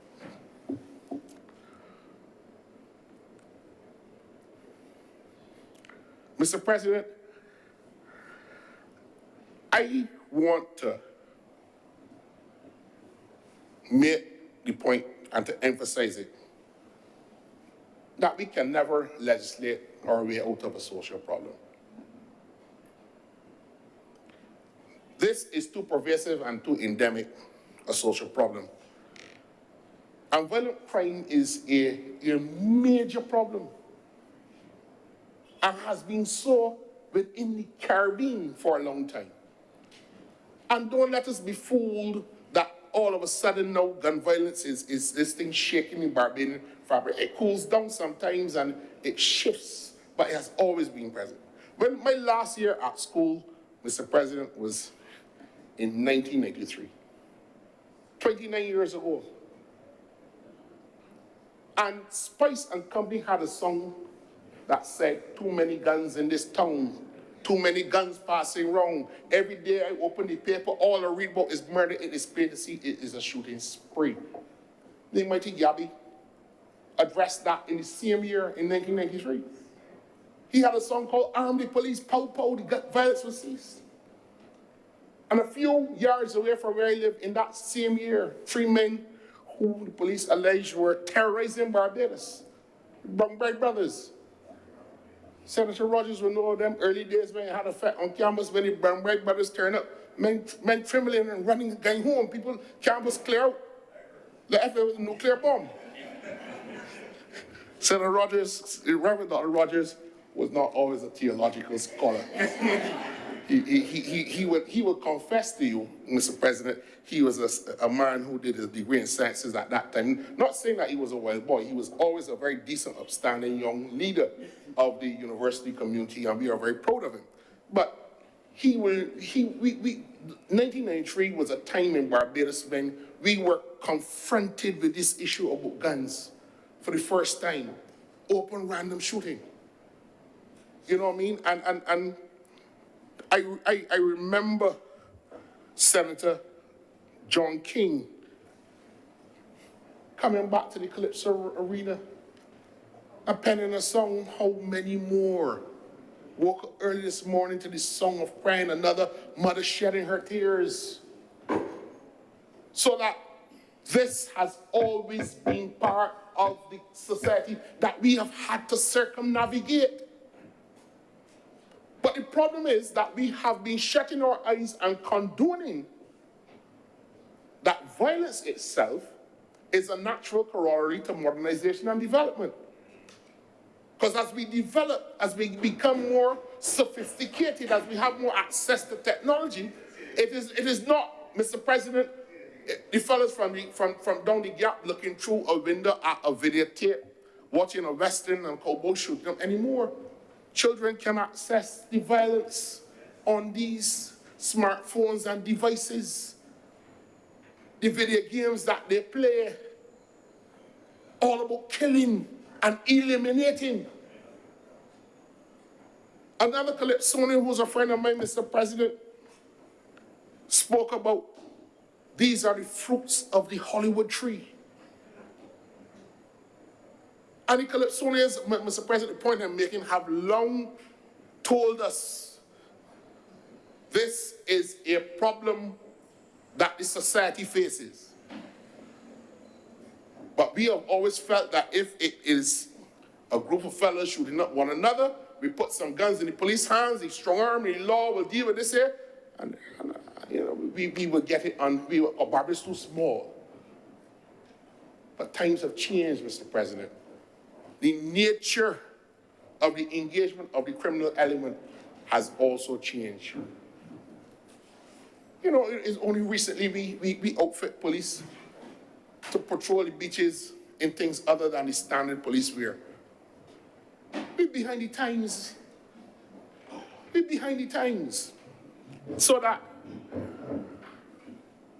this relationship between modernization and crime, we've seen the rapid intensification of violence and lawlessness, and also in white-collar corruption too.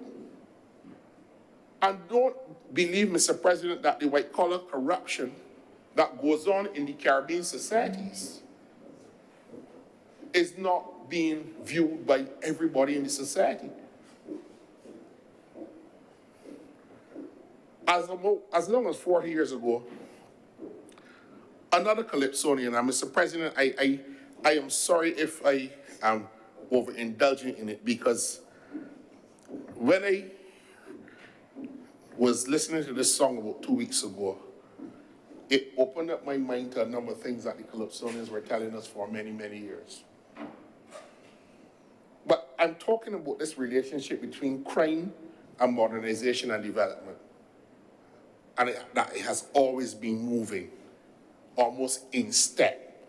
And we have always been looking at it, but saying, look, my God, well, the fellas can do something a little different. It is not the old days anymore. But it's outstripped our capacity to respond. And that is why it's shocking and pricking the conscience of the society right now. But as long as about 40 years ago, the sage from St. Philip the East, the most honorable station of Wilshire, penned a song called We Must Rebuild. And in that song, he first signaled, and this was the 1980s, that there is this connection. And the song began as I look around my country, I see progress. Sometimes I can't believe my eyes in the north, south, east, and west, infrastructure on the rise. And he went on to praise everybody. He said, look, there's a decline in morality affecting this sweet country. It is not like it used to be.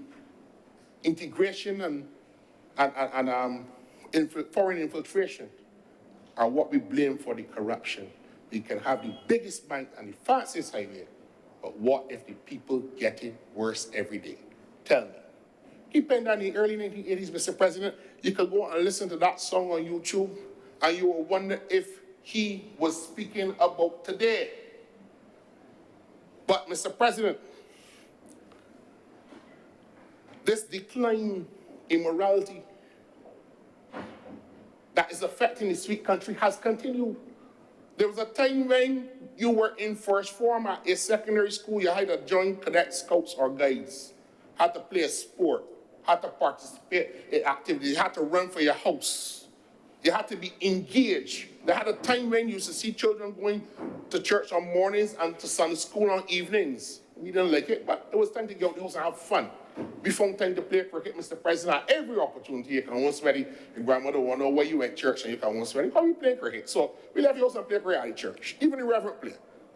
No, but this thing, Mr. President, is so pervasive that when you look around, I have a lot of respect for the Scout movement and the work that they are continuing to do in Barbados. Because when I hear the Pro Vice Chancellor sorry, not the Pro Vice Chancellor, the Vice Chancellor of the universities, speaking about the Caribbean. The English-speaking Caribbean have the lowest enrollment rates in tertiary or vocational education in the Western Hemisphere. Well, we don't understand why we are having this such a pervasive problem in the Caribbean. And when you look at the university enrollment, it is even worse because the demographic in there tells you you're actually in a class teaching 80% of them are women. Where are the young men in the society? Who is addressing this? If we don't address these problems, and we know that the Honorable Leader of Government Business, Mr. President, began this debate by going right to the heart of the spring, telling you we have an underperforming education sector in Barbados. So you thought, and when I went to school, there was always a room for the middlers, people like me, not the high flyers, you bright people. Senator Elcott was one of the bright ones. Huh? sorry. Well, she know who I mean, Mrs. Elcott there. And there was always a room for the middlers, but they had too many people in our education system then coming out without certification. And the White Paper on Education Reform in the 1990s spoke about 76% of Barbadians leaving school without any certification at all. Has anybody done a study? Or has any recent studies been released? Because if any studies have been done, they will show embarrassingly that we have not bridged that gap in this country. And I'm not going to make a political point because it's not intended to be political. But it was a retrograde step to take away that opportunity for young Barbadians at 18 years old because the government could not afford it.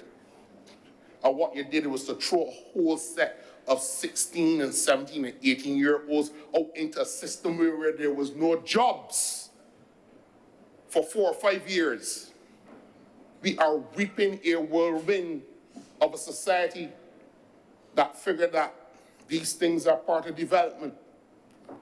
And we must, as policymakers, Mr. President, attack this concept, this condonation, that this lifestyle that we are trying to legislate and to deal with by legislation is acceptable as part of the development and the modernization that Barbados must go through.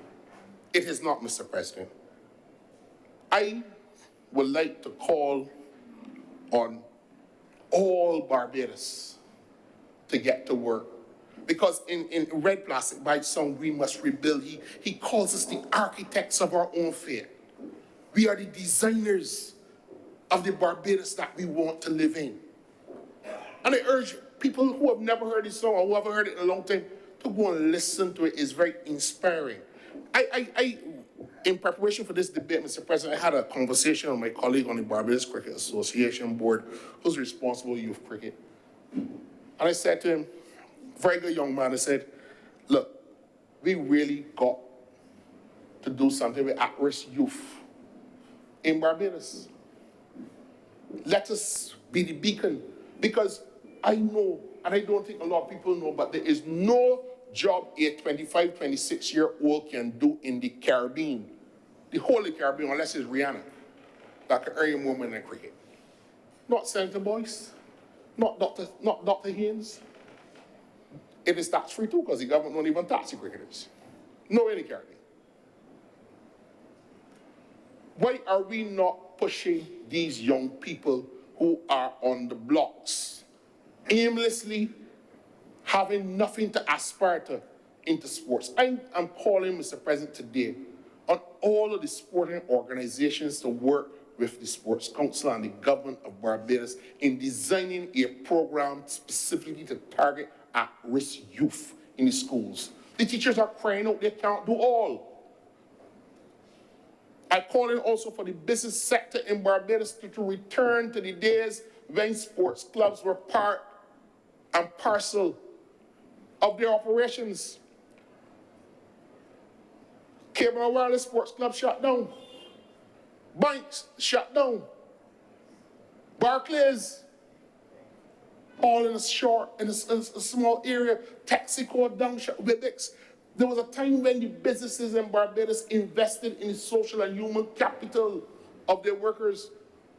Senator Rogers could tell you there was a time when, and you, Mr. President, know this as well, there was a time when young men left school and walked straight into jobs on the strength of their performances on a cricket football field or a basketball or volleyball court. And young women too. They don't do that anymore. Even the police force had a team.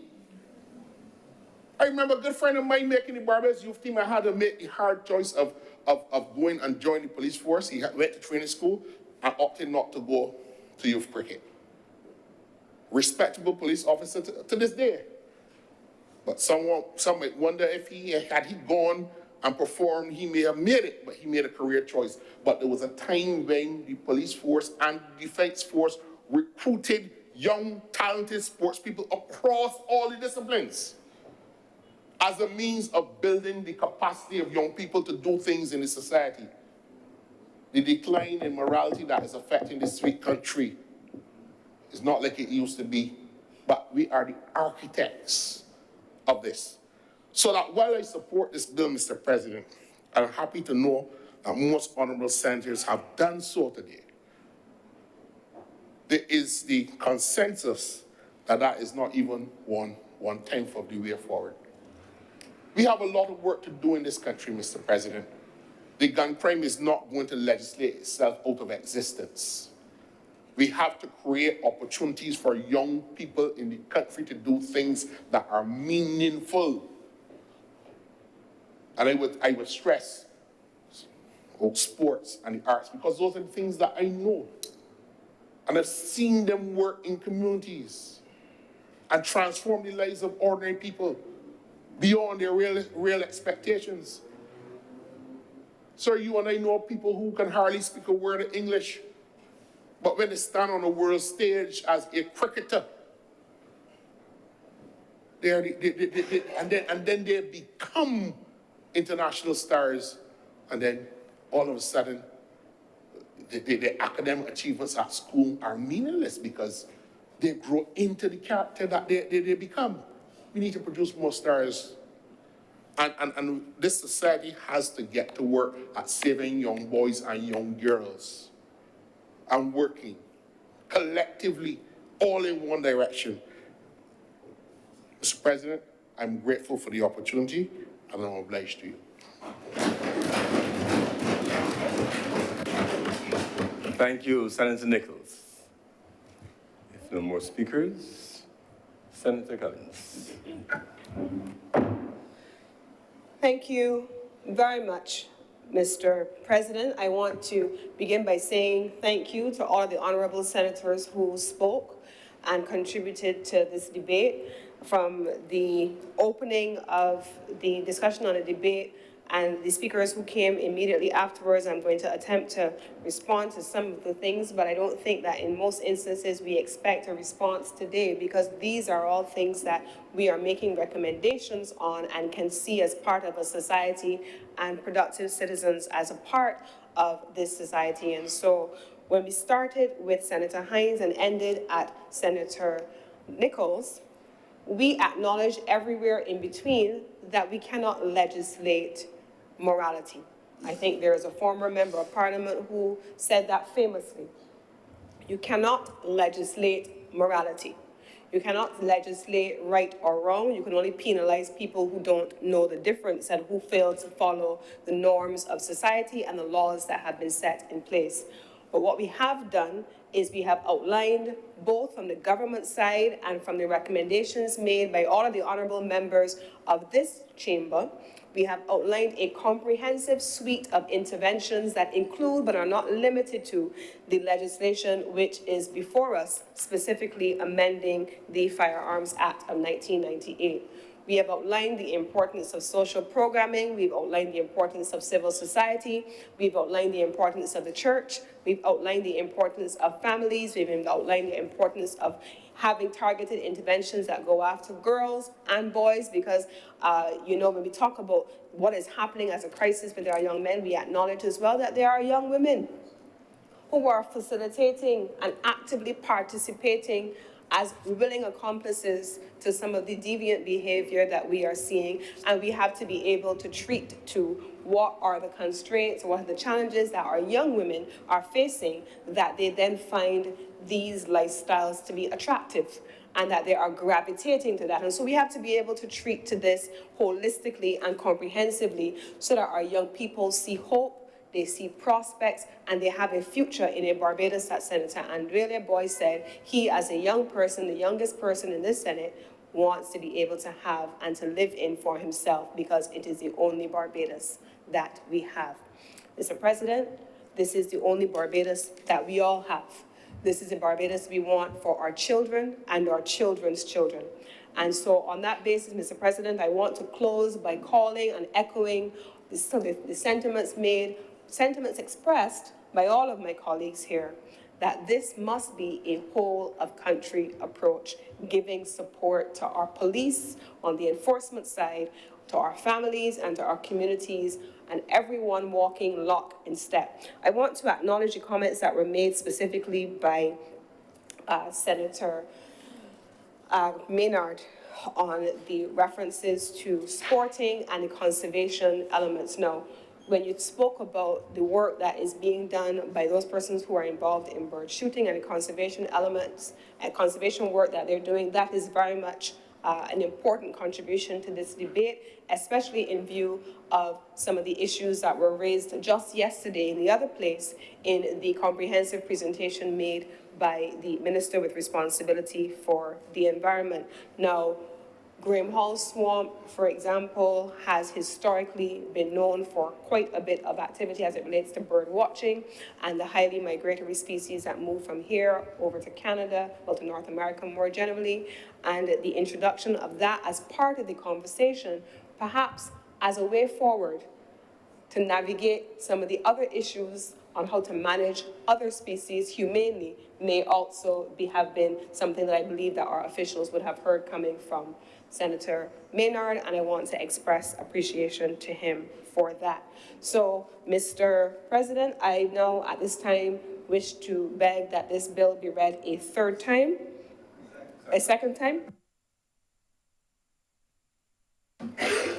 The question is that this bill be read a second time. Honorable senators in favor, please say aye. Aye. Honorable senators against, please say no.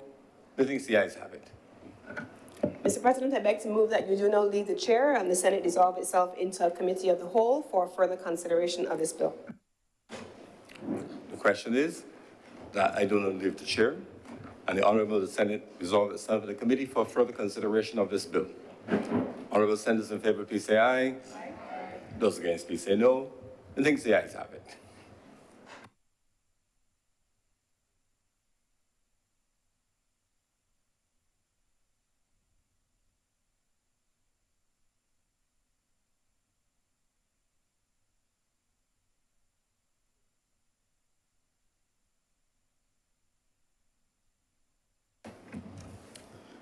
The Senate is now in committee. Clause 1. Mr. Chairman, I beg to move that Clause 1 stand part. The question is that Clause 1 stand part. All honourable senators in favour, please say aye. Aye. Those against, please say no. We think the ayes have it. Clause 2. Mr. Chairman, I beg to move that Clause 2 do now stand part. The question is that Clause 2 stand part. All honourable senators in favour, please say aye. Aye.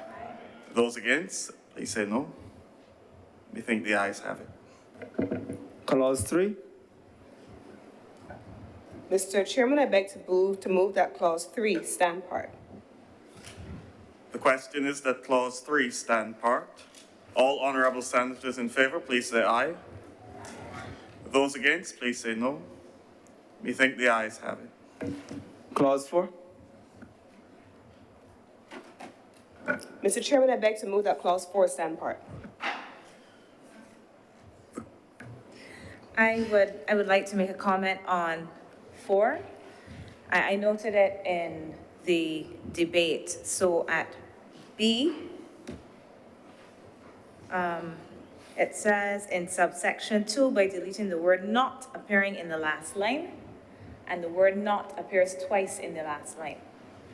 Removal of both of those will not change the meaning to what I believe the intention is. I believe it is the first "not" that needs to be removed, and the second one is what should remain. So if you look at the principal legislation, you will see it is 15, at 15:2, I believe it is. When the commissioner intends not to renew or to revoke a license, he shall give written notice to the license holder of his intention not to renew or to revoke the license, as the case may be, and shall require the license holder to show cause why the license should not be renewed or not be revoked. So I think it should say why the license should be renewed or not be revoked. So this is a person who is saying, don't revoke my license. This is the reason why I should keep my license. Not is in there twice. So that needs to be corrected. I'm saying what I think the correction should be. But even if my correction is wrong, not is in there twice. So there's some clarification as to the "not" that requires removal.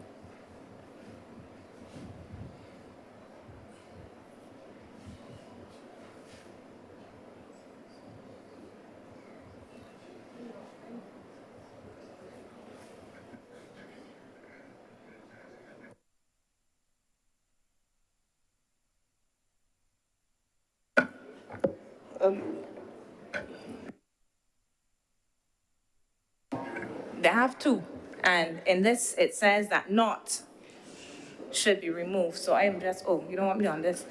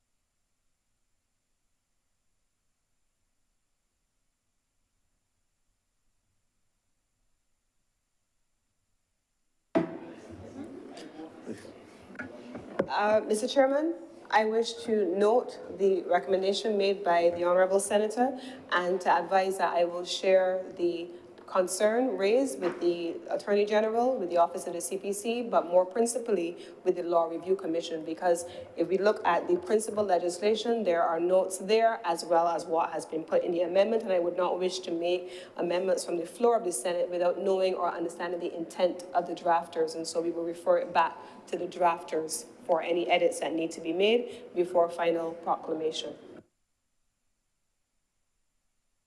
I beg to move that Clause 4 do stand part. Just a question.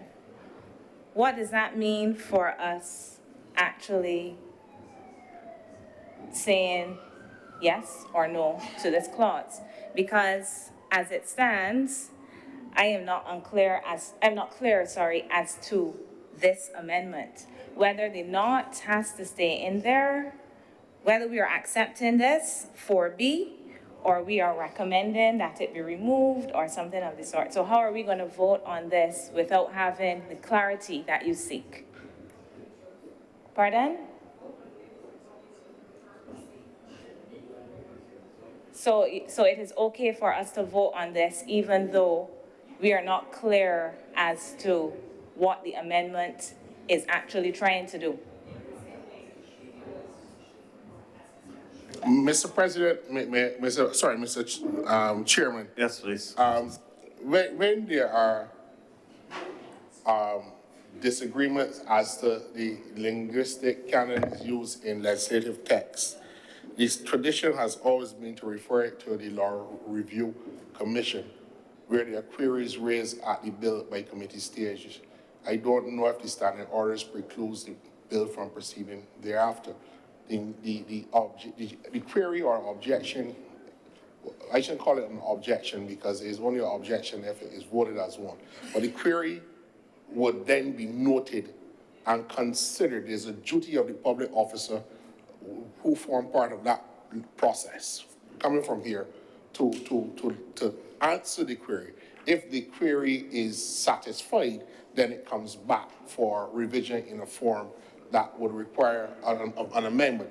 But in other words, I think what the honorable leader is suggesting, that you have the undertaking of the government that we would consider the query, take it to the Attorney General's office and to confirm. I believe also we will be duty bound to report back to the honorable senator who raised the query as to how that exercise has transpired.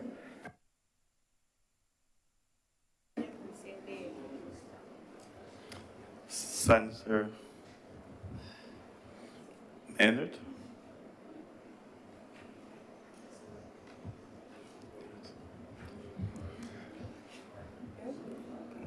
The question is that Clause 4 stand part. Honourable members in favour, please say aye. Aye. Those against, please say no. We think the ayes have it, but the no has been noted.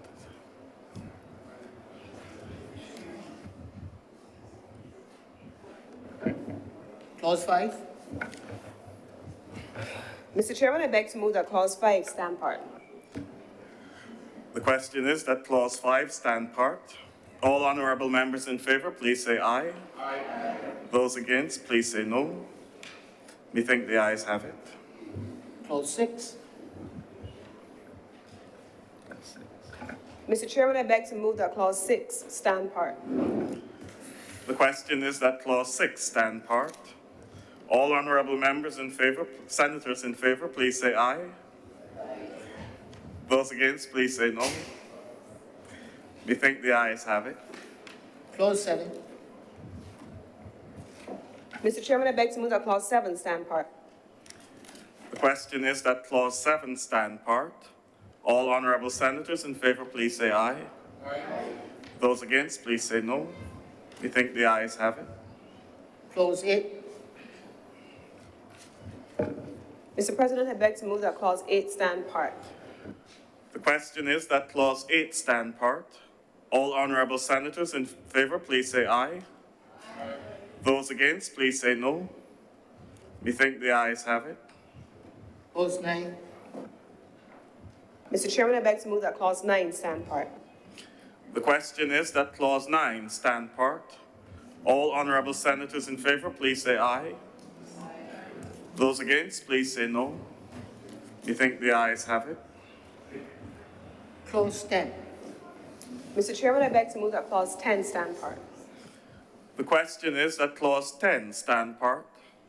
All honorable senators in favor, please say aye. Aye.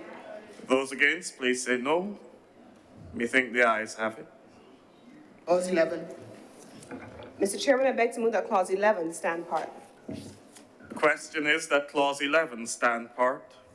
All honorable senators in favor, please say aye. Aye. Those against, please say no. Methink the ayes have it. Mr. Chairman, I beg to move that you do not report to His Honor the Excuse me. passing of one bill in committee.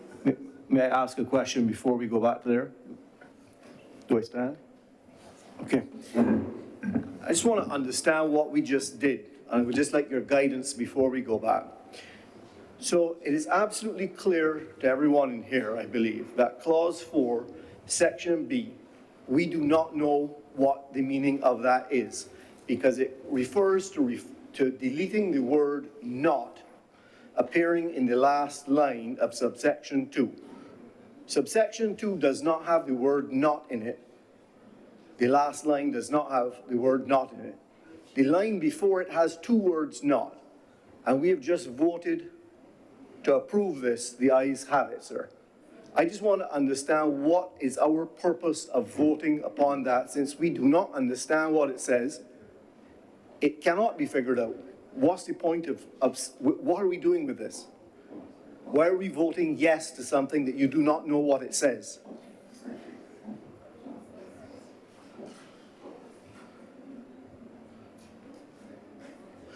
I'm not trying to be difficult. I just would like us to understand what is our role here. Thank you.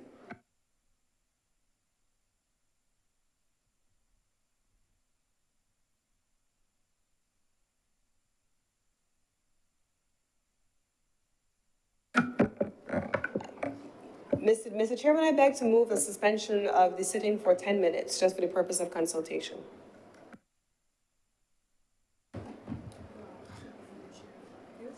You have to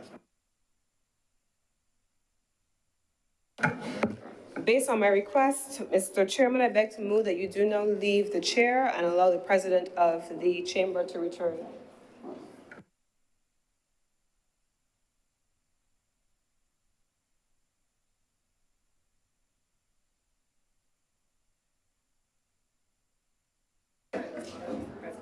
The question is that I do now leave the chair for the return of the president.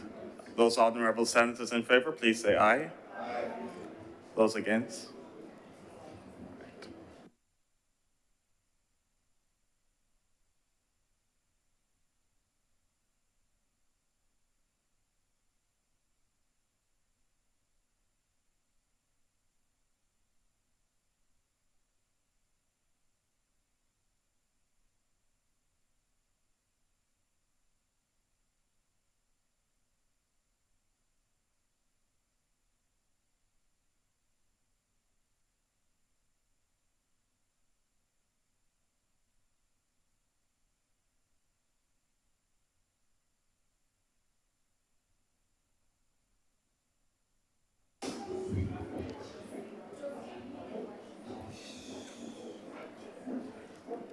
The chairman has reported progress and asks for leave to sit again.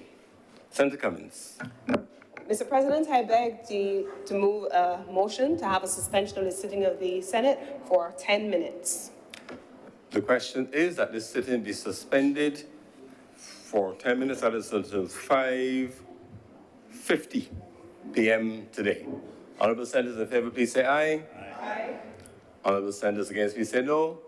Methinks the ayes have it. We stand suspended until 5:50 p.m.